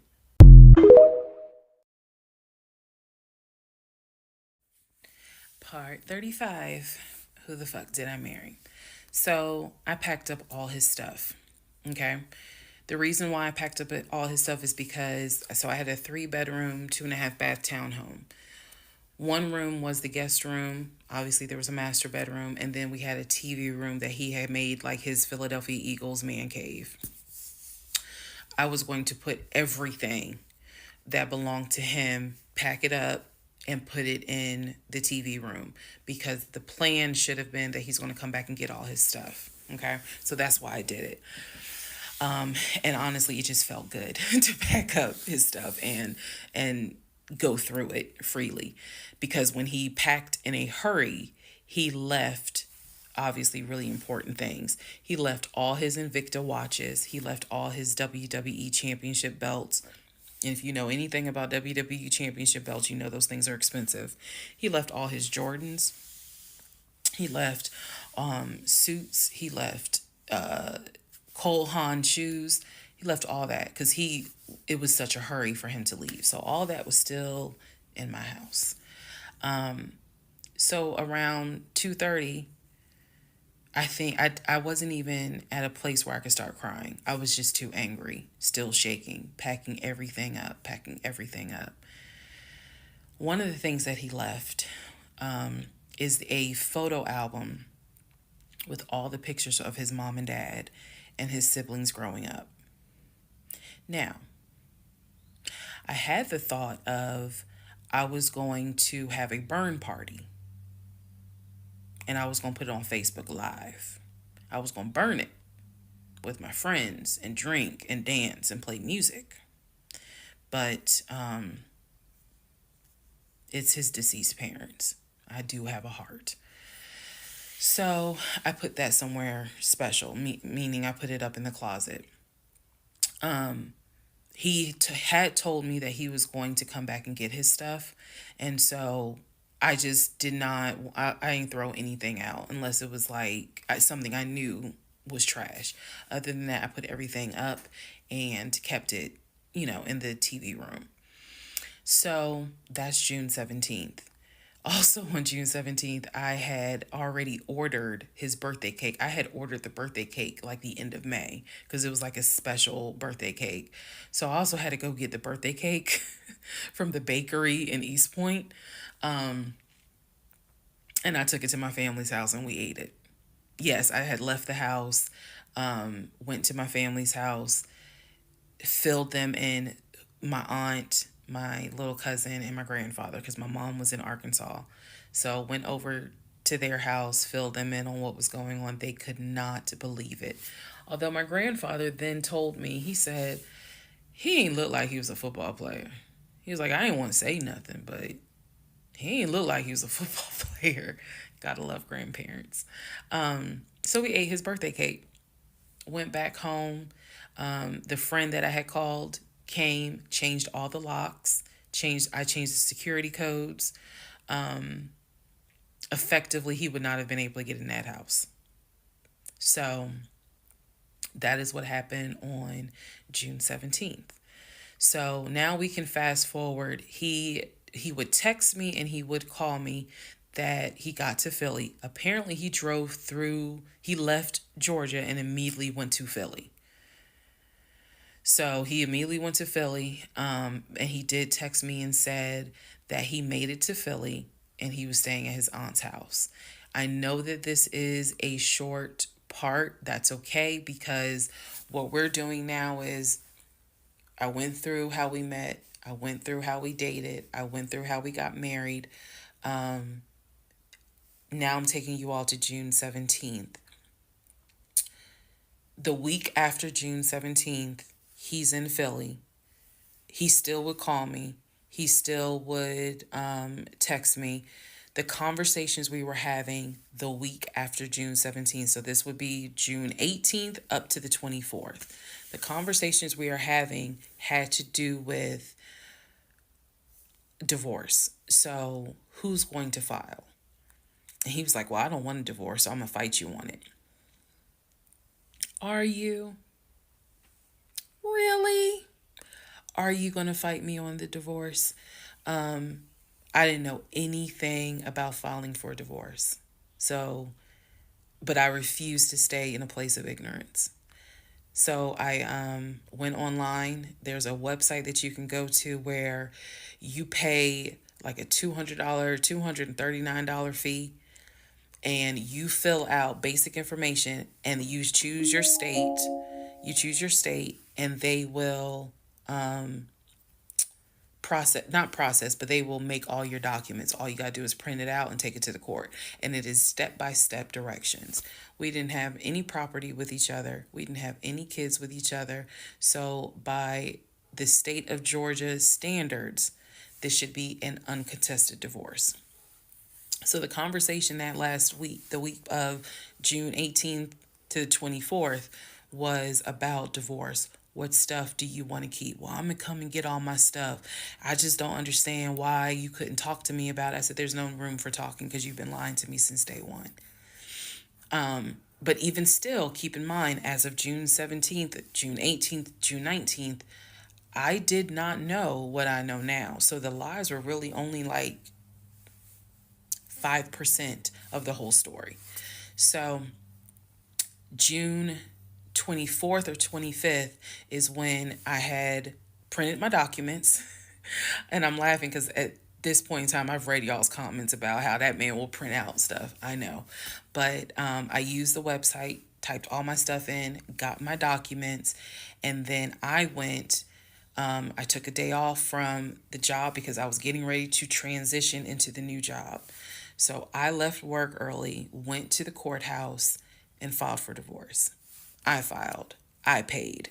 And And then I already had the documents where he would have needed to sign so that it could then be entered into for a divorce settlement agreement. So going into part 36 or 35, I know there's so many parts. Going into the next part is where I can tell you guys what happened with him, because he drove to Philly and he was in Philly for about a week, maybe 3 to 4 days. Then I get a message on Facebook Messenger from a woman claiming to be his cousin. Lord Jesus. So the cousin tells me, actually, I can tell y'all. So the cousin tells me that he's there.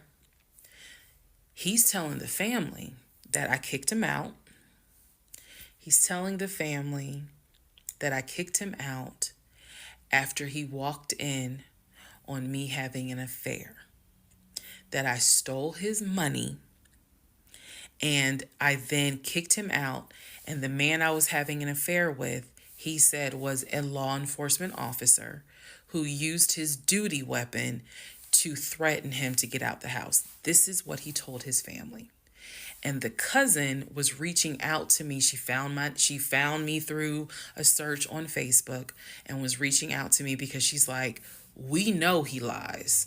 So I'm just trying to figure out is this true? Because he's up here asking us for money, asking to stay on our couches. Like, what's going on? Then she explained to me, we didn't even know he got married. So this is the first time we're hearing about you. What do you mean you didn't know he got married? He talks to his brother every day. She said, who told you that? I said, I've heard him talk to his brother every day. All his brothers. She said, all his brothers? How many brothers do you think he has? I said, he has 4 brothers. I named them. She said, he has 2 brothers. She said, he has the twin and he has the older brother. I said, twin?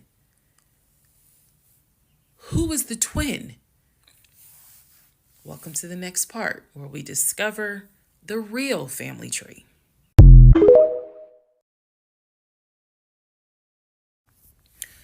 Part 36, who the fuck did I marry? The family tree.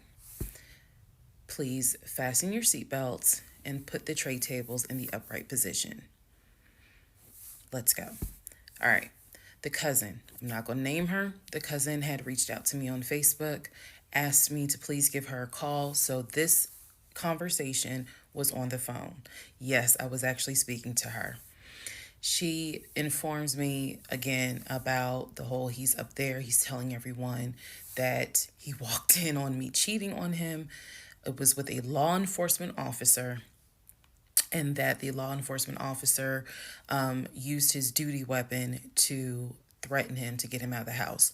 The reason why I'm particularly mentioning the fact that he said it was law enforcement is because he was trying to get a family member, like one of his cousins, to call the agency of the law enforcement officer and file a complaint, which in hopes would then start an internal affairs investigation. Yeah. So, female cousin's on the phone with me. She's telling me everything that he is telling them. She's like, look, we know he a liar. We don't fuck with him. He's been a liar since a kid, but he's also family. She said, we didn't know at all who you are. So I thought that was interesting because I was like, you didn't know who I was, but his brother knew who I was. And so, again, that's when I said to her that I was like, he's talked to his brother every day. So why wouldn't the brother tell y'all that he had gotten married? And so she said, what brother? And so I told her the brother's name. And she said, he told you that? I said, he was having the phone calls in front of me. So at this point, what the cousin said was, she was like, okay, I'm going to confirm that with him. She was like, he lives up the street, so I'm going to just confirm that with him. She was like, because I'm pretty sure that they have been beefing for a while. I was like, I can only tell you what I saw, what I heard, That's all I can say. So then when she asked me about, well, how many brothers do you think he has? And I said he has 4 brothers. Again, I listed all of them. This woman was like, he has 2 brothers. She said he has the twin, and he has the older brother, the one that he was on the phone with every morning, blah blah blah blah blah. I said, twin? Who's the twin? So this is where she explained to me. She said the parents, mom and dad, had the older brother.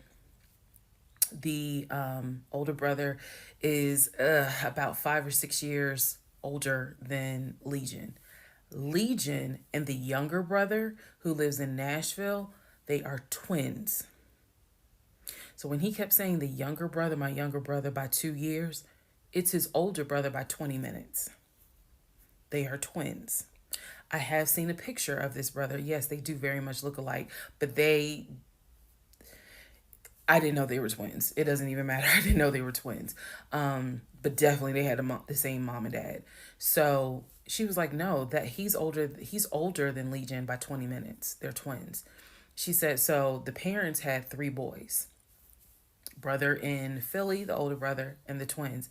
She was like, who the hell are these sisters that you talking about? So I tell her, I was like, Shantae and Kim. She said, I don't know who Shantae is.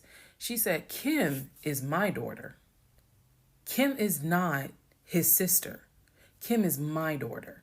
And she said, that's his cousin. She was like, and they haven't spoken in about 20 years. So, no, that's not his sister. He does not have any sisters. And I said, well, then what about the other 2 brothers? She was like, what other 2 brothers? I said, the brothers from his dad.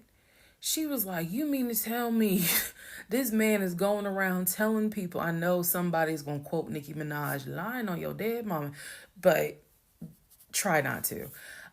She says, you mean to tell me this man is walking around lying on his dad, saying that his dad had kids outside of his mom? And I kind of stuttered like, yeah. She was like, he does not. She said, I have no idea who those 2 men are. She said, those are not his brothers. But if y'all remember, I've met those 2. And he introduced them as, man, this is my brother John. This is my brother Matt, type thing. And so they both were like, oh, my sister, is good to meet you. It's good to meet you. Remember that, because obviously I do eventually talk to those 2 men again. So she says to me, the family tree is mom and dad, the 3 sons. She was like, there are no sisters.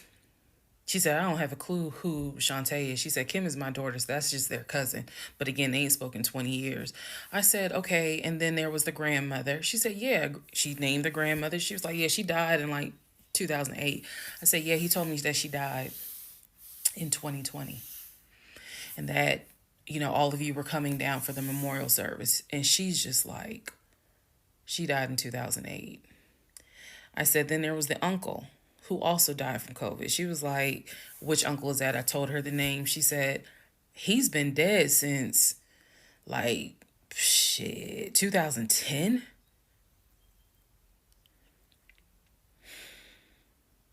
I said, okay, what about the cousin nicknamed Junebug? Everybody got a cousin. If you're not African American, we all know a Junebug somewhere. And she just was like, oh yeah, cousin Junebug.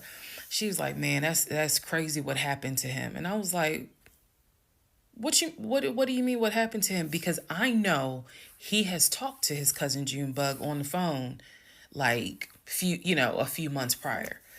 He was like, and so she said to me, she said, yeah, he had passed away in like 2016. So this is now 3 people that she's naming that I recall him having either a story about or a phone call with, and she's telling me that they are all passed away. So this is when the conversation kind of changes, and she's like, you know what? She said, let me speak to the older brother because he probably wants to talk to you. She was like, you probably should talk to him, and a lot of your answers, a lot of your questions will get answered. She was like, This dude's been lying ever since he was a kid. She was like, she said literally, we don't fuck with him. I remember her saying that verbatim. She was so adamant. She was like, and when he showed up here out the blue, talking about how his wife cheated on him with a law enforcement officer, and how the guy took his gun out and threatened him to leave the house. She was like, we knew something was up. She was like, that's why I had to find out who you were and reach out to you and find out the truth. I said, there was no other guy. There was no law enforcement officer. And she was like, yeah, because he was telling us where the dude worked and how we should go ahead and file, like help him file a complaint so that this dude could lose his job. I said, there is no other person. I said, I kicked him out. That was me, all by myself. No gun, just my fist. And so she said, you know, he telling us that he had got married, and then she was like, apparently y'all had a baby. So she was like, so you got a kid with him? So I had to explain to her. I said, no. I said I had a miscarriage back in back in June of 2020, and I had to have surgery in July. So she was just like, girl. So she started like really being encouraging and was saying, you dodged a bullet, honey. She was like, I don't wish this. She's like, I know he my family, but I don't wish him on no woman. So we've have each other's numbers. She was like, if you need anything, please feel free to call me. She was like, I've had my own issues with him. I've had my own issues in life. But she was like, get your divorce and be done with him. Then she said, I'm going to put you in contact with the older brother. Next part is me finally talking to the older brother that he had been talking to every morning.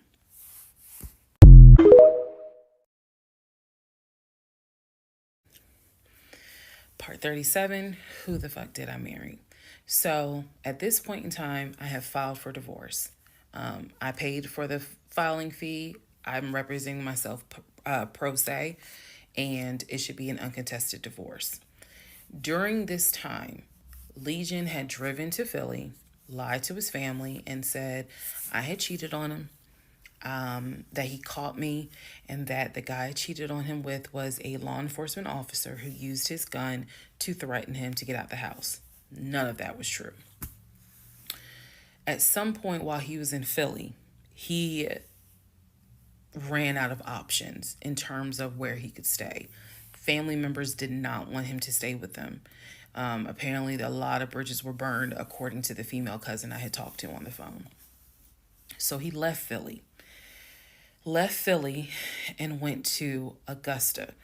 Yes, what you were hearing is correct. He drove from Georgia to Philly, stayed in Philly for about 3-4 days, left Philly, drove back to Georgia, went to Augusta.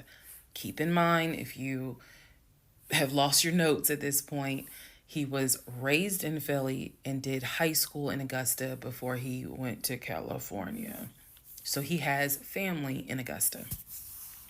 So at this point, he's on his way to Augusta to stay with a new set of people. The reason why this is important is because what I have is a divorce settlement agreement. That divorce settlement agreement has to be signed by the two of us, where we are basically telling the court, look, this is what he's keeping, this is what I'm keeping. I need his signature. Let me repeat that. I need his signature because I wanted a very quick and painless divorce, as much as it could be. So by this time, this is now around June 25th. So around June 25th, he's now in Augusta. He had left the house June 17th. So between June 17th and June 24th is the trip to Philly, then leaving Philly, coming to Augusta.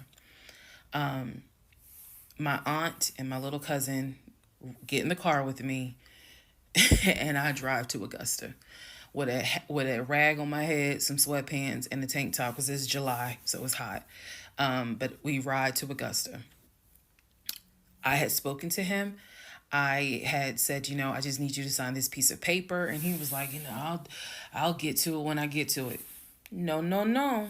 We're going to get to it as quickly as possible. So if that means I got to drive to Augusta tomorrow morning at 7 o'clock, I'm going to do that because I need that signature. I ain't tell him this. This was my attitude. Sure enough, went ahead, drove down there. I met him at the UPS store in Augusta. It's in the same Kroger shopping center. They had a notary there because I needed the papers to be notarized. So he pulls up. It's only been a week since I last saw him. It has been months since my aunt saw him. Okay? She had no idea of the condition that he was in. Again, I'm telling y'all, when I met him, when he met my family, he was like a size 3X. In just a short span of time for a week, he easily could have been in an extra large, maybe even a large, but was wearing 3X clothes. So he has told me this whole time, he didn't know I had spoken to his family. Okay, probably need to put that in there. He did not know I had spoken to his cousin. So he was telling me that he had a place to stay. He was staying with some family members, and everything was cool. He told me he was going back to Augusta because he had a job. That's what he told me. The family member, the cousin, told me, oh no, it's not that he had a job. We kicked his ass out because he's still lying. And we don't want anything to do with him. So when I saw him get out the car, I immediately knew, you probably have not washed in 3 days. I'm not overreacting. His nails had not been cut, so his nails were a bit long. He smelled like the Chattahoochee dump on a hot summer Georgia day. He stunk so bad.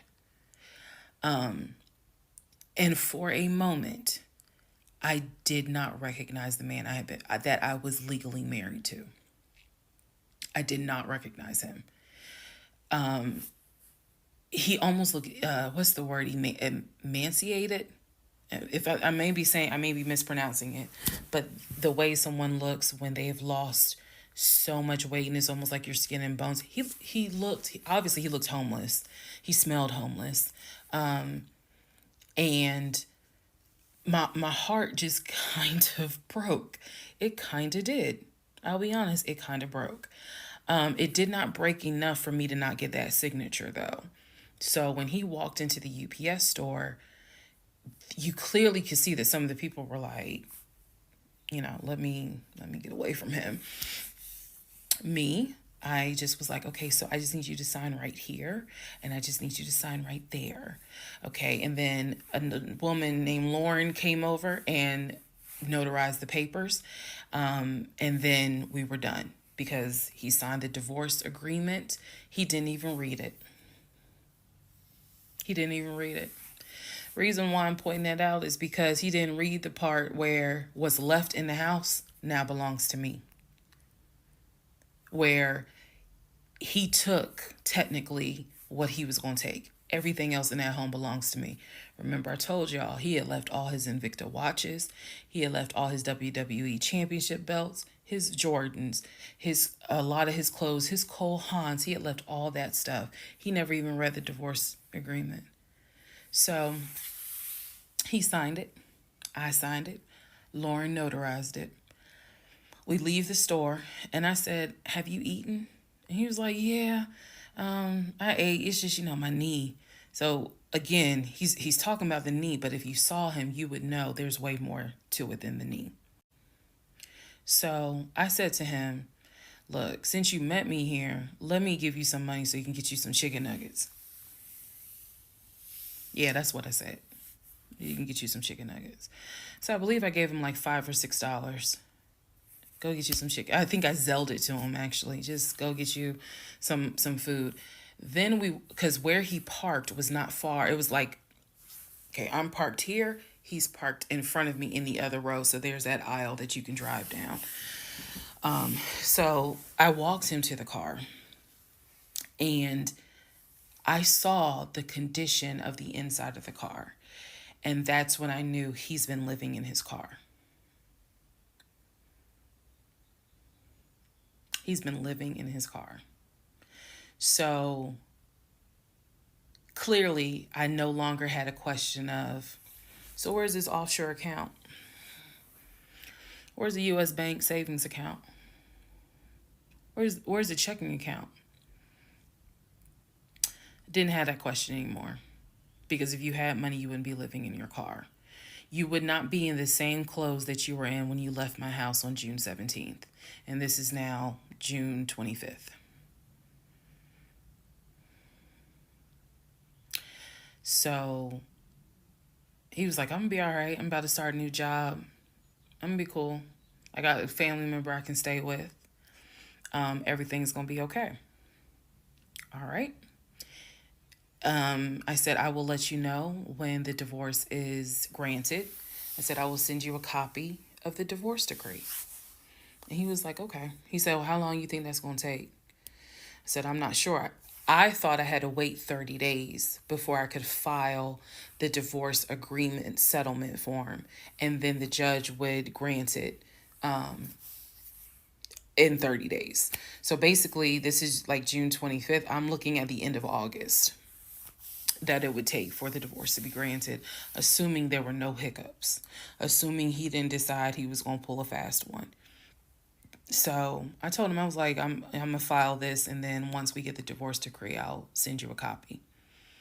He said, okay. He got in his car. I got in my car. I drove all the way back home, and he went to wherever he went. Next part is the next series of lies that I was faced with.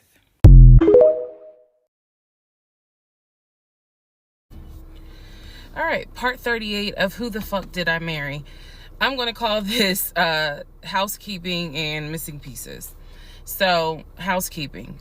First and foremost, as much as I know you all have enjoyed this series, and some of you have told me how entertaining you have found it, the story will be done this weekend. So, in other words, I don't care how many parts I gotta film, it will be done this weekend. We're not going to drag it into the new week. So I just want to let everyone know that. So please be sure to tell your sisters, your mamas, your aunties, your cousins, your best friends, hey y'all, go ahead and watch all the parts, because she's saying she's wrapping it up this weekend.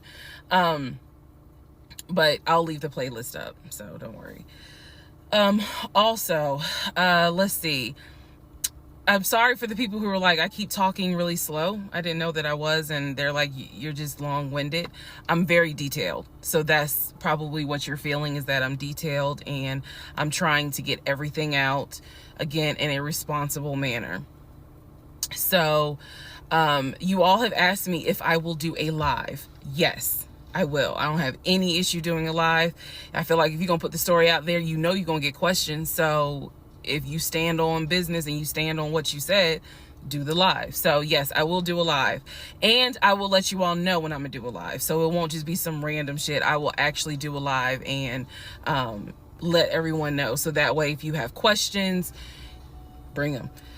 The issue with doing a live is that I need moderators. So because I just anticipate a lot of people have questions and I'm just one person, and I don't want to be accused of she's ignoring my question, which means there's holes in her story.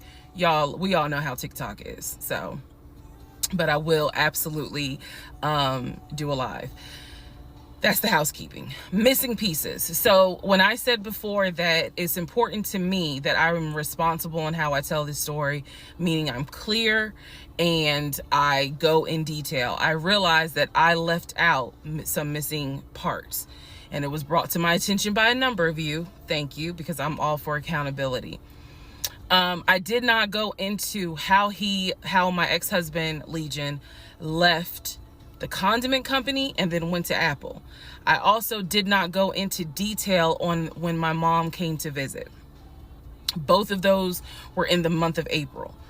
I was going to go into detail a little bit more on the Apple situation because, as you probably have figured out, of course something came out later on. But nevertheless, in terms of April of 2021, my mom came for a visit. She lived in Arkansas. She came to visit us. She came to visit us after We had that whole sexting on Facebook incident, and just after we had started marital counseling. There were no fireworks during her visit. Nothing was weird. I did talk about how, my family has always been there. And if you spoke with my mom, she would tell you she didn't see anything out of the ordinary. But there was something in her spirit that just didn't sit right. She didn't talk to me about it at the time. She did not raise her concerns. She simply, when she came to visit, we welcomed her with open arms. Legion was excited to meet her. She was excited to meet him. We took my mom out to eat. It was a typical, very quiet, non-active visit. I didn't know what my mother thought until later on. So she didn't share with me during the visit, something don't seem right.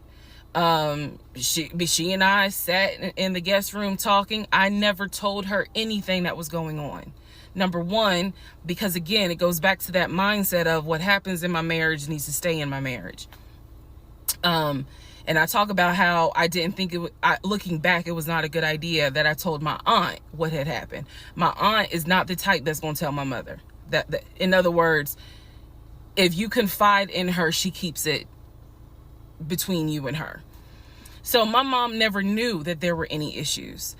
And so there was nothing for her to be on mama bear mode. Had she known, this would have been a very different trip, but she didn't know. So she did come to visit. Everything went fine. He and I put on a united front. Oh, we're so happy. We're so, in love. And yes, behind the scenes was a whole different story. He talked to her about how he was looking to buy a house, and how he told her how work was going, how his job, how his job was going, bragging as usual, which I did tell my mom, look, he's going to talk about himself and money a lot. So, just change the subject. If he brings up a house, change the subject. That was my instructions to her, because I was like, I don't even want to get into the whole house situation. So other than that, uneventful. Now, once my mom left, this is still in April, everything was fine with him at the condiment company. As far as I knew, everything was fine. What ended up happening is he randomly came home one day and starts complaining about changes that are going on at the company. When he started complaining about those changes, it was things like, keep in mind, he is not VP of the company. He was VP of, I keep getting it wrong, but I think it was VP of production is what the memo says. So he was not the second in command for the company. He was upset that he was being blamed for, production stats, that the production was down. He was upset that his plant manager apparently had resigned. He was upset that some of the policy changes that were coming into play that would affect his plant. These are the things that he was coming home and complaining about. Literally, he would complain. He started complaining Monday. By Friday, he said, you know what, if they continue doing this, then I just need to find another job. He was like, I think I'm gonna call my homeboy that I work with at Apple, and I'm gonna see, what they have available. Yes, there were red flags going up. Of course there were. At this point, we're not even dealing with United Nations of red flags. We are dealing with the Olympics. We are dealing with the parade of all nations. Everybody got a red flag. So when he said that, I was kind of like, okay, because I had become numb to all the antics that he did. I was numb to it. So he literally said, I think I'm gonna call my homeboy and I'm gonna see what's at Apple. My response to him was, well, what about your salary? Would you take a pay cut? He was like, no, I'm not gonna take a pay cut. Like, I wouldn't leave unless it's gonna be the same amount or more money. Y'all, the next week, last week of April, I'm at work, minding my own business. He calls me and tells me, I've decided to resign. You what? I've decided to resign. Don't worry. Don't get all crazy. I had talked to my homeboy. There is a position at Apple, and I'm on my way there now to go and meet him so that I can get some information on the position. We're married, y'all. We're married. So what I said to him was, well, will you get all this in writing? His words to me were, of course I'm going to get it in writing. I'm not stupid. You know what? I don't even want to talk to you no more. Click. That's the end of April. So that is how I was introduced to this Apple job. Again, if you stick with this series, you will find out exactly what happened. But that's how I was introduced to the Apple job. It literally was in a span of within 2 weeks. And he resigned from the condiment company and immediately said, I'm going to move over to Apple. Just wanted to clarify that.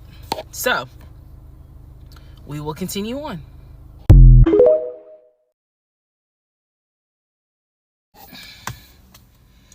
Part 39, who the fuck did I marry? Everything you're going to hear probably in this part and the next part, all of this happens in the month of July 2021.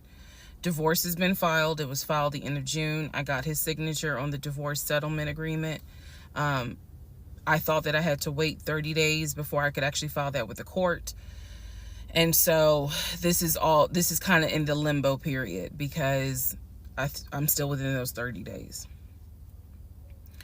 So he left a book bag at the house. Book bag that had all kind of paperwork in there. Inside the book bag, this is the paperwork that I found. Number one, I found a packet from the condiment company where it showed his 401k contributions. It also stated in there that he had been terminated. So he was terminated from the condiment company according to the paperwork in the packet that I saw in the book bag that he left at my house. Also in the book bag were paycheck stubs from a previous job where he worked at a cemetery. The same cemetery that he took me to show me where his grandmother and grandfather were buried. So let's go ahead. I'll do this video and say this is what he told me. This is what I confirmed. He told me his grandmother and grandfather were buried there. He showed me a headstone with a family name on it. If you go back in previous parts, I talk about it. The truth is they are not buried there. He is of no relation to the people who are buried at that particular gravesite. Only reason why he knew about it is because he had worked there. Also in the book bag, it was a copy of a driver's license that he had. The address on the driver's license, now this I still don't have an answer to, but the address on the driver's license was the same address as the cemetery.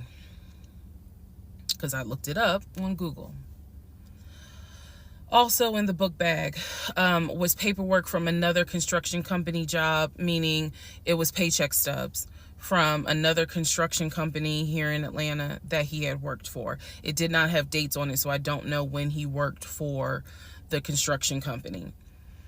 Also in the book bag paperwork was unemployment paperwork. So it looked like he had been receiving unemployment just before I met him. I met him in March.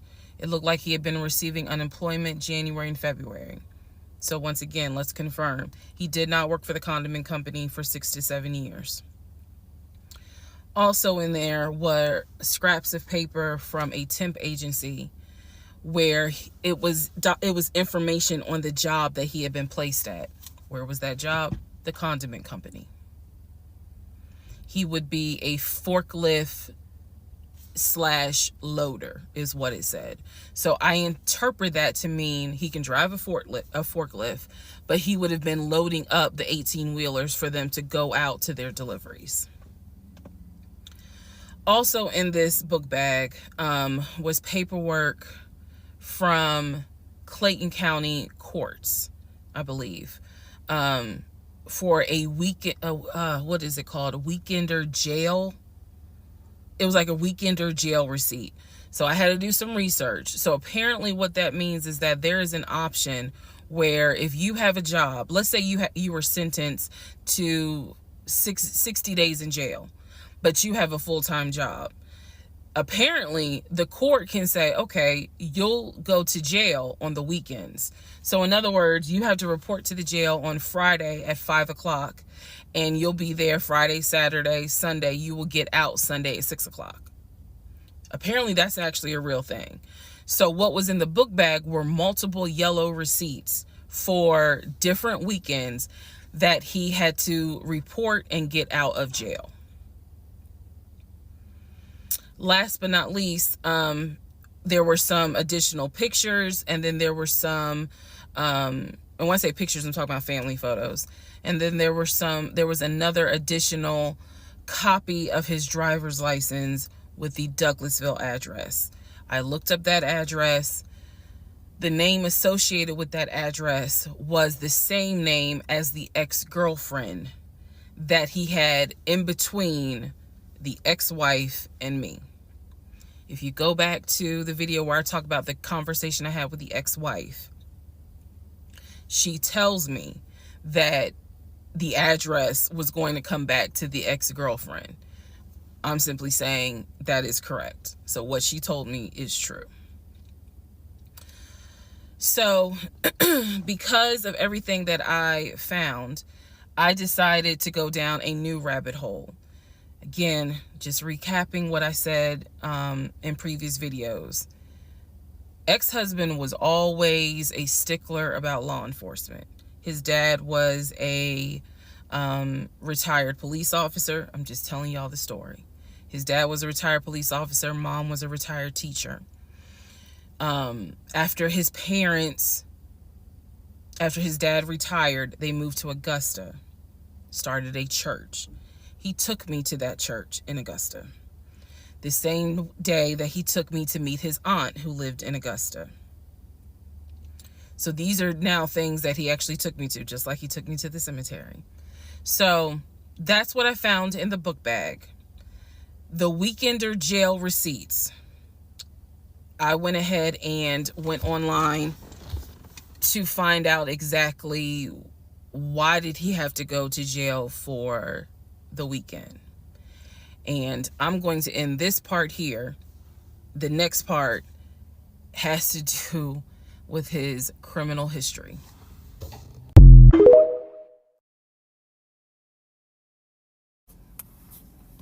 Part 40, who the fuck did I marry? So we are now at the point of July 2021. We're at the point where I've spoken to the female cousin, and she gave me the phone number for the older brother. For the purposes of this video, we're going to call him Chris. Chris was very nice. I called him. He was gracious. He was willing to answer whatever questions I had. And what he said to me was, he said, my brother has always been a liar. He's always been a liar. He said, but ask me what questions you have and I'll confirm what's real and what's not. First question I had was, when was the last time you spoke to him? Without missing a beat, Chris says, 2015, just after our mother's funeral. I explained to him about the phone calls, the fact that Legion would be on the phone for 35 minutes, laughing, talking to Chris, relaying messages from Chris to me, and relaying messages from me to Chris. Without missing a beat, Chris says he was never talking to me. And he said, now I am going to say this. Maybe he was on the phone, but he was not on the phone with me. He said, because he knows that if I ever see him, I'm going to whoop his ass. And I'm laughing because obviously Legion loves to say I'm going to whoop somebody's ass. So for the people who were confused, like, wait, what does this mean about the phone calls? What this means is, every single time that my ex-husband was on the phone, holding his phone like this, talking, laughing, cracking jokes. Hey, my wife said that, we can go later on this evening and all this other stuff. Every time they were doing things like that, every time he was having a phone call or conversation that he claims to be with Chris, no one is on the phone. No one's on the phone. That is what that means. So I'm on the phone with Chris. My mind is spinning. It is blowing up like a volcano. I mean, I'm going crazy. I'm going crazy because what this means is that for the past 4 or 5 months, every morning that he is having a phone call with his brother Chris, I am now understanding in real time that that phone call was completely fake. So Chris tells me maybe he was talking to somebody else, but it wasn't me. He said the only family member that Legion actually talks to is the twin. And that's only because for some reason, I guess it's their twins, he helps him out when he needs it. Legion only calls the twin when he needs money. And the twin, according to Chris, now this is the part that might blow some minds.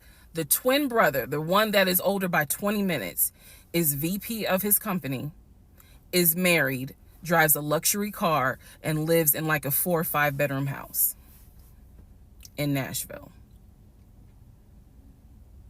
So Chris is saying to me, he was like, it sounds like he took the identity of the twin and was trying to act like that's his life. And it's not. He was like, that nigga ain't never had no money, ain't never kept a job a long period of time. And he was like, and you're telling me that he claims he was VP of a company? And so he was like, did you ever see anything? Did you ever meet people like Chris? I respect the fact that he was asking me the same questions y'all are asking me. Did you ever meet any family members? And I told him, I said, I met your aunt. Well, what aunt is that? I told him her name. He said, that ain't our damn aunt. I don't know if y'all have ever dealt with people from Philly. So he was just loud. He was like, that ain't our aunt. He said, that is our mother's best friend. And I don't trust that hoe. I'm sorry. It's the way he said it that it makes me laugh. Anyway, he's like, I don't trust her. I don't trust her at all. She is not our aunt. She was our mother's best friend when our mother was living in Augusta. She's not our aunt. So then I explained to him about the other brothers. The brothers, remember, there were 2 half brothers from his dad. One lived in Baltimore, one lived in Augusta. Chris is on the phone saying, I don't know who them niggas are. They ain't related to us. He said, our dad never had other kids. He was like, so you mean to tell me this nigga going around telling people that our dad had kids on our mom? And I said to him, well, the way he actually put it is that the 2 brothers came before y'all. He was like, hell no. No. So then I explained to him about the sisters. He was like, who the hell is Shantae? And I was like, Shantae, again, I'm just telling you what I was told. Shantae is a sister that lives in Douglasville, married with 2 kids. He was like, no, we don't have a sister. Told him about Kim. He was like, Kim's not our sister. She's a cousin. And he said to me, and I know she ain't talked to him in forever in 2 days. He said, so everyone, the only people who are his family members is Chris and the twin. He's like, we got some cousins up here. I told him about Junebug. I told him about the uncle. I told him about the grandmother. And he's just sitting back like, oh my God. He said, he was like, I realized that every relationship my brother gets in, he gets worse. And it sounds like he is actually worse than what he was in the last relationship. And I thought he was talking about the ex-wife that I had spoken to. No, he had no idea there was another wife. Because again, he hasn't spoken to him since 2015. So he was like, the best thing I can say to you is this. He said, thank God you ain't have kids with him. He said, get your divorce and forget you ever met this man. And he was like, and I know how that sounds because he's my brother. He said, but if I didn't have to claim him, I wouldn't. And I said to him something that I shit is probably said in this whole TikTok series. This is not someone that you forget. This is not a situation that, man, I don't even remember him. No. What I don't remember is the version of myself before I met him, because nothing so far has turned out to be true. The only thing that Chris was able to tell me is true is that, number one, yes, there is a brother in Philly, him. Yes, there is a brother in Nashville, the twin. Yes, both parents are deceased. That is what I was told from the beginning. Those pieces of information are true. The grandmother did die in 2008. He was like, no, she definitely didn't die in 2020. I told him how I found the obituary. And so he was like, and the uncle, he said, which uncle is he talking about? Because if you guys remember, back in one of the parts, I talk about where he said his uncle was giving him advice on why he should not open up his savings account to let me see it. He would not let me see it. And so I'm telling Chris about the uncle, and he was like, that uncle been dead for years. I told him about Junebug. He said, Junebug been dead for years. And I said, Chris, he was having conversations with Junebug on the phone in front of me. He was like, it wasn't Junebug. He said, it sounds like my brother was making up the conversations. He said he definitely was making up the conversations with me. He said, hell no, I ain't gonna be on the phone at no 6 o'clock in the morning. So the conversation with Chris solidified that this is the actual family tree. And no, there were never any conversations with his brother every morning when I was getting ready to go to work. They had never talked. On to the next part.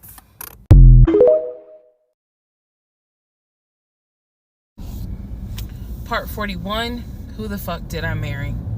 So this is a continuation of my conversation with Chris, which will then lead into some other stuff. So Chris has confirmed that he has not spoken to Legion since 2015. So now we know that the phone calls that Legion was having every morning on the phone with Chris when we were, getting ready to go to work, the phone calls were fake. I demonstrated in the last video how I think how he was doing those phone calls. Because he would relay messages from me to whoever was on the phone. So Chris and I also then talked about their parents. So if you remember in the beginning, I told you from the get-go, this man was, very respectful of law enforcement because his dad was a retired Philadelphia police officer. The mom was a retired teacher. And so he had the utmost respect for law enforcement. That's what he used to always say. Because, again, there's a lot that he lied about. So I'm trying to only highlight the big things because, truthfully, it got to a point where when he would say that as a VP in his company, he had a meeting with the local sheriff. Child, we know that's a lie. So I don't even need to go into detail about that because, again, why? So I told Chris what Legion said about their dad being a retired police officer. And I was explaining how he said the mom was a retired teacher. So Chris listened. Again, very gracious, very nice guy. He listened and he was like, so are you ready for me to tell you what's true and what's not? And at this point, I was already convinced I was going to be drinking heavily that night after this phone call. So I was like, go ahead. All right. So here's what Legion said. Legion said, my dad was a retired police officer with Philadelphia PD. When he retired, he and my mom moved to Augusta. I was there for high school. And they started a church. He took me to that church in Augusta and showed me where the church that they started. The truth. Dad, according to Chris, their dad was nowhere near the church. That man ain't go to church on Easter. He ain't go to church on Christmas. He was like, my dad he ain't stepped foot in the church since the day he got married. That was the last time he went to church. He didn't have nothing to do with church. He said that their father was the furthest thing from a pastor. And he was like, I love my dad, but that man drank, smoked, and he was not a pastor. The mom was not a retired teacher. She did substitute teach at one point, but she was not a retired teacher. The dad was a truck driver. And not only was the dad a truck driver, at one point, he was a correctional officer. And so I said to Chris, I was like, I said I had no idea, of course. I had no idea. So now we know the truth. The dad was never in law enforcement. And I'm not knocking correction officers. I want to make very clear, because I know that sometimes people that work in law enforcement feel like, look, when I'm out there patrolling, that is not the same as being a correction officer, and correction officers may feel the same. So I just want to give the distinction between the two. So the dad at one point was a correction officer. However, his primary career was a truck driver. And so the dad would do long hauls. So Chris is explaining, no, he was like, now that's funny. He said, if you knew our dad, you would understand how funny that is to even insinuate that he was a pastor. And so I told him about the church that we went to. He was like, oh, okay. So he took you to a church in Augusta and told you that was our parents' church. He was like, now, our mom used to go to church, every now and then. But he said, our dad ain't been to church since the day he married mom. So the church that Legion took me to and said that his parents started that church, that was not true. So he just took me on a field trip for nothing, basically. So I told him about the weekend, because I did tell Chris where I worked. And that is when Chris said to me, because at the time I worked in a law enforcement agency, and he said to me, now how does that work? He said, because Legion, he done been in trouble a few times. And I was like, what do you mean? Because I had not yet gone online into the court system to see what type of trouble he's been in. And so he explained to me, he was like, just run his criminal history and you'll see it for yourself. He said, because I don't know all the charges, but run his criminal history. I said, okay. He gave me some homework. I'll run his criminal history. So again, he cleared up a lot of stuff in regards to the family dynamics. He did explain to me that, yes, he does have a daughter. He and his ex-wife are divorced. And I said, well, Legion would talk about the niece, meaning Chris's daughter, and would send her stuff for her birthday. And he was like, he said, I'm almost positive my brother never sent anything for my daughter's birthday. And I explained to him, I said, isn't your daughter's name Egypt? He said, no. Who the hell is Egypt? And I said, I was told that was your daughter's name. That's the reason why I'm saying the name on here, because obviously we're about to confirm that's not the daughter. So I said, I was told that's your daughter's name. I said, I went with him to Rack Room Shoes and bought shoes for what I was told was your daughter. And she lived in St. Louis with your ex-wife. He said, no. He said, my daughter and my ex-wife do not live in St. Louis. He said, I don't know who Egypt is. He was like, are you sure it wasn't for a woman? And I said, well, it was kids' shoes. And he was like, no. He said, and I told him, I said, I went to the UPS store, I mailed it, and it, they printed the label with the girl's name on it, and I'm thinking this whole time it's Legion's niece. Chris is like, I don't know who that is. That's not even the name of one of our cousins. So I have no idea, ladies and gentlemen, who my ex-husband was buying girl shoes for and had me sending them telling me it's for his niece. I have no idea. So Chris is like, yeah, he finally said to me the same thing the ex-wife said, which is pretty much whatever he told you is a lie. And I'm being honest with you guys. It is very hard to comprehend that everything is a lie. Like, there has to be something that's true. I'm like, how was he paying?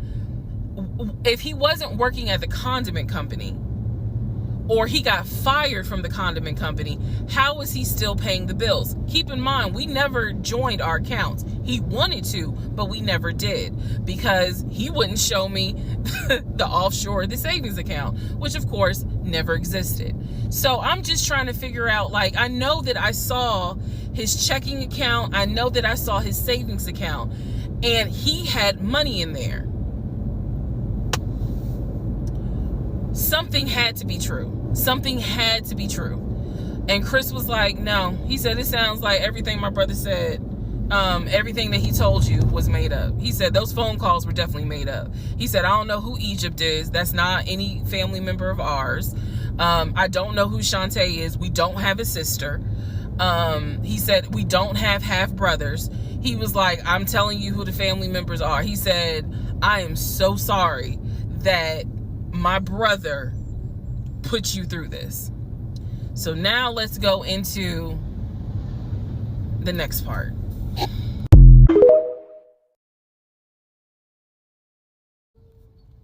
Part 42. Who the fuck did I marry? So I finished going through the book bag.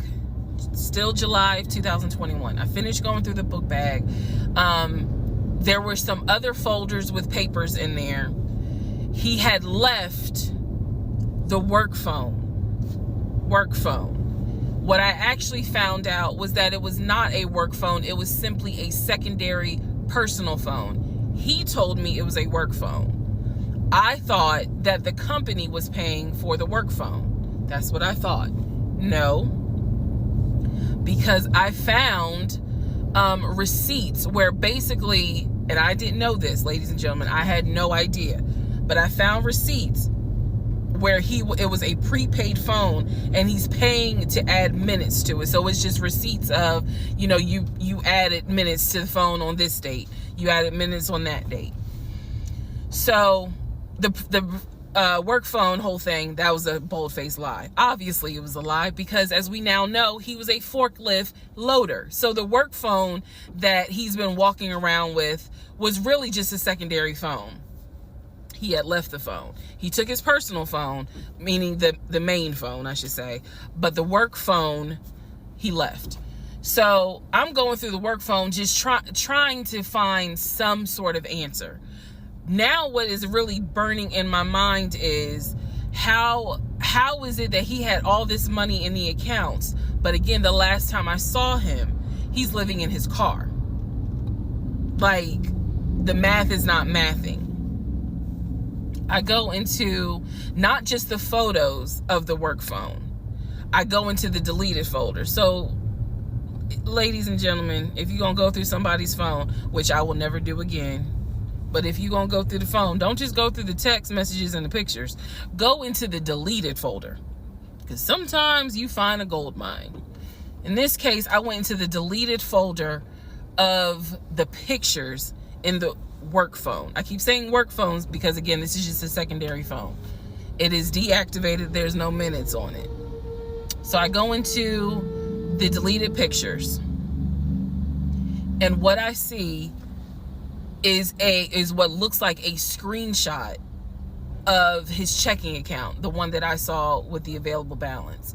Then there's another photo of the screenshot of the savings that he showed me.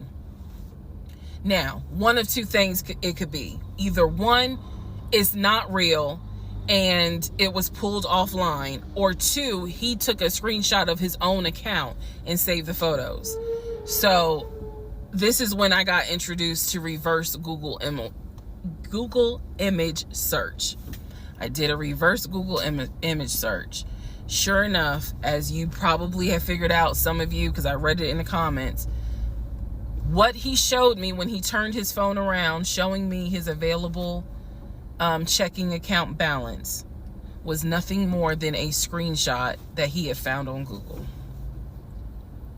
When he showed me his savings, turned the phone around, because remember, I demonstrated for y'all how he was, and then, turned it around and showed it to me as if he was signing in. When he did that, he was simply showing me a screenshot that he had taken from Google Images. Because when I did a reverse Google image search with those two photos, the checking and the savings, it came right up. It was nothing more than just Google Images. In my phone, I didn't even need this because, again, I already knew that he was not a VP regional manager, but still, for shits and giggles, I did a reverse image search of the charcoal BMW. Remember, I told y'all he had sent me pictures of the company car. Nothing more than a screenshot he had taken off of Google Images. The house that he showed me that he had in San Diego, Google Images.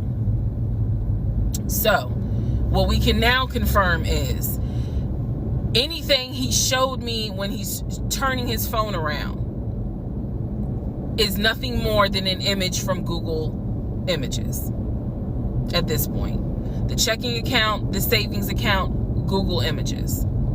The house, Google Images. The company car, that charcoal gray BMW 5 Series, Google Images. So at this point, I realized, okay, nothing is real. And I wasn't so much in a rage, to be honest with you. I wasn't in a rage then and there, as much as it was, I really truly had a moment where I said to myself, oh my God, what the fuck have I let in my life? Like, this is not even human at this point. That's really how I felt. Like, again, as someone who, I studied psychology, but I didn't graduate with a psychology degree. However, I have never dealt with a pathological liar.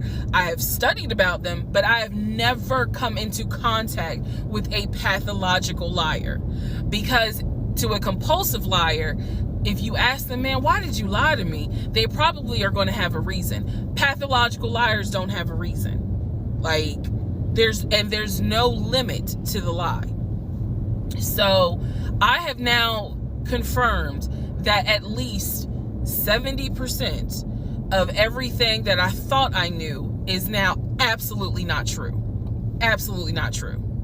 So in between all of this, I get a phone call from the aunt in Augusta.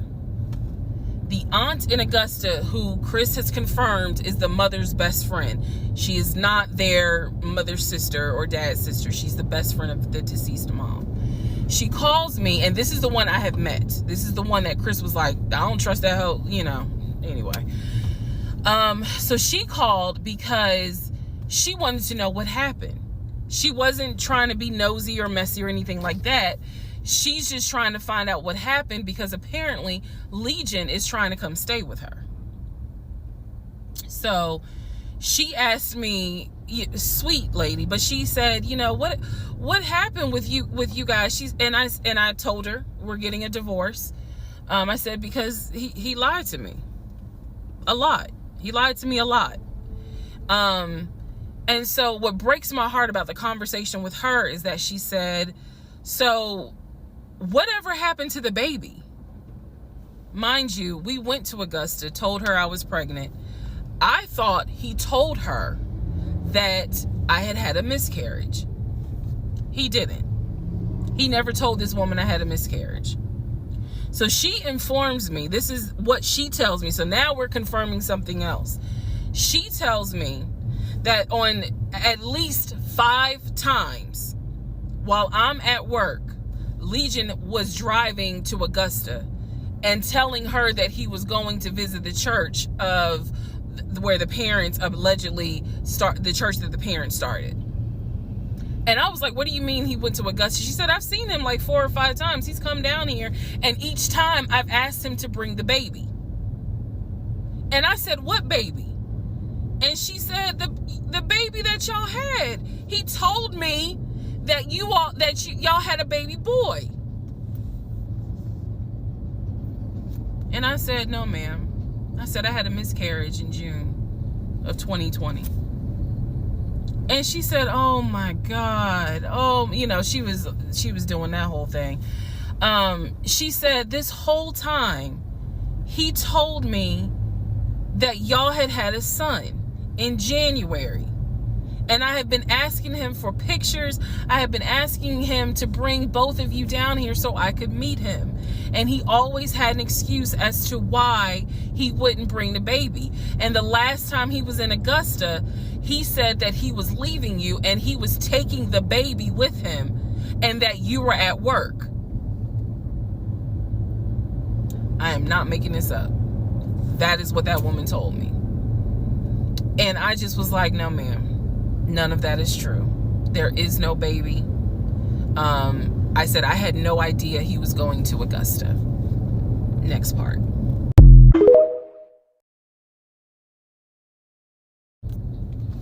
Part 43, who the fuck did I marry? So after the conversation with the aunt, again, she's telling me that Legion has been keeping up this lie that we had a son. I have let her know, no ma'am, there was no baby. We did not have a baby. And I said, I thought that he told you. And she said, he's told a few people that you all had a baby. And she said, because I know some people were trying to send a gift to celebrate the birth. I didn't know anything about that. Didn't know anything about that. So she said, he's trying to come stay with me. She said, but I don't think I want him to, again, she's an older lady. She's like, I don't think I want him to come here because I don't really want to get involved with his divorce again. And I said, what do you mean again? I said, are you talking about the previous wife? And I said the previous ex-wife's name. She said, I don't know who that is. I'm talking about Latanya, that one, the first one. And I said, well, what happened? Do y'all remember I said in my previous video that I read their divorce records. He had filed for divorce and they had a temporary protection order against each other. I said that. So now the aunt is on the phone saying that she had to go to court and testify on Legion's behalf in regards to the temporary protective order. And I was like, well, what happened? She said they got into a fight with each other. And she slapped him. And I said, well, do you know why they got into a fight? And she said, yeah, apparently he had lied to the wife and it was something major and they got into a physical fight. And she said that woman almost beat his behind. And so he asked the court for a temporary protective order. So now I'm just getting the backstory on how that TPO was even came into play. So I told her, I said, Miss Christy, we'll call her. I said, you don't have to worry about that. I said, we're not, he's already signed the paperwork. We're not fighting. I don't have it in me. I don't. So I said, I'm not going to tell you not to have certain people in your home. But I am going to tell you that I'm just barely kind of discovering exactly what the lies are in regards to Legion. So if you feel comfortable having him in your home, then do it. I said, but I am going forward with this divorce. And once the divorce is final, I will have nothing to do with him. And I said, and I'm so sorry, that he lied to you. And kind of pulled at your heartstrings in regards to a baby. I said, there is no baby. So she said, so y'all are really getting a divorce? I said, and I didn't want to cuss to the older ladies, but I said, yes, ma'am, we are. And so we get off the phone. Also during this time, Legion would call me every now and then. Legion had no idea. I've spoken to his ex-wife. I've spoken to his brother. I've spoken to his female cousin. He had no idea. I have now, if we want to go through real quick and talk about what we can confirm. We can confirm that there is no sister. We already knew there was no baby. There was no VP job. Again, he was a temp, and apparently he was making decent money.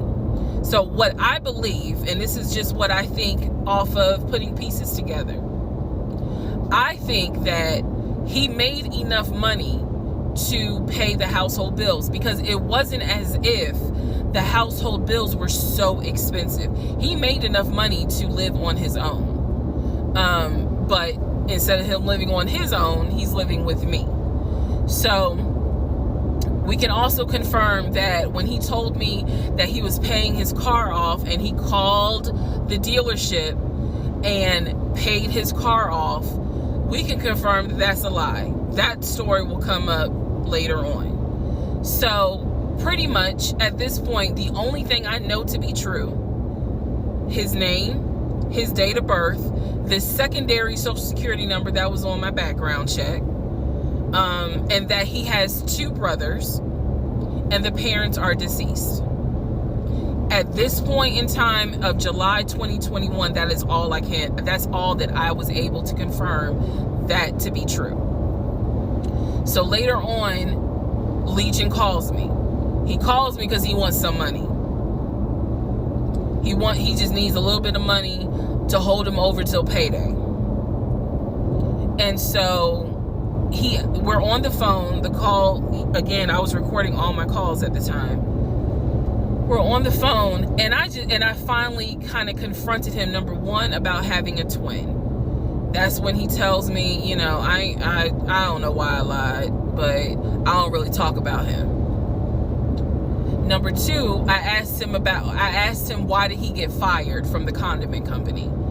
His story is that he got fired because he had helped a truck driver and he was not supposed to.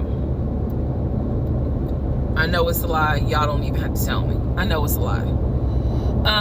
Number three, I asked him, why did you tell your aunt that we had a baby? He claims he never told her that, and that she's old and she didn't know what she was talking about. So then I asked him if he was ever in trouble where he's been arrested. And he said, yeah, I've been arrested as a juvenile, but my father had my record expunged. I said, were you ever arrested as an adult? He said, nah, I ain't never been arrested as an adult. I said, so you never went to weekend jail? He said, no, I don't even know what that is.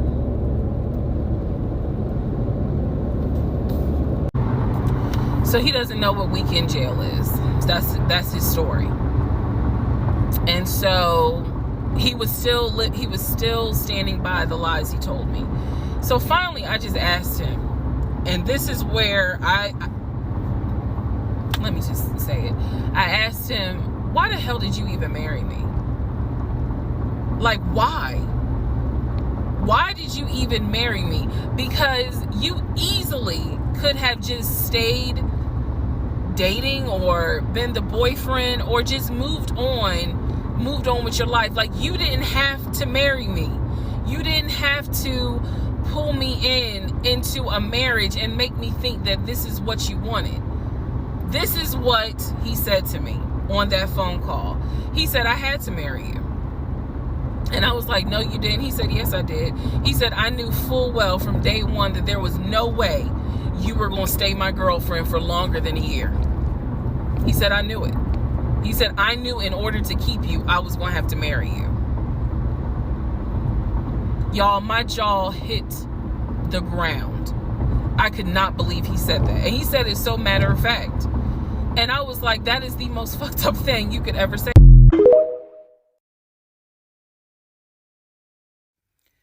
Part 44. Who the fuck did I marry? The videos that you saw earlier were filmed earlier today. And yes, I'm aware.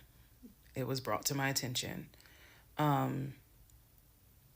had to make a decision whether or not to finish, keep my word, or stop, disappear. I mean, disappear. Okay,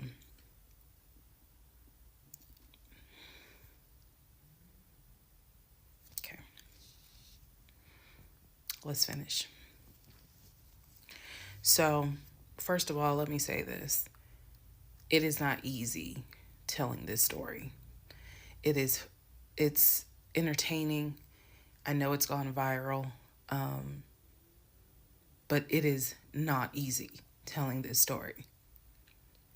I made a decision to tell this story. I made a decision to share my story, what I went through, in hopes that it helps just one person. But I would be remiss if I didn't tell you all, it is not easy telling this story, to relive it, to face certain things out loud that I had to face internally. Just want to say that. So I will push forward to finish, but today got to me. The toll of this got to me today. So I know that you all are like, we're waiting on the next part. We're waiting on the next part. I appreciate that and I get it. Because if I was in those shoes, I would be waiting too and be like, where is it? So I understand that. But the toll was real today. All right. So with that being said, we are still in July of 2021. I had talked to the brother, Chris. I talked to the aunt. I talked to all these people. And now was the time where I had saw the receipts for the weekend jail type thing. So I went ahead and did a search for his criminal history. I ran his criminal history. I did that on my own at home with my money. So this was not, I think someone had asked if I did anything with my job. No, I did not. I know better.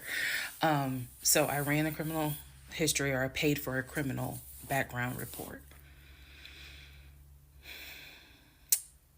For him to say that he appreciates law enforcement so much, it was obviously a lie, because the criminal history showed that he had been arrested for criminal trespassing. He had been arrested for like suspended license, suspended registration. But the big thing was impersonating an officer. If you don't know anything about impersonating an officer, it is a felony. Period, point blank. As sure as Peachtree runs from Bankhead to Buckhead, it is a felony. So seeing that, seeing what court it was in, I did another open records request for the incident report. I wanted to know exactly what the circumstances were, especially given the fact that I worked in law enforcement at the time. What were the circumstances as to how he was arrested for impersonating an officer? So I did an open records request. I got the incident report, and I'm tired of saying my jaw hit the floor. But on this one, my jaw hit the fucking floor. I respect law enforcement. Again, I was working in an agency with a lot of great men and women. Basically, what the incident report, and I'm paraphrasing it because I don't have it sitting in front of me. Basically, what the incident report shows is that he pretended to be an officer using a badge. I later found out it was the badge that his dad had as a former correction officer. Same last name. So he was pretending to be a police officer at an apartment complex on the south side of Atlanta, and proceeded to tell people that he was an investigator and he was looking for drugs. He also proceeded to try to pat down someone, and then also proceeded to try to go into a woman's apartment and do a search. This is in the incident report. So naturally, the woman who he was trying to get into her apartment to do a search happened to either work with or worked at a local police department. So she just simply called her coworkers or called her homeboys or whatever. And so he was subsequently arrested and subsequently was charged and found guilty. That is what I found in his criminal record report.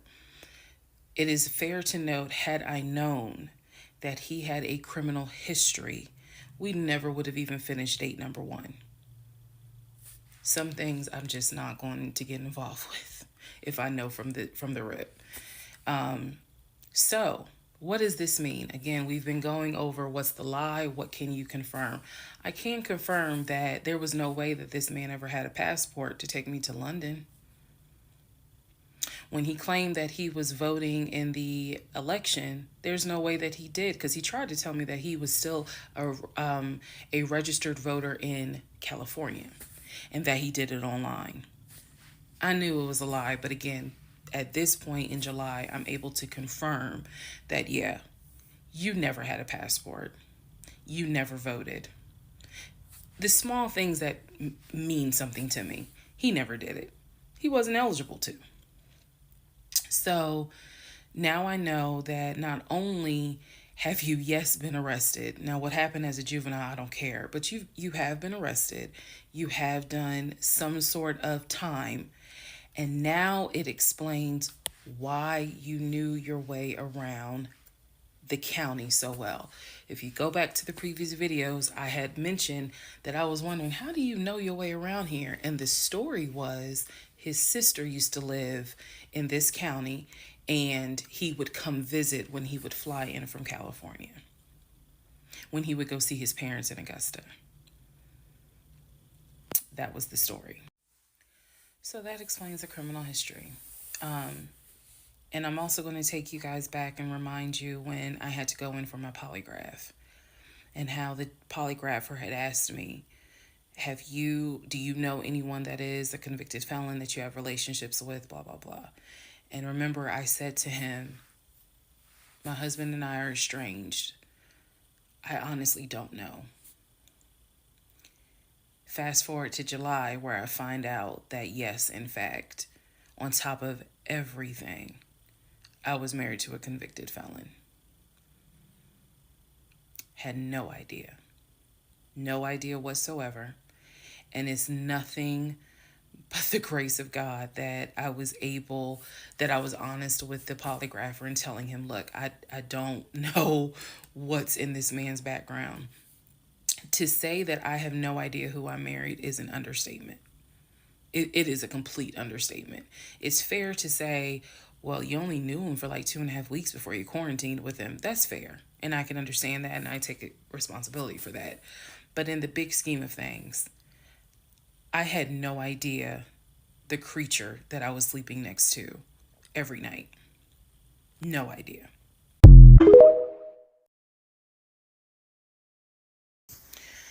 All right, part 45, who the fuck did I marry? So we are now end of July, August time frame. During this time, Legion basically disappeared. Remember, I'm still waiting on the final divorce decree to come up. I'm actually waiting for the 30 days to be up so I can file the divorce settlement form. So I'm waiting on those 30 days to be up. I'm playing nice with him. I'm being cordial. I have uncovered all kinds of stuff. But just in case he was going to act a fool, I was trying to be cordial. So I had spoken to him on like a Monday, and I was trying to get a hold of him for something. But I'm the one that initiated a phone call in the coming days. Never heard from him. Never heard from him at all. His phone was dead. It was going straight to voicemail. And I genuinely was worried. A few days turned into a week. By the time I hadn't heard from him in a week, because I knew he was not living anywhere but his car. I knew that. So this is what happened, y'all. I first reached out on Facebook. Remember, even though he has told me that he had all these siblings, we know he didn't have all these siblings. But remember, I told y'all I had met the brother in Augusta and I had met the brother in Baltimore. These are people I've met. The brother in Baltimore I talked to on FaceTime. The brother in Augusta I've actually physically met, hugged, shake hands, all that. So I reached out to on Facebook to people that I remember him talking about all the time. The friend Omar, the brother in Augusta, the brother in Baltimore, another cousin in Augusta. I was doing a search for these people's names, just like, hey, have you heard from Legion? The brother in Augusta told me, no, I haven't heard from him. I've been trying to reach him, but the phone's going straight to voicemail. I knew he was living in his car. So my brain was doing everything it could not to go on the deep end. I reached out on Facebook to the brother in Baltimore and I said, hey, gave him my name. And I said, have you heard from Legion? Now, mind you, the brother in Baltimore and him have talked on speakerphone. I guess it's important that I make that distinction. They have talked on speakerphone. So I know that they have talked at least in 2020. So I said to him, again, according to Legion, they talk all the time. But I have heard them on the phone in 2020. So I said, have you talked to him? The brother from Baltimore informs me, no, I ain't talked to him. He owes me money. So I ain't got nothing to say to him. And I said, wait a second, like, he was telling me that y'all are brothers. He was like, man, he's like a brother. But I don't fuck with it. I don't fuck with him because he owes me money. So they had not spoken. This is now July 2021. They had not spoken in well over 6 months. So all the phone calls, this is what it means, guys. All the phone calls that he had with the brother in Baltimore in 2021 were not real. Then I reached out to the Omar guy, and I remember the story was that he and him known each other's years since California, worked together at the condiment company. I reached out to Omar and said, have you heard from Legion by any chance? Explained who I was. He responds with, and I'll never forget it, he responds with, no, I have not heard from him. I have absolutely no contact with him whatsoever. We are not friends, and I would appreciate if you do not reach out to me again about him. The stories I was told was that this dude is supposedly his best friend. Shocking moment. So they had not spoken in years. They're not cool. He does not fool with him. Okay. Went on to the next person, a female cousin I had met.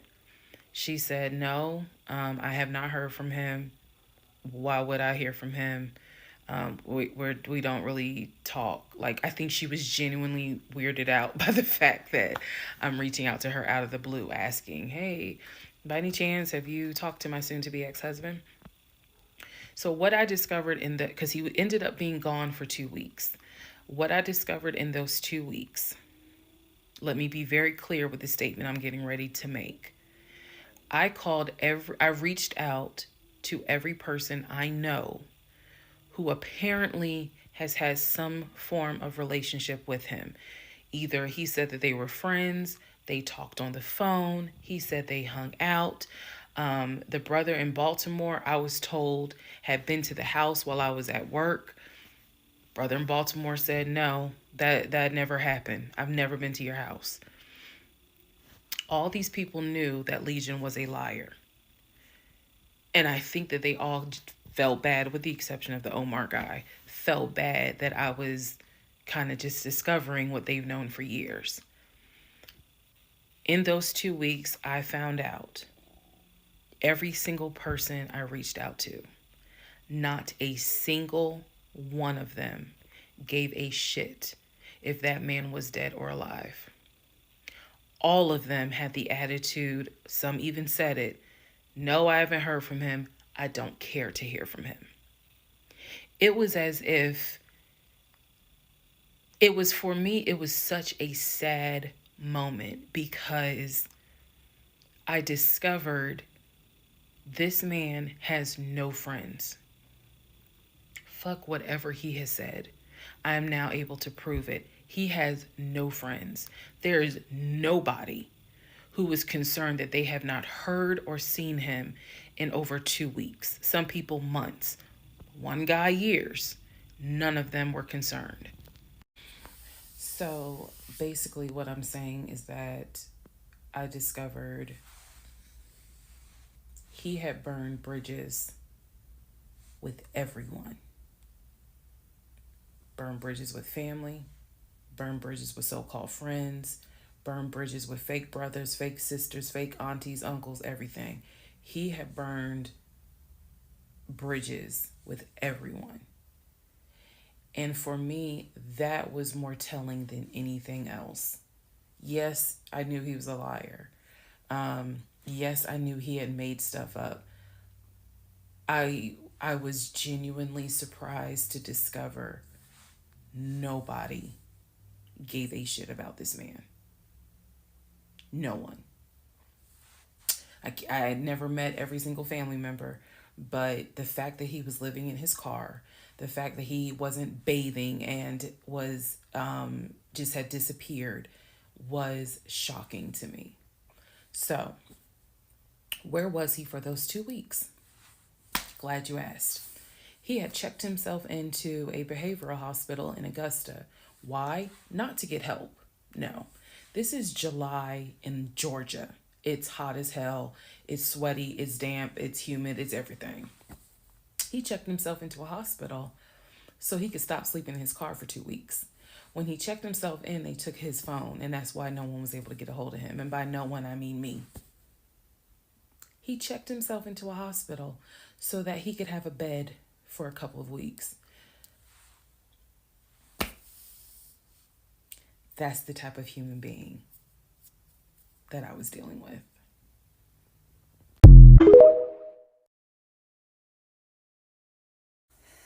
Part 46, who the fuck did I marry?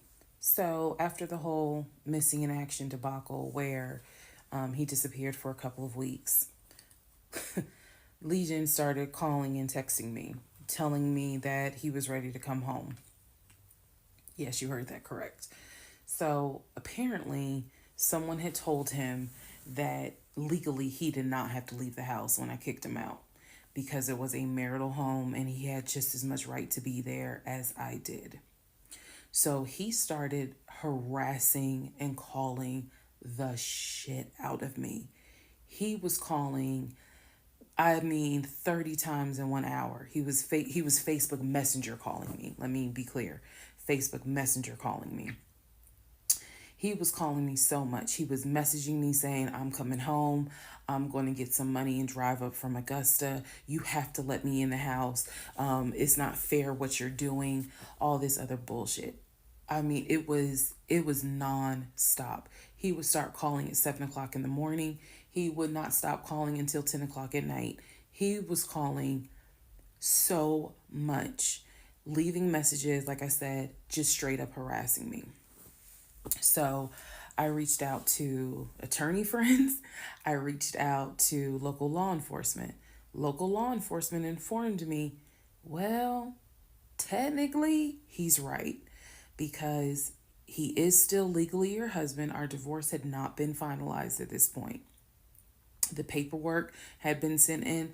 I was just waiting on the judge to give me her signature, but it hadn't happened yet. So the local law enforcement did tell me if he comes back, our officers would have to let him in the house. You don't have to stay there. They gave me different options. I was trying everything in the book because he is saying I'm coming back to the house. I told him, do not come. You were not welcome. I'm not letting you in the house. Again, the locks had been changed. The code had been changed. So I told him, if you come to this house, step foot on this property, I'm calling the police and getting you arrested for trespassing. You should know about that. He was adamant. that he was allowed back in the home. He didn't know the conversations I had with local law enforcement, but somebody was in his ear telling him, nah, you can go home because she's not allowed to kick you out. Okay. So I didn't know when he was scheduled to come because he was trying to get the money for the gas to get back to Clayton County. I tried everything I could. Basically, what my options were simple. Let him in the home, and I can stay in the home, put him in a room, just have no dealings with him. But again, I don't want to be under the same roof with him. This is what the local police told me. I could have an officer go room to room and let his body cam film the room to see the condition of the house. And if Legion showed up, I would leave the house.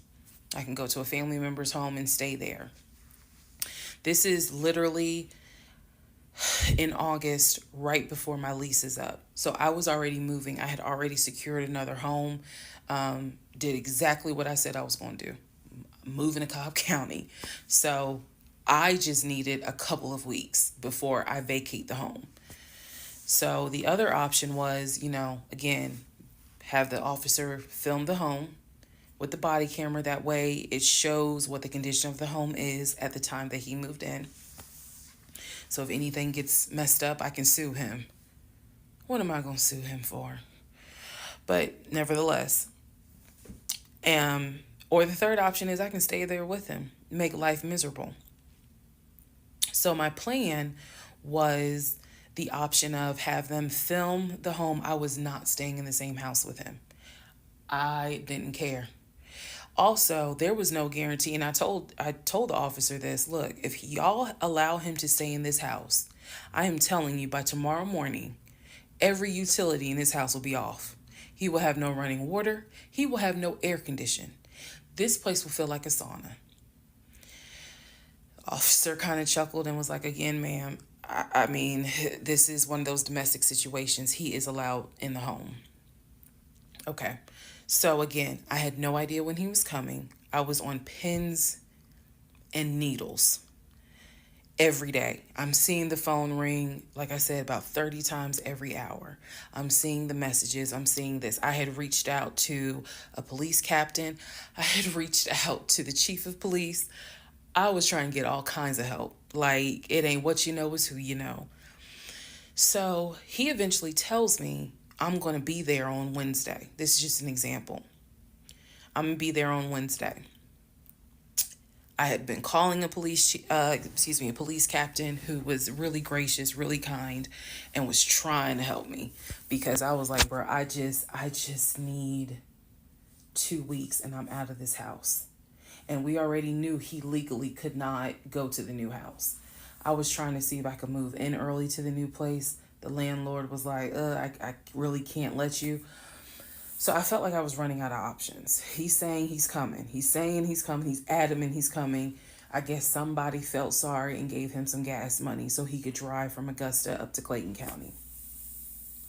So the day before all this goes down, the police captain called me and he informs me that they ran his name through GCIC, which is a database that law enforcement agencies use. Turns out he has a warrant for his arrest. So the police captain says this changes everything. If he shows up to the house, don't do anything, call us. I will have officers to your home and they will simply arrest him. So I know that this is a short part, but I'm going to dedicate the next part to what happened when he showed up to my house.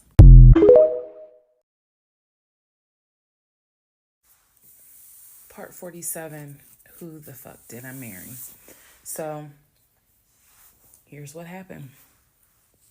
This was mid-August. Went to work as usual. It actually happened on a Friday. I had to look at the dates. It happened on a Friday. Went to work. Still, he was calling me, texting me, messaging me that he was on his way. And so I was a bit on pins and needles all day. I was dreading going home, and that is a horrible feeling to dread to go home. So, he had called me and said that he was at the house in the driveway. I guess he had to use the restroom, so he decided to go to the Walmart up the street to go use the bathroom. I wasn't answering phone calls. I wasn't answering text messages. I simply called the police captain. I said, hey, he's saying that he's at the house. The police captain himself drove by the house, but I believe he drove by the house when Legion went to Walmart to use the bathroom. So the police captain was like, I don't see anyone there, but again, if when you get home, if he is there, do not engage, call us. Okay, no problem, because I got you on speed dial. So I go home. I'm on the phone with both my mother and my aunt on a three-way call. They're both like, oh my God, what do we need to do? I drive into my subdivision. What he did not know was that he had backed into the driveway up against the garage. Normally, I park my car in the garage. But what he didn't know was that at the time I was driving a fleet car. So I wasn't even in my normal car. And I know that he was waiting to see my car, the Nissan Altima that he helped get, pull in to the subdivision and then pull in towards my townhome. That didn't happen. Because I'm in a different car, he didn't recognize it. So when I turned onto my street, as sure as it is hot in Georgia in the summer, that man was sitting in the driveway in his Ford Taurus. Okay? So I live at the time, not far from a cul-de-sac. So when you go straight down, you just turn around in the cul-de-sac to come back up. So that's exactly what I did. I went to the corner, turned off so that I can see the house, but he would not have been able to see me. I went ahead and called 911. I was very calm, told them exactly what the captain had told me to say. I was like, my name is, the address is, I need police here because my ex-husband is here. He is not supposed to be here. And I feel as though I am in danger. She said, okay. She, again, regular phone call. She said, we're dispatching police to your home. As soon as I hang up, I then call the police captain. He immediately answers the phone. He says, we just got the call. I'm sending 4 officers your way. Okay, good. Get off the phone. Call my mom and my aunt back because they were both like, call us back. Call them back on 3-way. I continue to sit there until I see 4 officers, 4 cars pull in and stop just in front of my house. So then I ease up. He gets out the car, I guess, trying to see what's going on. I explain to the officer that walks to my window. I say, this is what's going on. So I was trying to sound extra law enforcement smart. I was like, check him through GCIC. You're going to find that he has a warrant out for his arrest for violation of probation. And the officer kind of smirked because she was like, we know. We already checked GCIC. The captain called us. So I was like, okay. So anyway, they tell me to sit in the car. They go up to the window of the car and ask him to step out of the car. He does. When he stepped out the car, I was like, oh my God. I hadn't seen him since the end of June when I met him at the UPS store. And he looked bad then. He was still in the same clothes. When I told you guys when I met him, he was like a size 3X. What got out of the car was easily a medium or large. Easily. That is how, and it makes sense because, he probably wasn't eating. Let's set for somebody gave him $6 for chicken nuggets. But what got out of the car was something I didn't even recognize. So he gets out of the car, they arrest him. There was no incident or anything like that. He was arrested peacefully. They put him in the back seat. My neighbors are all looking like, what is going on? And so the officer comes up to me and she said, he's asking to speak to you. Do you want to speak to him? I said, yeah. So she walks with me. Keep in mind, she's wearing a body cam. So she walks with me to the window. They put the window down. And I remember looking at him. I was like, I told you not to come. And he said, I just wanted to get my stuff. I just wanted to get the TV. I said, what TV? The TV that you gave me in the divorce? And he was like, yeah, that TV. And I said, it's mine. You gave it to me. I have the fucking text messages proving that you gave me the TV. And I'm trying not to scream because the neighbors are all watching. And he was like, I know. I just needed my stuff. I'm sorry. I'll never bother you again. I'm sorry. And so I look at the officer and I was like, you have me out here with 4 fucking police cars. You have embarrassed me to no end. You have made a fool of me. And you got the audacity to now be like, I'm sorry. I'm like, fuck, you're sorry. So the officer was kind of like, okay. I said, I never want to see you again. He was like, you won't. I'm sorry. I'm so sorry. So I walk off. The officer is like going through the stuff that was in his wallet. They took it out and put it on the roof of the car. So the stuff that was in his pants, like his wallet, his keys, they put it on the roof of the car when they had him get out the car. And so she's just like, I said, did you catch all that on body cam? And she said, yeah. I said, he gave me the TV.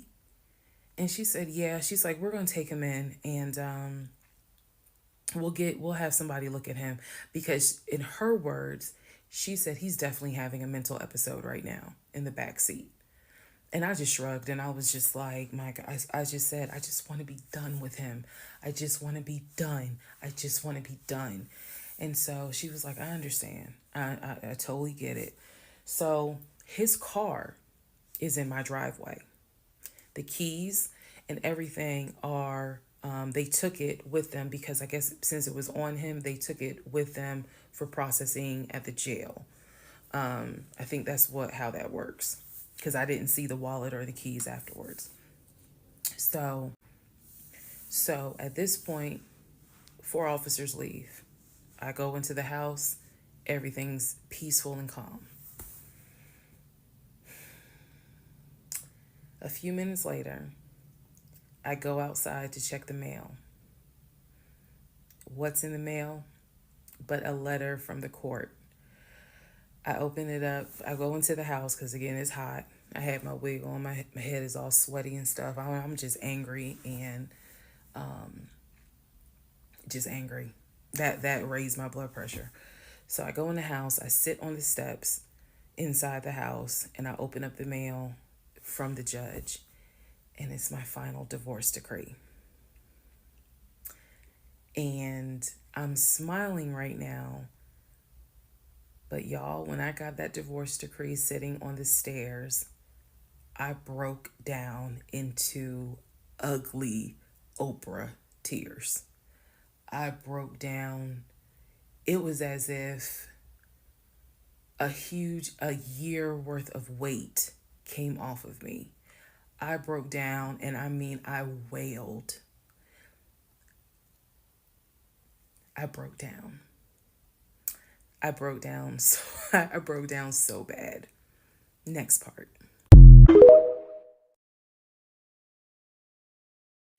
All right, part 48. Who the fuck did I marry? So after I finished breaking down, wiped my tears, and his car is still in the driveway. I couldn't park in the driveway. So I called the car company. I had called the car company once before when he went missing for those 2 weeks to ask them if they maybe had a tracker on the car and could track it. And the nice gentleman informed me that the tracker had not been giving a signal off for about 5 months. So he wouldn't really give me details on the car, but obviously the car payment was not being made on that car. It had not been made on that car for quite some time. So he and I split in June, but apparently the car payment wasn't made long before June. Can't speak to that, but he still had the car. So, called the car company. I told them, I understand that y'all looking for this Ford Taurus. And the lady said, yes, or you can make a payment. I said, no, y'all can come get it. Here's the address. When do y'all want to get it? And she said, well, I can have a driver come get it tomorrow morning. I said, no problem. That car will be ready for you to get it tomorrow morning. And so the car was repossessed out of my driveway the next morning, Saturday. The driver was there about 7 o'clock in the morning. He had the master key for the car, cranked it up, drove it, put it on the tow truck, and left. Here's what that now means. When Legion left my house in June, he left with 2 bags of clothes. Everything else was in my house. At the end of July, or towards the end of July, everything that he had left in my house had been donated to the domestic violence shelter, which means that the only thing that Legion had were the clothes that he had taken with him in the car. When he got arrested in my driveway, all of his clothes were still in the car. And when the car got repossessed Saturday morning, all of the clothes were in there. Which means that when he went to jail, whenever he got out, he only got out with keys to a car he no longer had, a wallet with probably no money in it, and the clothes that were on his back. Everything else was gone. Now we can fast forward to what happened around August 29th. So I was scheduled to move August 31st. Remember, I'm moving up to Cobb County. We had been checking the court documents. He had a court date scheduled for around August 29th or August 30th. I don't remember the exact date. The court time was supposed to be around 9 o'clock in the morning. My mom was watching the court filings online. And according to her, because I missed it, they showed him on the screen because this was still during Zoom. They showed him on the screen, and then he was ushered out of the court into like a back area, and an attorney spoke on his behalf. Between the time that he had been arrested and the time of the court date, I had never in my life slept so good. Truthfully, never slept so good. I was officially divorced. I had no ties to him. There was nothing in the house of his there was nothing of his that was still in the house. I felt free. So, when the court date happened and my mom told me what she saw on the Zoom, I was confused. Is he getting out? Is he having to serve time? What's going on? I called the courts. I tried to speak to his attorney, and his attorney had a horrible attitude and was like, why are you calling me? And I informed him, I said, look, I'm a bit afraid of this man. So can you please just tell me if he is being released, or is he going to be kept, or if he is going to be sentenced to a longer jail term? He said no, he's not being kept in a longer jail term because the warrant had expired. So when the police arrested him, yes, it was a valid arrest, but the warrant had expired. So I believe the warrant had expired like 6 months earlier, but of course it wasn't put in the system. Which means that if the court date is August 29th, he's going to be released August 29th or August 30th. I'm moving August 31st. So my mom was just like, please just spend the night at your aunt's house. Like, just spend the night at your aunt's house, then go back to the house during the day. The movers will be there, and then just move. So that's exactly what I did, because there was concern that he would get out of jail angry and catch an Uber with no money and come back to the house, either for retaliation or because he's just in a fucking manic mode. And so that's where he went. I really didn't want to take any chances. It's just that simple. I did not want to take any chances. I knew that at that point, legally, the law's on my side. Y'all are divorced. You have no reason to be at this home. I knew that that's what the police would say. But I wasn't 100% sure because, truthfully speaking, I did not know this man. We can make all the jokes we want. I did not know this man. I thought I knew him, but you never really know a pathological liar. So, needless to say, he got released August 30th. I went to my aunt's house for the night. August 31st, I went back to the house. The movers were there. They packed me up, and we got out of there so quick. I think they packed me up in about 2 hours. I honestly told them there is extra money in this if you guys can get me packed up, meaning loaded up onto the truck, because everything was packed. But I explained to them this is a domestic situation. I need you guys to move quickly. When I moved out of that house on August 31st, anything that Legion touched, I got rid of. I sold the furniture. I sold dining room tables. I donated plates, glasses. When I tell you I moved out and I started over, I completely purged my life. Completely started over.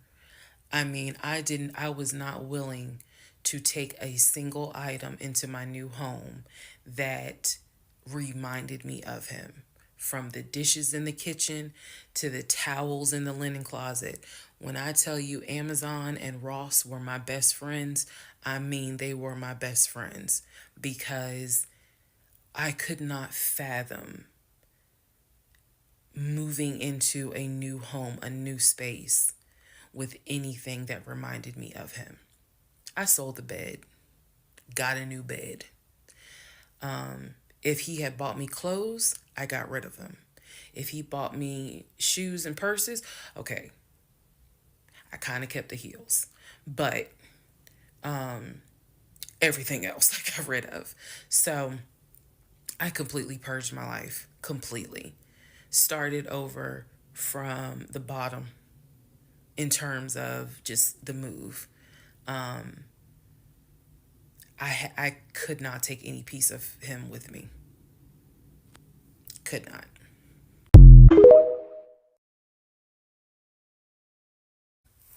Part 49, who the fuck did I marry? So after the whole, I moved and I started over, basically, completely started over. So there was a period of time where different people had reached out to me, people who knew him. Apparently, he was still trying to find a couch to sleep on. And so one guy in particular had reached out to me because I guess Legion had asked him if he could come and stay with him and his family because he was homeless and had nowhere to go. And so he had lied and told the guy, because again, he's a liar. So he had lied and told the guy that, I had kicked him out. We're divorced. I had taken all his money. And so that's why he's homeless. So the gentleman simply was reaching out to me on Facebook to confirm what is actually true. And he and I talked, because he ended up calling me. He and I talked for a while. Very respectful, really nice guy, very compassionate. And so I told him, I was like, I said, we're divorced. So I have nothing to do with him. I said, I wouldn't bring him in my house with my family if I were you. But that's just me. And so the guy was like, lady, he didn't say lady, but he was like, lady, you dodged a bullet. He was like, I know you may not see it now, my sister, but you dodged a bullet. You dodged a bullet big time. And so, just in talking to him, he was very encouraging. Like, it sounds like you got a good head on your shoulders. It sounds like you a good woman. And no, he was not flirting at all. He was like, it sounds like you a good woman. And I really hope this does not mess you up. Like, don't let him mess you up. Don't let him, like, diminish your shine kind of thing. And I appreciate that. I did. Because at that time, again, had moved into my new place. 2021 was the worst year I ever had. I'm not saying that so that 2024 can be like, hold my beer.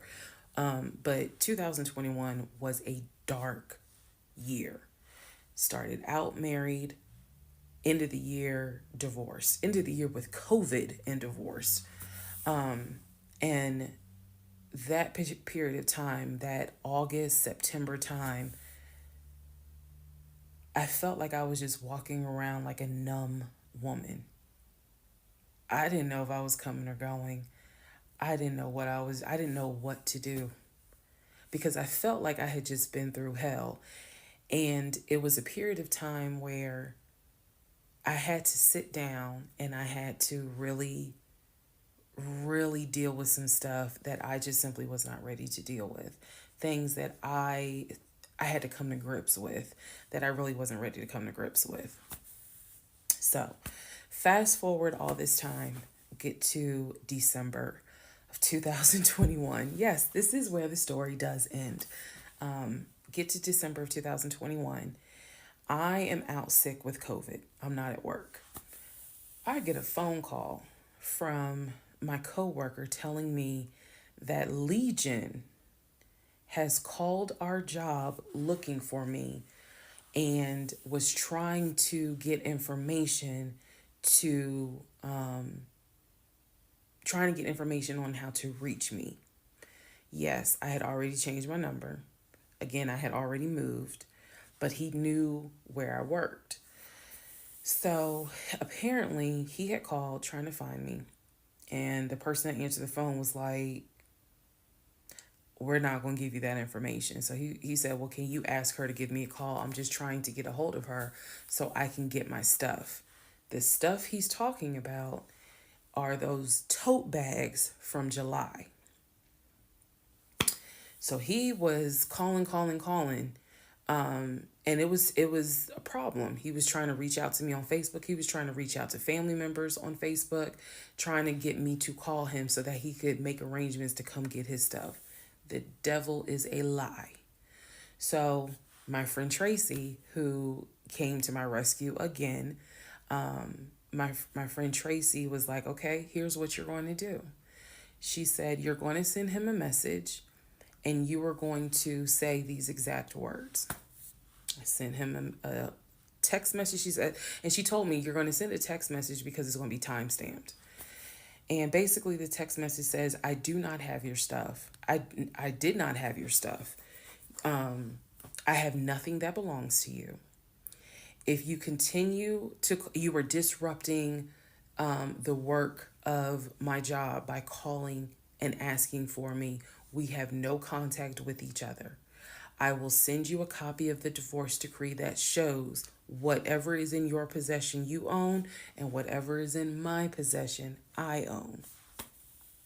If you contact me directly or indirectly ever again, I will get a restraining order on you. Now, for those of you who are watching this in 2024, and you're probably like, wow, she's dramatic. Please understand that what I just said, I meant. I mean that. If you ever try to contact me directly or indirectly, I will get a restraining order. I have it in writing. I've always had it in writing. And if I need to rewrite it again in 2024, I will, because the boundaries still stand. And that, ladies and gentlemen, is the last time I had any contact whatsoever with my pathologically lying ex-husband.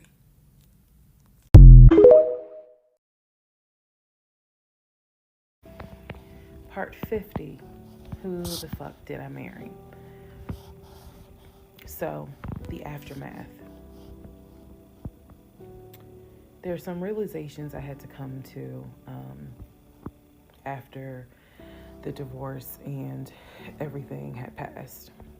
One, Legion never loved me. He never loved me. He doesn't love himself. So I know he didn't love me. Number two, he didn't even like me. He watched me get excited about things that he knew I was not going to get. And not even just the possession stuff. Like, of course, we know I was excited to be the woman whose husband is like, I'm taking my wife to London. I was excited to be the woman whose husband was like, yeah, I bought my wife a brand new BMW X5. You have to understand, as all the jokes that we make about the BMW, it was the time and effort that he spent in taking me to dealerships and being sure to put me in the car and test drive the car and, oh, I can see you in this. I like this for you. It seems safe.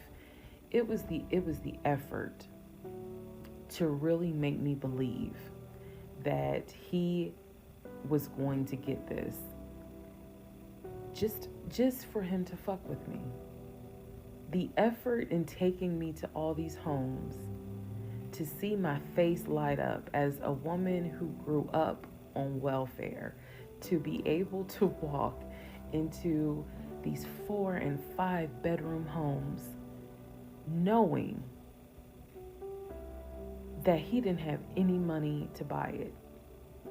Imagine if he had just been honest and said, hey, I like in my free time to go to open houses and just see how the other people live. Imagine if he had just said that versus wasting not only my time, but the wasting the time of the realtors who did nothing wrong. There's a level of cruelty to my ex-husband that I had never experienced before.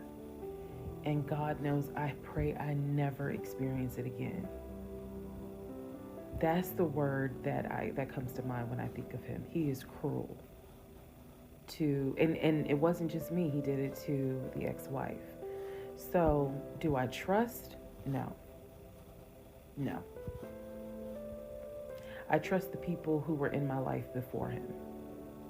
If we were friends or if we were in a relationship or whatever and I knew you before him, I trust you explicitly. But if you're somebody I just met, I don't trust you. I don't. There's no point in me getting on here and saying and making it seem like, oh, I'm so strong, I'm so brave. I struggle big time. Because on one hand, I want to like someone. On the other hand, I'm immediately thinking, what if it's a repeat? And I'm going to be honest with y'all, I can't go through that again. I can't. Every single thing in our relationship was a lie. It took me a while to realize every single day this man lied to me. Every single day he lied to me. Every conversation he had was a lie. I will never know how much he lied to me. I'll never know. I've made my peace with it. I will never know how deep it really truly goes. I only know what I experienced, and I only know what God allowed me to see. But I'm willing to bet that there's a lot I still don't know. When people say, oh, you dodged a bullet, like you just, and I've read a lot of the comments on this, and people have sent me a lot of the comments. And so I need to make one thing very clear. I am fully aware I dodged a bullet. I am so grateful to my God that I did not have that man's child. I'm sorry if that offends some of you, but it's the truth. I'm grateful that we didn't buy a house and that I'm not financially tied to him in any way, shape, or form. But I am also grateful for the fact that there are things about my ex-husband that I discovered in terms of how he is when it comes to other women. And I'm grateful that God has kept me and protected me. That's all I'm gonna say. So when I started out making this series, and I made the decision to tell my story, my motive was I just want to help one person. If there is a woman out there who's like, God, I want to be married, and I met this guy and something don't seem right, but maybe it's not that bad. My advice is, honey, just go ahead and do your research, because I can honestly tell you, being single sucks. Okay, in my opinion, sometimes it sucks, but being married to the wrong person is a type of hell no one should have to go through. You should not have to be married to someone that does not like you. You should not have to be married to someone that doesn't even love you. And I know what that is like. I know what it's like to be told, hey, babe, I love you. And yet, I swear, I think that man sat back in the recliner with his WWE Championship Roman Reigns belt and laughed his ass off at me every day. Like, damn, she really believed it. Ha, ha, ha, ha, ha. I do. I really do think that. My radar was broken because I am an intelligent woman, and I know that I know better. And I still sometimes ask myself, how the fuck did you let this happen? How did you let this be your story?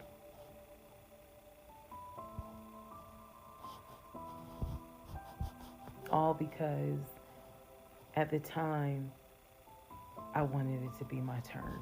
And I hoped it was my turn. And when people say, well, what do you mean by that? I just meant, we all see it, whether it's social media or real life, we all see where the woman she done been through some stuff, but she finally met someone who appreciates, loves, and respects her. And it is a beautiful thing. I had hoped that when I met him, it was my turn for that. And instead of being obedient, I wanted to be right, and I wanted to do what I wanted to do. And the cost of that decision was heavy. The toll of reliving this whole scenario was heavy. It was. I'm almost surprised at how hard it was to actually finish this playlist. Not because I couldn't remember stuff. I probably remember way more details than what I actually put out. But it's just the fact that it's like I'm reminding myself, how did you let this happen? So, therapy is real. Therapy helps. Stella Rosa Black helps too. And yes, I will one day get to London. I will get my dark blue BMW X5 with a cognac interior. I believe I will get those things. Just got to get them a different route. So, thank you all for being on the playlist of Who the Fuck Did I Marry? I promise I will go live, and I will let you all know when I go live so that we can have a wine night full of questions and answers. Thank you for watching.